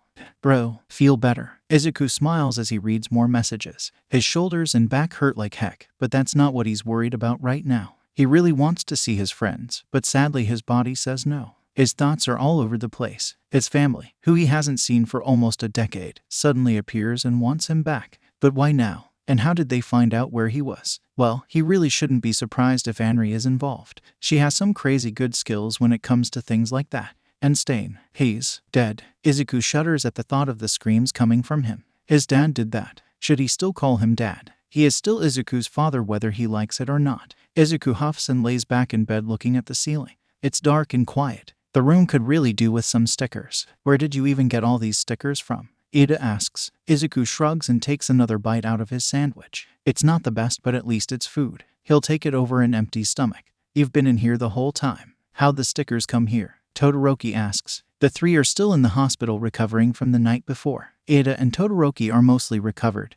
They just need to rest. Izuku is still sore, but the doctor said if he stayed in bed, he'd be good to go before the week ended. So, Izuku's been stuck in his hospital room for the whole day. You shouldn't have these stickers in the first place, Todoroki says. He slurps his ramen noodles while staring at the stickers on the ceiling and walls. Some are on Todoroki and Ida since Izuku had extras. I asked a nurse if they had any stickers. She came in with some kids who went all out with the stickers, Izuku explains. I only wanted to give the room some life. It'd be a treat for the next patient that comes in here. Izuku rummages through the sticker sheets given to him and picks one out. He peels some and sticks them to the wall behind him. Ada goes to reprimand him, but Todoroki holds him back.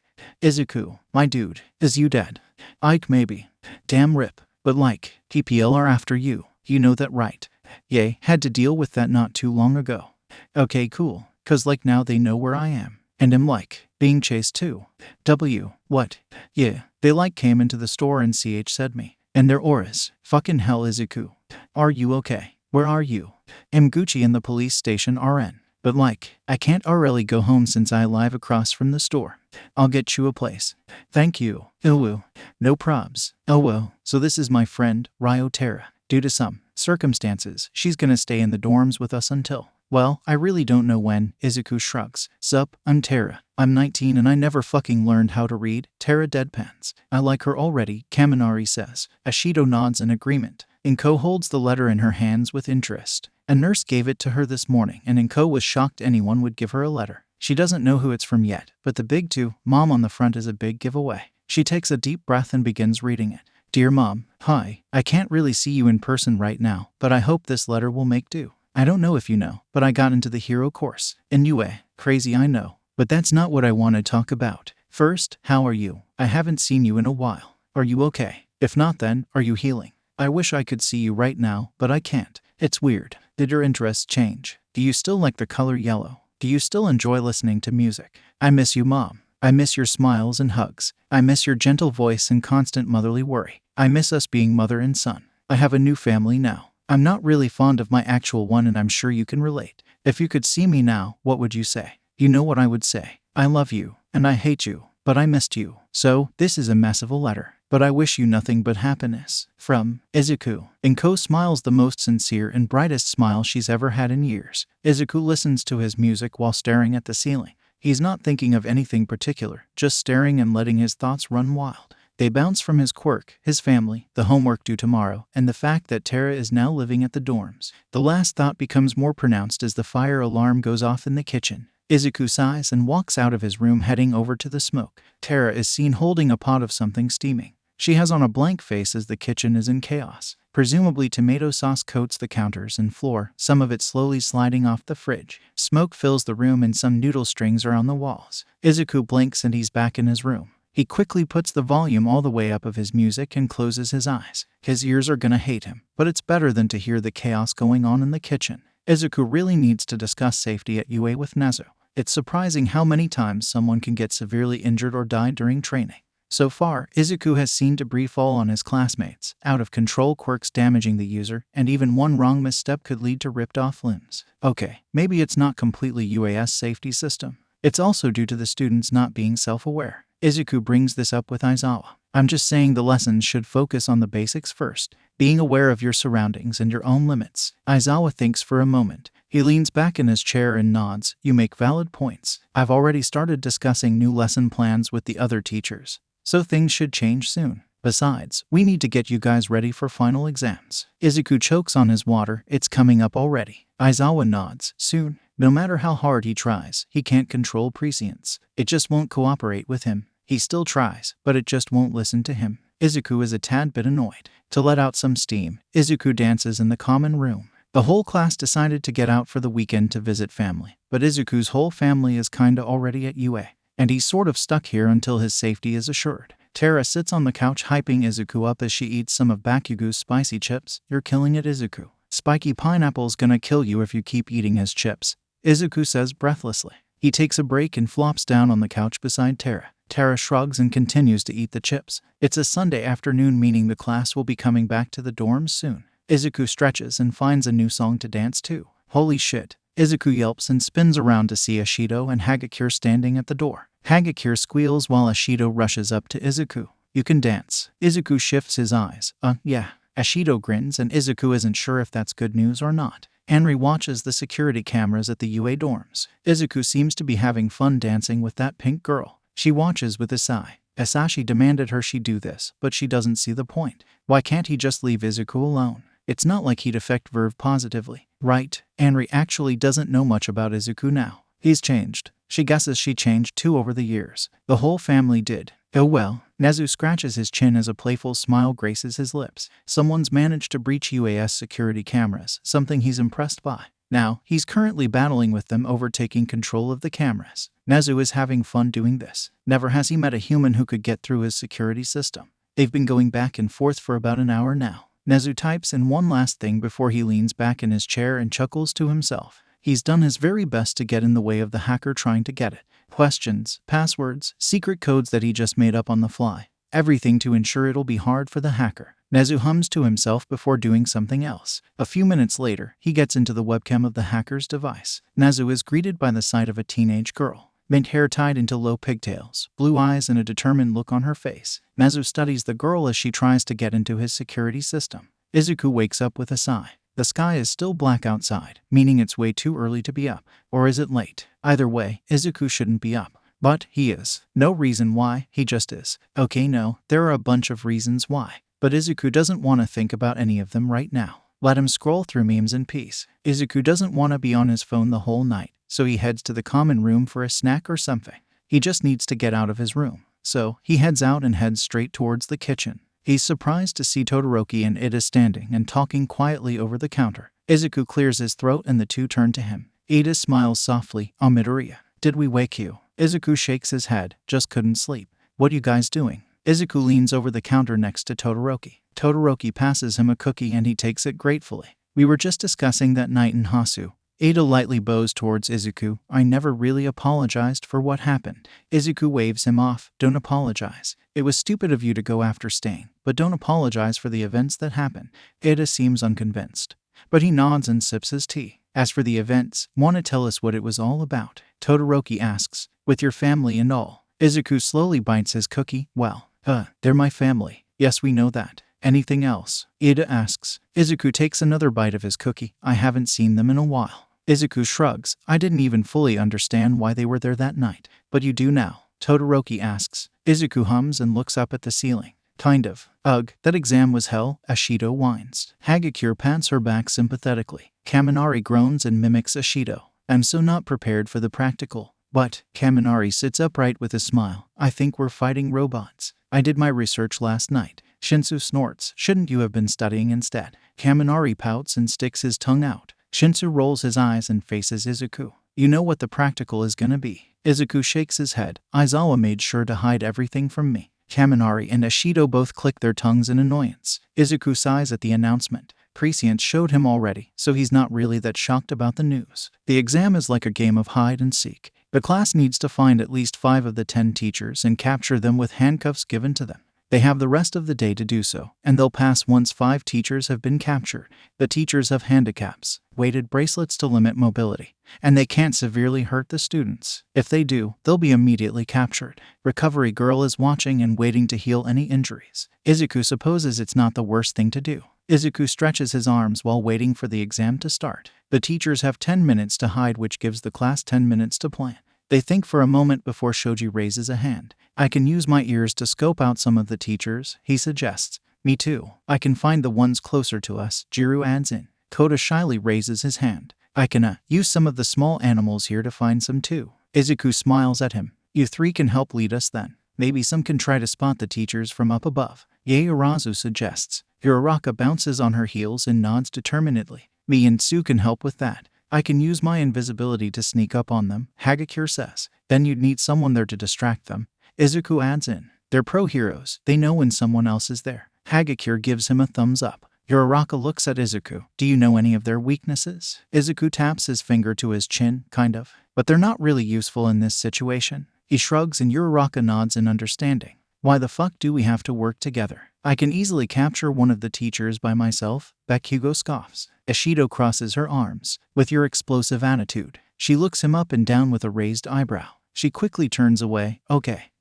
What's that supposed to mean? Why don't we just listen to everybody? I'm pretty sure we're being graded on teamwork anyways. Kirishima interjects. Bakugo clicks his tongue and turns away. Izuku sighs. After their 10 minutes are up, the group walks into the fake city. They all look around but stop when they hear laughter. Izuku looks up and sees Nezu in a crane swinging around a big rock. Cementos appears in front of them and touches the ground below. They all react a second before debris and walls get in their ways. Izuku jumps back and dodges some of the rocks thanks to some dancing skills Shido taught him. He sighs and looks around him, assessing the damage. Rocks, debris, and some walls surround him, but he could easily get out of this. At least Nezu and Cementos didn't completely trap him. But they did manage to split up the group. He hears the calm in his ear come to life. Is everyone all right? Yaoyorozu's worried voice asks. Affirmations ring out and Izuku sighs in relief. He starts crawling out of the debris around him and hopefully meet up with everyone else. I don't know what to do, to be honest. All of us seem to have been split up. Any ideas? Yaoyorozu asks. Izuku stands up and wipes off some dust off his yellow sweater. He looks around him and winces at the amount of debris in the area.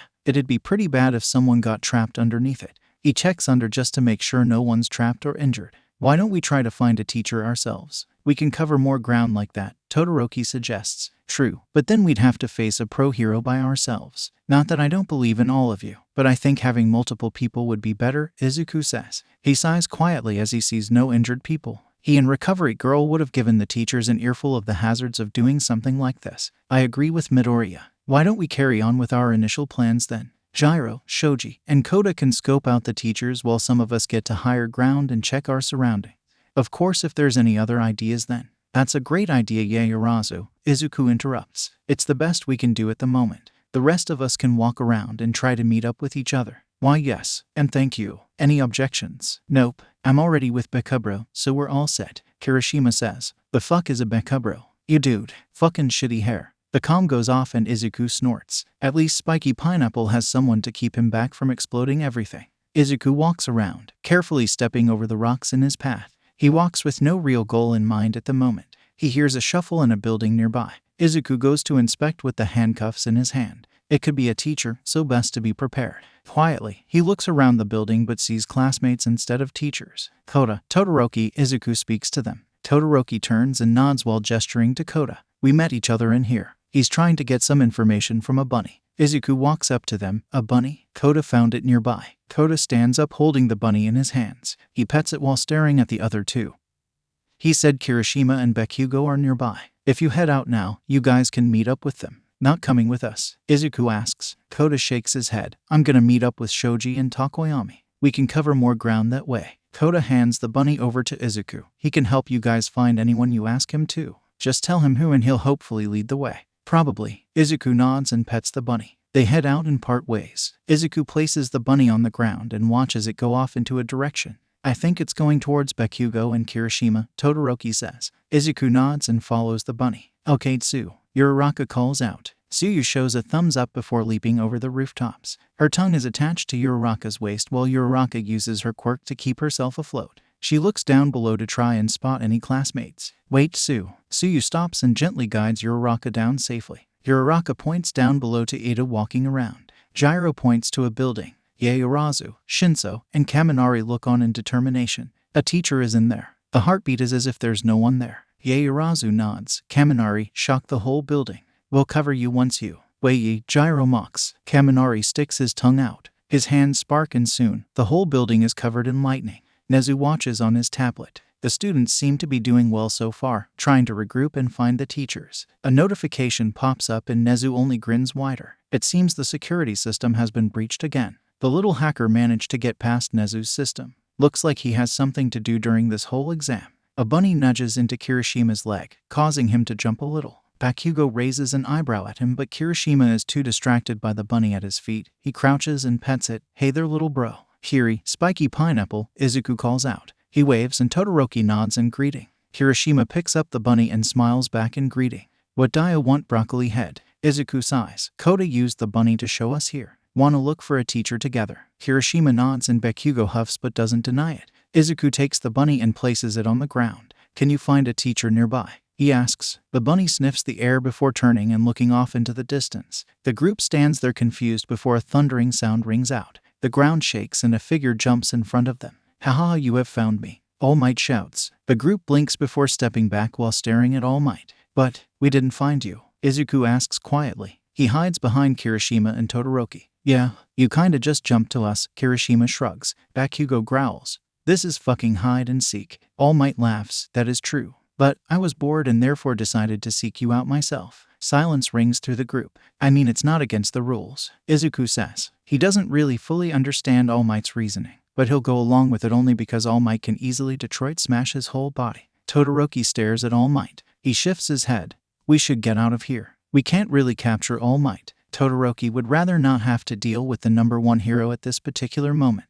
Like hell, we're backing out now. Bakugo grins and crouches before pouncing towards All Might. So we found All Might, Izuku says through the comms. More like he found us, Todoroki says. Bakugo and Kirishima are trying to fight him. It's more like Kirishima trying to get Bakugo, but getting forced to fight. Actually, it's not really fighting, more like dodging, jumping around, and failing to attack, Izuku adds in. Yaoyorozu sighs as she runs. Shinso groans and shifts Kaminari on his back. Gyro keeps an eye on Aizawa, who's running away from the group. Yaoyorozu doesn't really have the time to deal with both problems, so she ignores the yelling in her ear and focuses on Aizawa instead. They can't really afford slowing down, so Yaoyorozu speeds up ahead of the group and makes a small stool. She sets it on the ground before turning to Shinso. Leave him here. Shinso says nothing and plops Kaminari down. The three continue running while Kaminari weighs on the stool. He'll be fine, right? Yaoyorozu asks. Yes, it was her idea to leave him, but she feels guilty leaving a classmate behind. Relax, he'll be fine, Gyro says distractedly. We have to focus on Sensei right now. She watches as he swings on top of a building and runs across the rooftops. Shinso groans, damn ninja, move out of the way. Kirishima yells out to Izuku. Izuku ducks and rolls away from All Might's punch. He hits the building instead and it crumbles down. Izuku gulps cause holy shiz, he could have died. The four of them have been dodging attacks and trying to run away, only for Bakugo to run towards All Might and try to fight him. Kirishima tries his best to try to get Bakugo, but the blonde always maneuvers away and heads straight towards All Might. Todoroki and Izuku have been trying to distract All Might for the other two to get away, but Bakugo isn't cooperating. Izuku blinks and pushes Todoroki out of the way of flying debris. His arm gets hit by it, but he shakes it off and looks at the fight happening. Well, it's not even really a fight. All Might is punching the air hard enough that it pushes back Bakugo and Kirishima. Izuku runs a hand through his hair. What do we do? He looks around and internally screams. His mind runs through multiple plans, but they all involve getting the four of them away from All Might, which includes Bakugo. Frick. Izuku extends his staff and angles it at where Bakugo will most likely land next. Todoroki, make a huge ice wall once I say so. Izuku focuses on the spot while Todoroki gets into position. Izuku glances at his watch and looks back in time to see Bakugo land and jump away from the spot Izuku was looking at. Izuku blinks and focuses. He only has one very small chance. Taking a deep breath, he keeps his finger over the button on his staff. Right when Bakugo steps on the ground, Izuku extends his staff. Now Todoroki. Todoroki creates a huge ice wall while Izuku's staff knocks Bakugo off his feet. Kirishima takes the chance and grabs Bakugo while sprinting away. Izuku and Todoroki follow while the ice wall begins to crack. What the actual fuck was that? Bakugo hits the wall and it cracks. Izuku looks towards the other two who look away. He sighs and looks at the angry blonde. It was getting us to safety. Spiky pineapple, Izuku huffs out. He looks around to make sure All Might didn't sneak up on them. Bakugo growls and goes to say something, but they hear footsteps coming their way, making them all tense. Yaoyorozu turns a corner and sighs in relief seeing her classmates. You guys didn't happen to see Aizawa-sensei, did you? Gyro uses her ears to listen out for any signs of others while Shinso catches his breath. Holy shit, how do you guys run that fast? Shinso rushes out. Gyro snorts while Yaoyorozu stifles a laugh. It's 'cause we're awesome, Gyro nudges him. He lightly shoves her back. Izuku smiles at the trio. We didn't see Aizawa, but All Might could be following us, so Todoroki shrugs. Shinso stares at him. All Might. He thought they would have stood a chance against Aizawa as a group, but now all frickin' Might is coming too. They'll be slaughtered. Shinso just wants to sleep. Todoroki nods. Yes, did you not hear us over the comms? I thought we were quite clear about the whole situation. Gyro sighs. I don't hear anyone coming, so we're safe for now. Yaoyorozu pats her shoulder. Good job. Let's make some plans then. She makes eye contact with Izuku, who nods at her. He has a determined look that makes Shinso suck it up and finish this stupid exam. Uraraka yells out. She's holding onto a railing as 13 tries to suck them in. Tsuyu and Ada are in the same situation, but they seem more calm than Uraraka at the moment.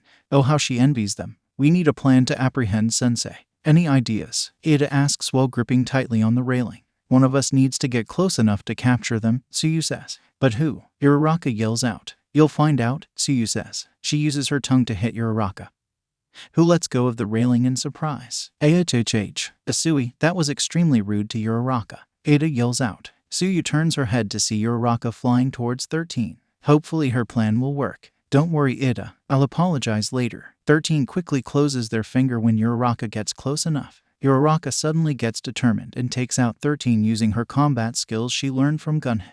Tsuyu hands the handcuffs to her using her tongue. 13 has been captured. Only 4 more to go. The announcement makes Izuku sigh in relief. He was getting worried that they wouldn't be able to capture any heroes in time. We did it, Uraraka says through the comms. But fair warning, I think the teachers are getting impatient. If you're near one, they'll probably start attacking. That's what happened to Tsu, Ida, and I. Izuku was gonna respond, but the rumbling ground stopped him. The group slowly turns around to see All Might and Aizawa running towards them. Shinso takes a deep breath and rubs his eyes in annoyance. Shit, Shinso says. Izuku sighs and presses into his calm. So, we're probably gonna die and I just wanna say, I love you all, is all he says before jumping away from All Might's attack. Rip Midoriya. He was a kind soul, Zero says. What about everyone else? Kirishima asks. Them too, I guess. Good job, Koda, Shoji says. Koda gives a thumbs up while placing the handcuffs on Present Mike. Present Mike is currently passed out due to the amount of bugs and insects Koda ambushed him with.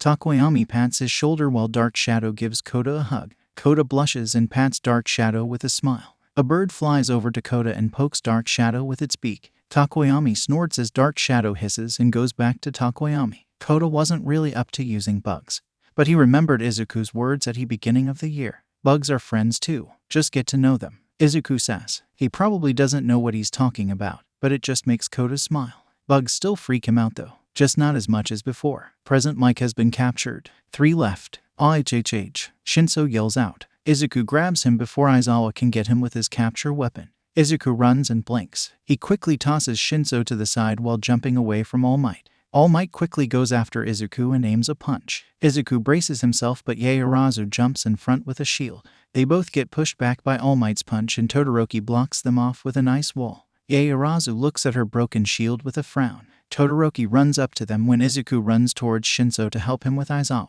Yaoyorozu doesn't pay attention and looks at the scratches on her arms and broken shield. It reminds her of when Takoyami knocked her out of bounds at the sports festival. She used the same tactic, but it failed. Of course it did. Todoroki pats her shoulder. Are you okay? Yaoyorozu nods and drops her shield on the ground. It's useless now, just like her ideas. Todoroki looks on in worry. We should help the others. Any ideas? She has many ideas.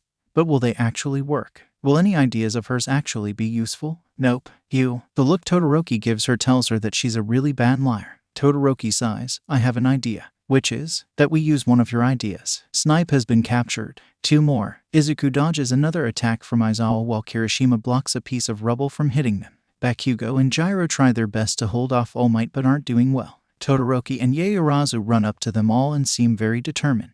Todoroki makes a huge ice dome which blocks the teachers from the students. Shinso whistles and Gyro looks impressed. Todoroki breathes out a puff of cold air and pants heavily. Yaoyorozu pats his shoulder. We have a plan, she says. They all gather around her to listen on. Midoriya, Kirishima, and Bakugo will handle All Might while the rest of us take care of Aizawa. They all nod and start preparing. I got new recruits. You're proud of me. Jiren steps into the bar smoking his cigar. Shigaraki looks at him boredly while sipping his drink. Depends on who they are, Shigaraki says. Jiren moves out of the way letting 2 people come in. A girl with blonde buns and a boy with many scars. Shigaraki assesses them quietly. Oh, and there are 3 others who want to talk to you in private. Jiren smiles slyly before exiting the bar. Aizawa is done with All Might, who goes out to the Seekers in a game of hide and seek just cause they were bored. All Might apparently. Not only that, but he asked Aizawa for help when Aizawa was busy running away from his own group of Seekers. Aizawa thought of just leaving All Might, but then realized he could keep him in check if he goes too far with attacking their students. So, he runs with All Might.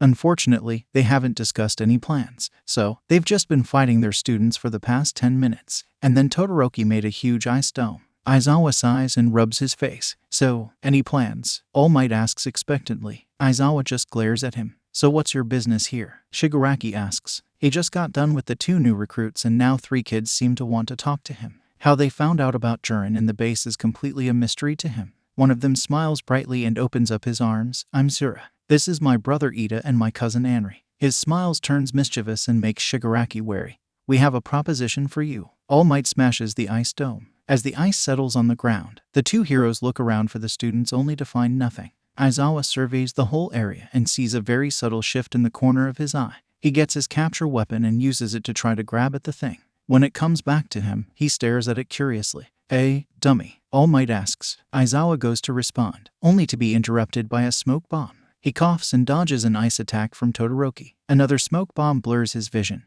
Only this one has red smoke. More ice attacks come for him. More colored smoke bombs come for him. Aizawa is too busy dodging that he doesn't notice the movement behind the smoke. All Might is in the same situation. Blasts come from all directions aimed at him, but he can't see due to all the smoke. He jumps high enough to see the students running and attacking all over the place. Gyro runs with Yaoyorozu while she makes bombs and hands Shinso them. Shinso throws them with help from Gyro. Todoroki runs and uses his ice. All Might lands back down, clearing most of the smoke. Bakugo runs up to him, aiming a blast at his face. All Might blocks it and punches Bakugo in the stomach, making him cough. "Sorry, young Bakugo," All Might yells. Bakugo coughs and wipes his mouth before grinning. All Might is confused for a second before he hears footsteps behind him. He quickly turns to see Kirishima and Izuku running up to him. They stop a few feet back and raise their arms. They both have one of Bakugo's gauntlets. All Might punches the air to try to stop them, but Todoroki makes an ice wall that takes the punch. Bakugo jumps on All Might's head and lets off an explosion.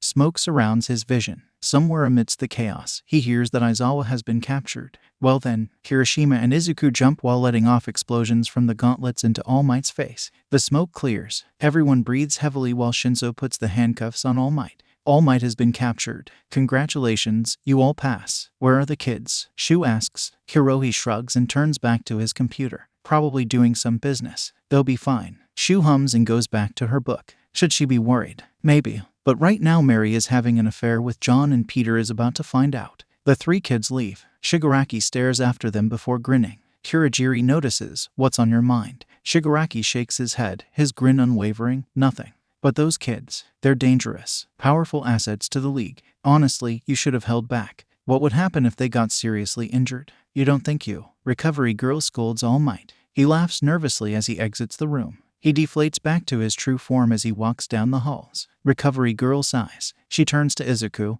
"And you, say something when your arm hurts to avoid any permanent damage." Izuku nods. "Yes, ma'am." She huffs and tends to the others in the room, scolding them all for being reckless. Izuku's right arm hurts a lot, but it'll heal. He's just proud of his class for passing. Izuku really just wants to sleep though. "Congrats on passing, my dudes," Terra exclaims. She hugs Izuku tightly and then proceeds to hug everyone else. Izuku smiles and heads to his room, too exhausted to interact with people. Shinso has the same idea and the two break off from the group. When they part, the two share a fist bump and a smile. Aizawa stands outside of Izuku's room. Izuku raises an eyebrow but lets him inside. Izuku sits on his bed as Aizawa leans on his desk. He folds his arms and stares at Izuku for a moment. Izuku tilts his head. "What's up?" Aizawa stares for a moment before sighing. He looks at Izuku's arm. "How's your arm holding up?" "A little sore, but it's fine," Izuku shrugs. Aizawa nods. They stay in silence for a while, but Izuku doesn't mind. "Any deaths?" Izuku widens his eyes. What? Did you see anyone die?" "And no," Izuku's voice cracks. He cringes on the inside. "Then why are your hands shaking?" Izuku stares down at the hands in his lap. His hands are shaking, but only slightly. "Nothing to be worried about. I am fine." "Really?" Aizawa crouches in front of Izuku. Izuku refuses to meet his eyes. He bites his lip and looks around at nothing in particular. Izuku sighs heavily. "So, no deaths?" He laughs humorlessly. "But maybe some blood, and broken bones, and some weird sounds coming from our bodies, and maybe a crushed bunny which really scarred me." Izuku shakes his head frantically and stares at Aizawa. Aizawa sighs and stands up. He pats Izuku's head. "Problem child. Don't bottle it up, got it?" Izuku nods sharply. "Yes, sir." He fake salutes. Aizawa chops his head and heads out of the room. Izuku smiles tiredly and flops down on his bed. Izuku and Terra got the all clear from Aizawa and Nezu.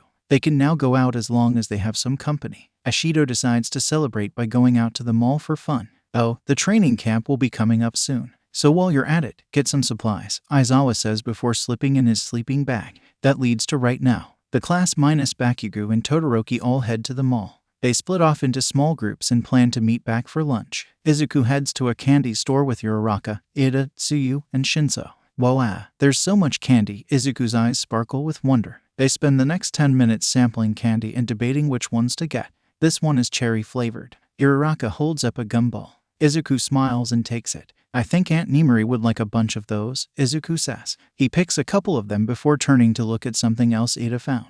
Uraraka turns to Shinso. You gonna get anything? She asks. Shinso shrugs and holds up a gummy bear. I'm not really crazy about sweets. He continues to look around at the assortment of gummy bears. Uraraka hums and spots something that makes her grin. There's a cat store across from us. Wanna head over there after? Shinso eyes the store and nods. Uraraka smiles and looks for more treats.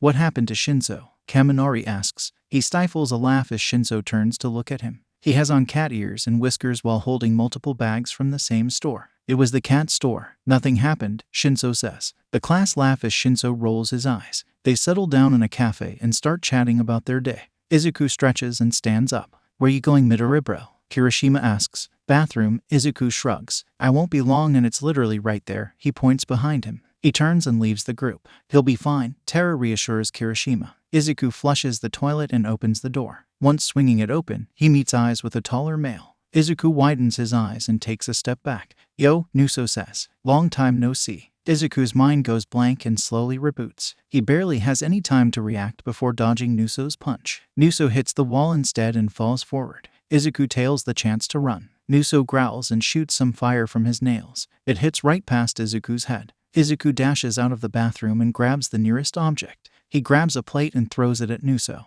It melts when Nuso's flames hit it. He grins. That the best you can do, Izu. Nuso aims another attack but Kirishima blocks it. The class gets prepared to fight. Izuku looks around and hears nearby explosions. And cackling, he turns to see Anri on top of a flying robot while it drops explosives. Nuso smirks and jumps over the class. He stays in the air thanks to his shoes blowing air. His grin stays as he dives down and pushes Izuku out of the cafe. He does it until Izuku is falling straight to the ground. Izuku grabs Nuso midair and slams him into the ground. The force of his actions make Izuku roll away and slam into a cart. Not that anyone minds, everyone's pretty much evacuated now. Nuso stands up swaying from side to side. He breathes heavily and wipes away blood from his nose. Izuku gulps. Midoriya. Yaoyorozu shouts out. She goes to follow, but a robot slams into her face. Stumbling back, she meets eyes with blue eyes. The girl smiles and presses a button on the robot before jumping right in front of the class. Hello, please don't get in the way of our business. If you do, you're gonna have a tough time. She has on a smug look.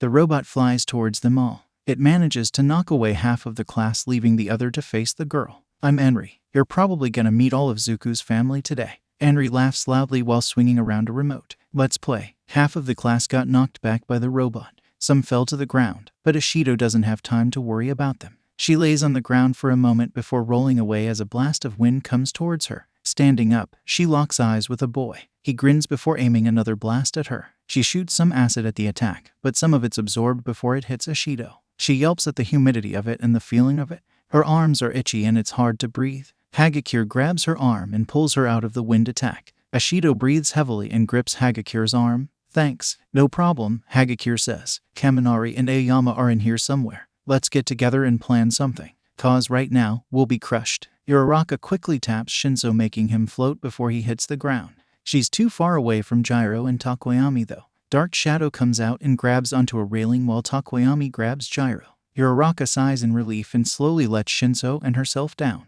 Takoyami and Gyro follow suit and the four of them catch their breaths. What exactly happened? Shinso says. The three shrug before a burst of fire comes at them. They dodge it and stare at the source. Heroes really should be more aware of their surroundings. How else would you survive? A boy mocks them. Named Sura. Wanna play? He grins before blowing his palms, causing fire to shoot out. Izuku rolls away from another attack. He runs into a toy store and hides in one of the aisles. Izu, you there? Nuso whispers. Izuku holds his breath. Nuso jumps in front of him and Izuku yelps while throwing stuffed animals at him. Nuso stumbles back but Izuku doesn't stop his attack. Oh okay, wait, stop. Some have batteries in them, shit. Nuso rubs his eye as some fluff gets in it. Izuku goes to run, but Nuso grabs him by his wrist. He pulls Izuku against a wall and puts his hand against Izuku's mouth. Izuku stares at it in confusion before Nuso slowly takes it off. He puts his hands up in surrender. Listen buddy, I personally don't want to fight you. Izuku raises a confused eyebrow. Okay. Nuso sighs. He stands there for a moment before taking out a piece of paper. My phone number. Izuku hesitantly takes it. And why give it to me? He pockets it and slowly moves away from Nuso. Nuso notices but doesn't comment. Because shit's gonna go down if you don't contact me for information. Nuso says seriously. He grabs some rope from a toy and hands it to Izuku. Now tie me up and help your friends. They're your friends, right? Izuku slowly takes the rope. Yes, they're my friends. And why am I tying you up? Nuso groans and sits down on the floor. Cause I'm not fighting you. And I need an excuse when they find out. He snaps his fingers that startle Izuku. Get tying. Izuku yelps and hurriedly ties up Nuso. Later, Izuku might regret not listening to Nuso. Why is Nuso doing this? He's a college student now, an adult. But here he is, hopping his way through a toy store cause Izuku is really good at tying people up. To be honest, this wasn't his best idea, but it leaves him out of this mess so he can't really complain. Nuso could just burn the ropes, but he's too lazy right now. He'll just stick with hopping. He hops forward when a bird thingy flies past him and he hears Zura's maniacal laughter nearby. Nuso blinks and stands for a moment before hopping to an overturned bench. He crouches down and observes. A girl with brown hair floats in the air dodging Zura's flames. She looks a little sick and about to puke right at Zura, which Nuso will allow her to do since it's what Zura deserves.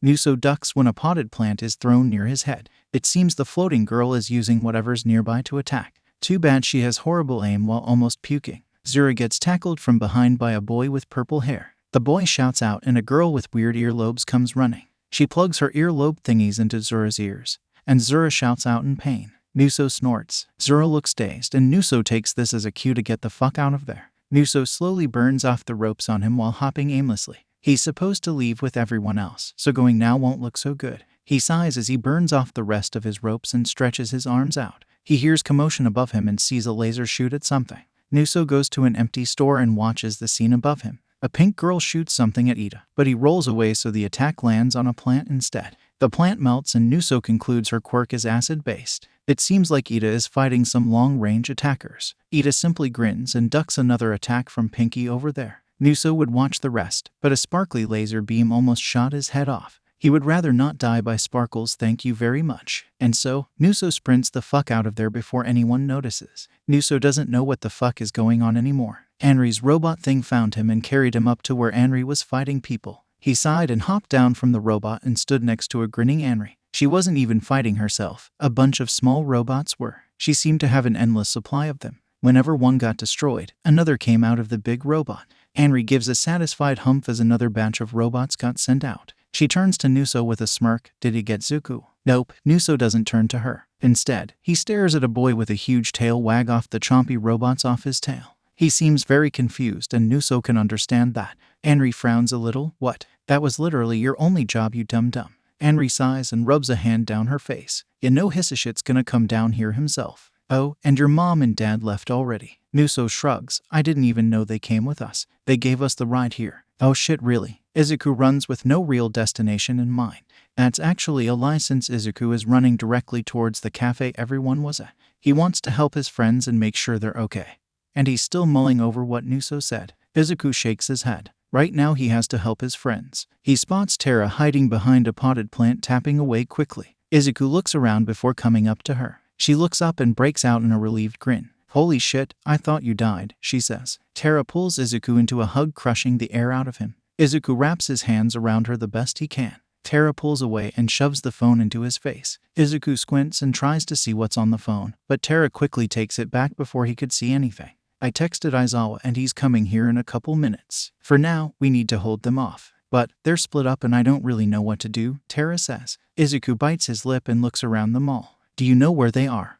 Most of them are fighting this girl with a bunch of robots. I don't know about the others. Izuku puts a finger to his chin. He looks around and snaps with a grin. I have an idea. Uraraka sighed in relief when they gave Zura to the authorities outside. She turned, ready to head back in when a hand landed on her shoulder. And where do you think you're going? Aizawa asked. Uraraka gulped and turned with a small smile. Back to the mall. Why? I needed some bug spray. Yep. Haha. Uraraka chuckles awkwardly. Aizawa gives her an unimpressed look. Stay with your classmates out here. Don't go inside. Somehow, it all goes back to the double-sided tape. Terra cherished her double-sided tape in her tape collection. It held special memories, starting with Izuku using it to stop a store robbery. She always smiled at that memory. Right now, they're in a tape store near the cafe but not close enough to be noticed. I didn't even know tape stores were a thing. Izuku mumbled. Terra nods. It looks pretty lit though, she says. Izuku sighs quietly and heads straight to the double-sided tape. Terra grins excitedly. What's your plan? Anri frowns and presses buttons on her remote. The new batch of tiny robots got stuck on something right when they got out of the big one. Nuso walks over and picks one up. He hums and holds the robot at a distance. It's tape they're stuck on. I don't even know how it got here, but it's trapping all your robots. Nuso places the robot back onto the tape. Not really strong enough. You should redesign. Anri rolls her eyes. They're not meant for fighting. Just things to hold them off. She looks back at the tape-covered floor and frowns. How did the tape get there in the first place? Nuso and herself were standing near it, so they should have seen someone come by. Anri senses someone nearby and turns to look at. Nothing. Hagakure sweats as Anri turns her head and stares straight at her. Hagakure stays absolutely still and probably even stopped breathing. She relaxes when Ashido draws Anri's attention away. Hagakure swiftly runs off, still not being noticed.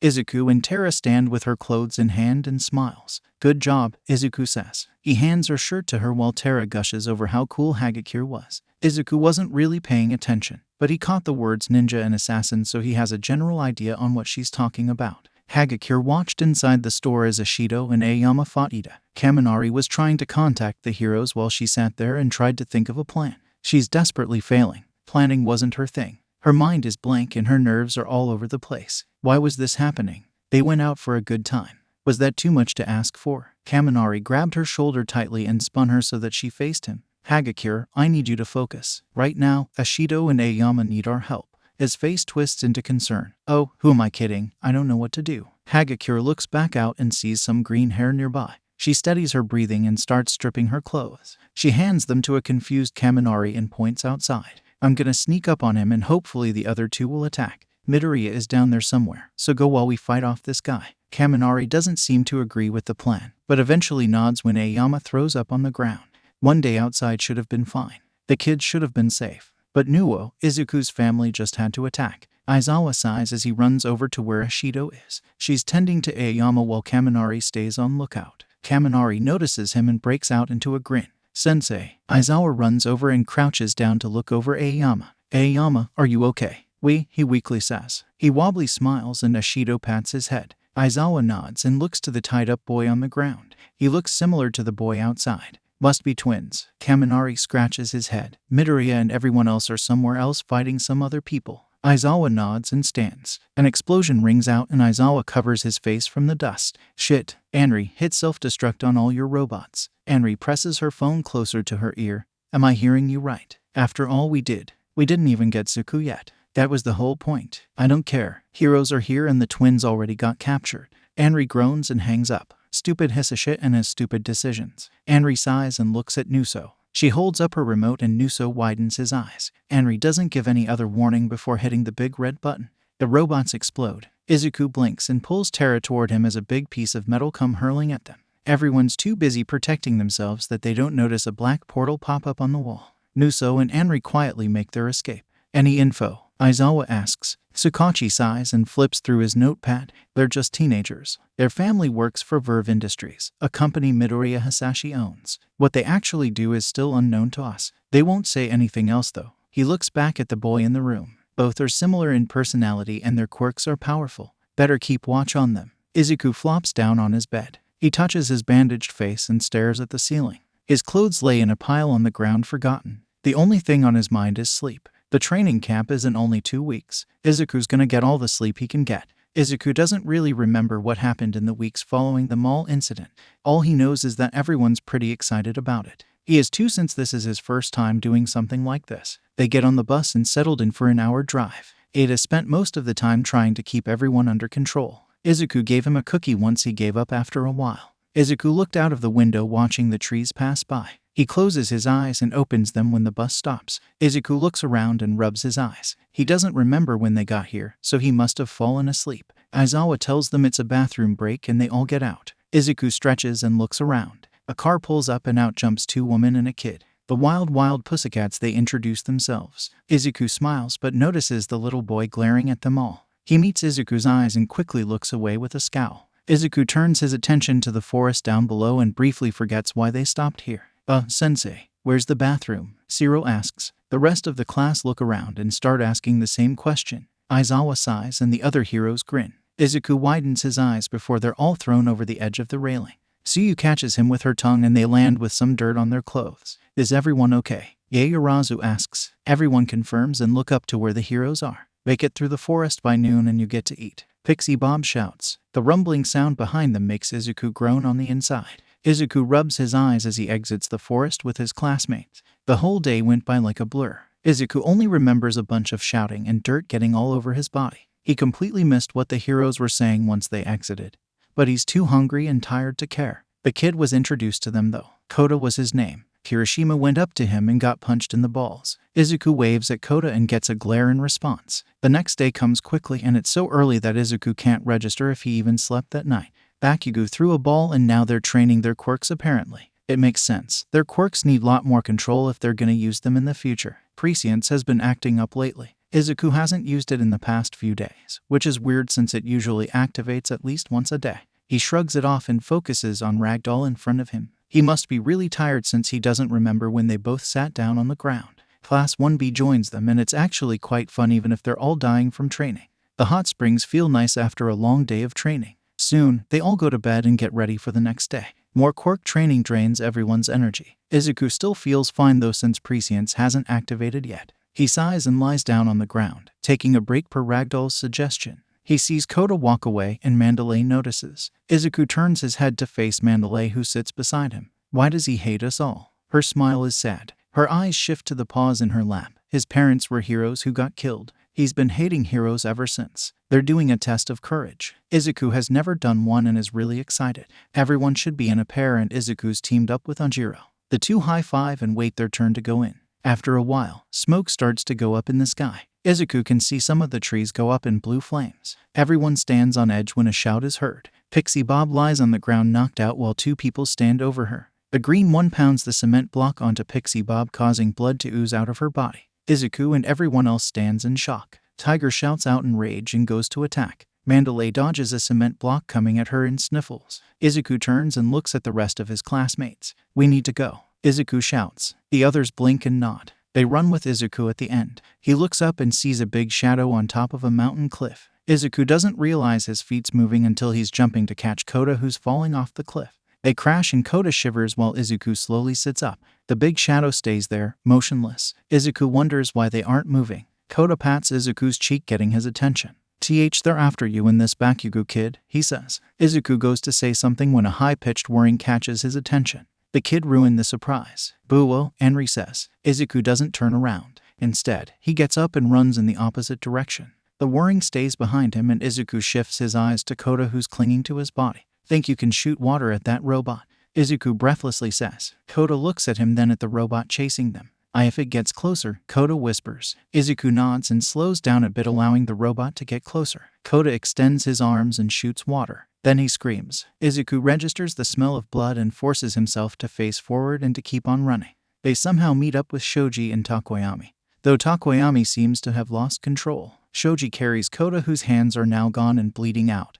But Izuku can't focus on that. We need to warn Bakugo and everyone else, Izuku says. I agree, but both you and Bakugo are targets. Once we find him, you both get to safety, Shoji says. Izuku nods and Shoji looks at Takoyami. I can't leave him though. Izuku looks and nods. A huge glacier of ice appears and Izuku gets an idea. Izuku is not a very fast runner compared to Shoji, but right now he's putting his all into not getting caught by Takoyami. The wind around them becomes humid and it makes it hard to breathe. Shoji runs ahead as Izuku shakes his head. He catches up but they both stop when Takoyami screams. They turn and see Zura using his flames to calm Takoyami. Ida puts a muzzle on him and knocks Takoyami out. Izuku grabs Shoji's hand and drags him out of there. Todoroki and Bakugo seem to be okay.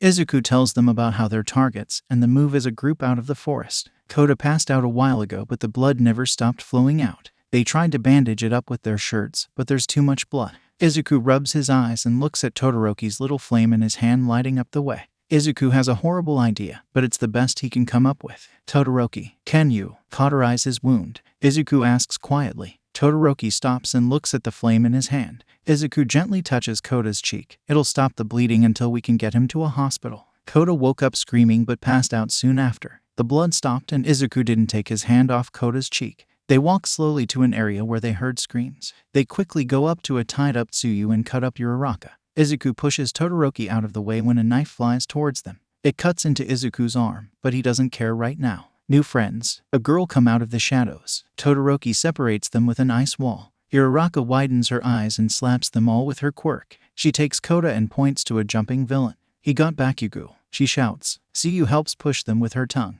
Once they're out of sight, Uraraka passes out. Suyu checks on her and one of the many cuts she has seems to be gushing out blood. They land where the villains are grouped up. They're immediately attacked by blue flames. The fight is a blur to Izuku. He sees Nuso there and shakes his head once their gazes meet. He seems disappointed, but Izuku doesn't know why. Shoji grabs a marble, but it turns out to be Takoyami who's still passed out. Izuku sees Bakugo and he doesn't see the cement block coming behind him. He gets hit in the head and passes out. Izuku opens his eyes to see everyone gathered around ambulances. He learns about the news from Aizawa. Koda went straight into the hospital, but he hasn't woken up yet. Uraraka was bleeding out too much. She's in a coma. There was gas apparently. And almost half of everyone are unconscious. Doctors don't know when they'll wake up. Some people got their limbs cut off due to Anri's robot. Aizawa tried but failed to hide his missing forearm. Yaoyorozu and a waist got crushed by a Namu. They died on the way to the hospital. Kendo got shot and Tetsu had to be restrained by Vlad King. Pixie Bob died due to blood loss. Ragdoll is missing. Half of the forest burned down. And Izuku closes his eyes. His eyes feel heavy. He knows that he should open them, but they're too heavy. It takes so much energy. He sits up and looks around. Izuku's in his room, on his bed. And it's probably the middle of the night. He smacks his lips and rubs his eyes. He stops and gets up quickly. He grabs his phone and opens up the camera. He looks over his face and sees it bandaged. Looking at the date on his phone. It's the day after the mall incident. Does that mean the camp didn't happen yet? Izuku whispers to himself. He doesn't know if this is a dream or not. He chuckles to himself. No. This has to be a joke, right? Izuku goes to his text messages and sends a picture of a cat to Yaoyorozu. She responds a minute later with her own cat picture. Izuku clutches his phone in his hand. She responded, meaning she isn't dead, which means Izuku falls down to the floor and throws his phone on his bed. He pulls his hair as his mind tries to wrap around the idea that the training camp didn't happen, no one died, and no one was taken away. Nuso shaking his head pops up in his mind. And Izuku's eyes shift to the pile of clothes he forgot about. He slowly crawls while tears fall to the ground. When did he start crying? He gently takes the number out of his pants and opens it up. Numbers written hastily appear and Izuku runs his fingers over them. He pinches himself and slaps his arm and does anything else to assure him that this isn't a dream. He picks up his phone and dials the number. Sitting on the floor with tears still streaming down his face, Izuku clutches the paper in his hand. Hello, give me the information, please. Nuso rubs his eyes furiously while he stumbles out of bed. He was taking a nap and was rudely awakened by a call. But it was Izuku who called, asking for information. He sounded desperate and Nuso was a little bit concerned. It sounded like he was crying. He doesn't question it though and went to his desk, pulling out a notebook and untangling his earbuds. His mind tells him to calm down. Yeah, his room is soundproof, but Anri may have robots anywhere in here that he hasn't noticed yet. Breathing out slowly, he opens his notebook. What do you want to know? Izuku blinks slowly and squints his eyes at the ceiling. Everything please and thank you. Nuso sighs. Yeah, that much was obvious. But I need some sort of payment here. Not doing this for free. Nuso leans back in his seat and crosses his arms. Izuku rubs his eyes. Like money? Nuso sways his head. Maybe. But I'm thinking about information. Izuku clutches the phone in his hand. I'm not betraying my friends for this. Chill out, dude. Nuso breathes out. Izuku just did a 180 with his tone and Nuso's recovering from the whiplash. I kinda hoped you would, but I have other information I want, so don't worry. Izuku pushes himself off the floor and sits on his bed. What do you want to know then? We haven't seen each other in like 10 years-ish. Nuso shakes his head. Whatever, it doesn't really matter. But I'm thinking a lot has happened since I saw you when you were 5. How'd you figure that out? Izuku asks dryly. Just a hunch, Nuso replies seriously. Izuku facepalms himself quietly as Nuso goes on. I want to know what happened to you. So, I'll ask a question and then once you answer it, I'll give you some info. How about it? Izuku scrunches up his nose. Questions about me? Yeah, like what you experienced, how you're at UA, what your quirk is. Nuso really wants to know that last one the most. Izuku is silent before sighing. Okay, ask away I guess. Nuso widens his eyes. Really? You never know what I might do with this info you know. You sure? Yes, if it can prevent anyone from dying and getting severely injured. Then I'll answer any questions you have, Izuku says with a determined tone. His mind flashes to the scattered blood on his clothes, but quickly shakes his head. Nuso nods even if Izuku can't see it. He stretched his arms over his head and shakes his arms out. Alrighty then. He clears his throat. Question 1. What is your quirk? Izuku supposes that isn't bad information to give out. Still, he chooses his words carefully. It's called prescience. I can basically see into the future, but I have no control over it. Nuso whistles. You get that from Ant & Co. Izuku shrugs. Yeah, I guess so. Is prescience the reason you're asking for information right now? Maybe. Well, yep. They sit in silence for a moment. Izuku clears his throat. So, I answered like 3 questions. The information. Nuso leans on his desk and opens his notebook. He contemplates what to share for now. Skimming his notes, he lands on one section that'd be a good start. Alright, the League of Villains are working with us and they recruited some new villains. They're known as the Vanguard Action Squad. They're the ones actually attacking you guys while you're in the forest for a training camp. I know that. There's this guy with blue flames, a girl with blonde hair tied up into buns, a green one, someone with big lips I think. This huge figure, right? Izuku asks. Nuso is silent for a moment. Did you meet them all? Izuku sighs and walks around his room. No, prescience showed me what you guys planned to do. I was just trying to see if the info you gave was true. And it matches with what I saw, so I think I can fully believe you now. And you didn't before. I'm hurt. When Nuso is met with silence, he sighs. So what do you actually need to know then? I don't know. Izuku exclaims. That's the thing. I called you with no plan whatsoever.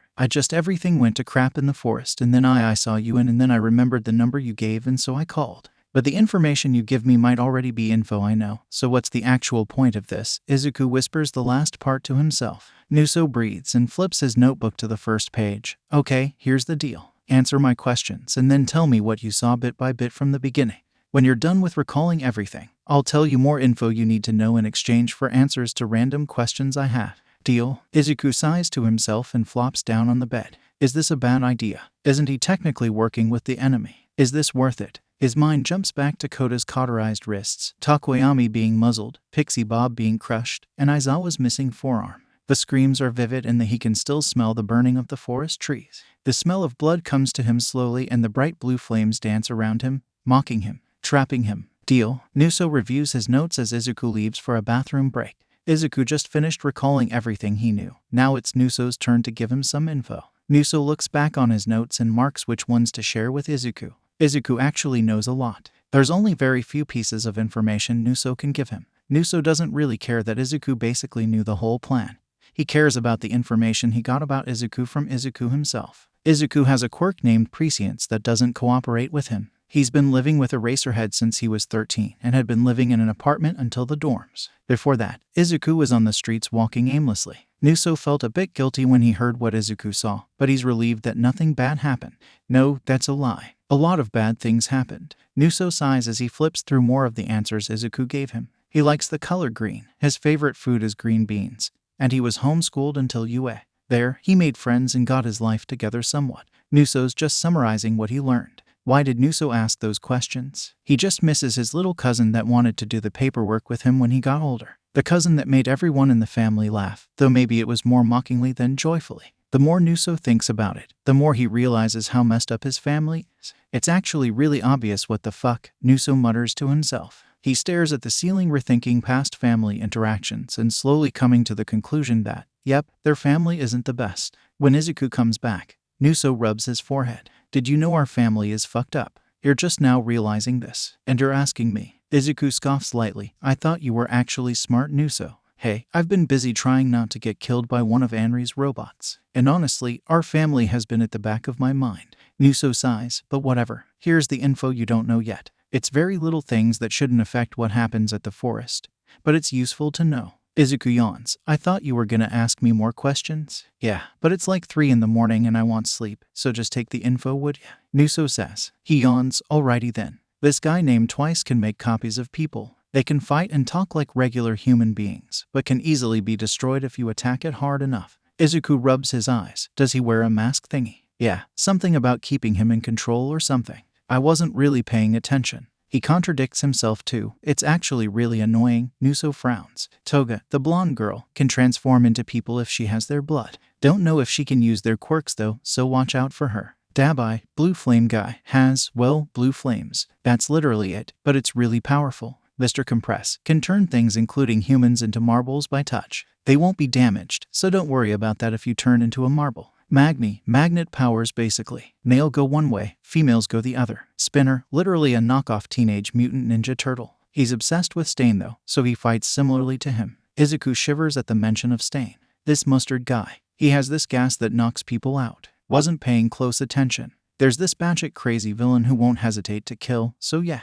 Then there's muscular, very strong and dangerous person. Izuku nods as he writes this all down on a piece of paper. The way Nuso describes the villains, the more Izuku can recall in his dream how they act and fight. Kind of. It's fuzzy now, but Izuku can get a general image of them. The villains want that Bakugo kid, and our family wants you. Anri and the twins met with the League and formed some kind of alliance. The twins want to take someone from your class and try to use that as leverage against you if the plan fails. Anri wants to test her new robots before giving them to her clients. I just want the money and Hisashit wants you. Why do the villains want Bakugo? Izuku asks. Nuso sighs. I don't know. None of us know. They seem to want to keep it from us. It's suspicious. But what do you expect from villains? Nuso leans back in his seat. Izuku tries but can't think of any way the villains can use Bakugo. Leverage against UA. Just felt like it. Izuku groans and runs a hand over his face. Anything else? Nah, that's all I got for you. Not much but good info to know, right? Izuku sighs. Yeah, thanks. Izuku closes his notebook and yawns. He eyes the clock and smiles tiredly. Get some sleep.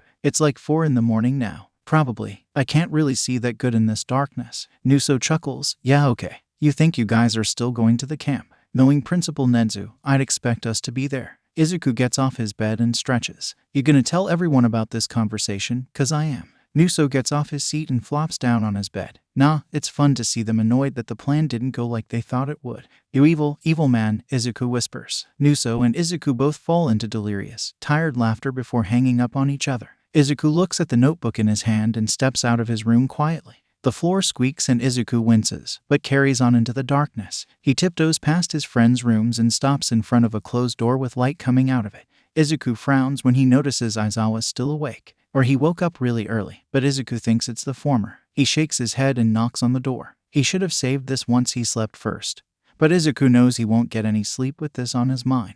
Aizawa opens the door and looks unimpressed. Izuku smiles awkwardly before holding up his notebook. Aizawa sighs and steps into the room. Izuku follows after. This is gonna be a long conversation. So, kid, why are you here and not sleeping? Aizawa raises an eyebrow. Izuku clears his throat and straightens his back. I know about the training camp. Izuku looks down in his lap as he thinks. Aizawa leans back in his seat, his face stoic as ever. Izuku nods to himself. Okay, so Prescience showed me what happens at the camp and, it doesn't really end well. Izuku takes a moment to gather his thoughts. How so? Aizawa asks. Izuku presses his lips together and hands Aizawa the notebook. Aizawa flips through it and says nothing. Izuku sweats a bit as Aizawa takes a deep breath and stares directly at Izuku. Izuku gulps and stares back. How'd you get this information? Prescience showed me in a dream. Aizawa flips through more pages. It showed you all of this. He eyes the random All Might doodles and snorts. Izuku notices but chooses not to comment on it. He bites his lip and looks around the room. My cousin Nuso kinda gave me the info. Aizawa stares at him blankly. Izuku flails his arms. Don't worry. He said he wasn't gonna say anything to the others. And the information doesn't seem like a lie. Unless he had some creative ideas and thought of those on the spot, then okay, I can see your concern. Izuku rubs his eyes and yawns. Aizawa chuckles. Don't worry, kid. I believe you. Really? Izuku asks. Aizawa nods and gets out of his seat. He grabs a blanket and throws it at Izuku. Izuku doesn't try to catch it and it falls over his head. This is nice. Aizawa goes back to his computer. You knew the location of the camp and what we plan to do. That's something not even most of the teachers here know about. So yeah, I trust you in this information. A light snore makes Aizawa look back and see Izuku sleeping on the couch. He smiles and lowers the brightness on his computer. Aizawa quickly walks down to Nedzu's office holding the notebook close to his chest. He made sure to cover up Izuku's name on the cover just in case anyone would get curious and ask Izuku about it. Aizawa knocks on the door. Come in, Nedzu says from inside. Aizawa walks in and is greeted with Nedzu pouring out some tea. Nedzu smiles at him and places the teapot down. Aizawa. Any particular reason you're here? He sits and slides the notebook to Nedzu. Aizawa sighs. One of my students found out about the training camp. From what they saw, it doesn't turn out good. He points to the notebook. All the information they gathered is in there. Nedzu flips through the pages with his usual smile in place. And who is this student? Aizawa narrows his eyes. I don't feel like I should tell you. No offense, but who knows what you might do to them. Nedzu chuckles and closes the notebook. I will arrange a meeting with the teachers who know about the camp and we will figure out a course of action there. Aizawa nods and stands up. He heads to the door when Nedzu calls out. Aizawa, I'm sure you've heard about Midoriya's family, correct? Aizawa turns and crosses his arms. Yes, I have. Nezu sips his tea. And you will take full responsibility for him if they decide to fight for his custody. Of course. He turns and leaves. Nezu smiles and flips through the notebook some more before going on his computer. He's been doing research on Verve Industries and can't seem to get solid information on it.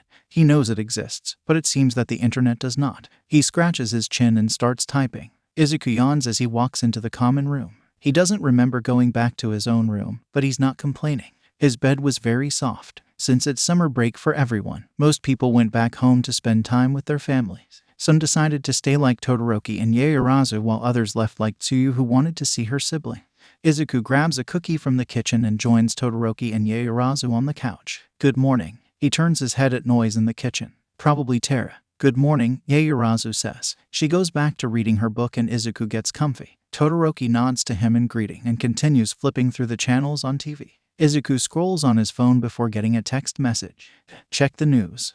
Izuku slowly chews his cookie before nudging Todoroki. Can you go to the news channel? He nods and switches the channel. Tara comes and sits next to Izuku with a bowl of cereal. The news seems normal enough. Izuku doesn't really see anything wrong. Was Nuso messing with him? The breaking news comes on suddenly. As you can see, we're currently outside the police station holding some of the people responsible for the mall attack not too long ago. But it seems their comrades have come back to get them. The reporter turns towards the building. The camera focuses on the burning building. People dressed in black run out with Ida and Zura as the building collapses. Screams are heard, but from what Izuku can see, it's just bystanders. He breathes out in relief when it's reported that everyone got out safely.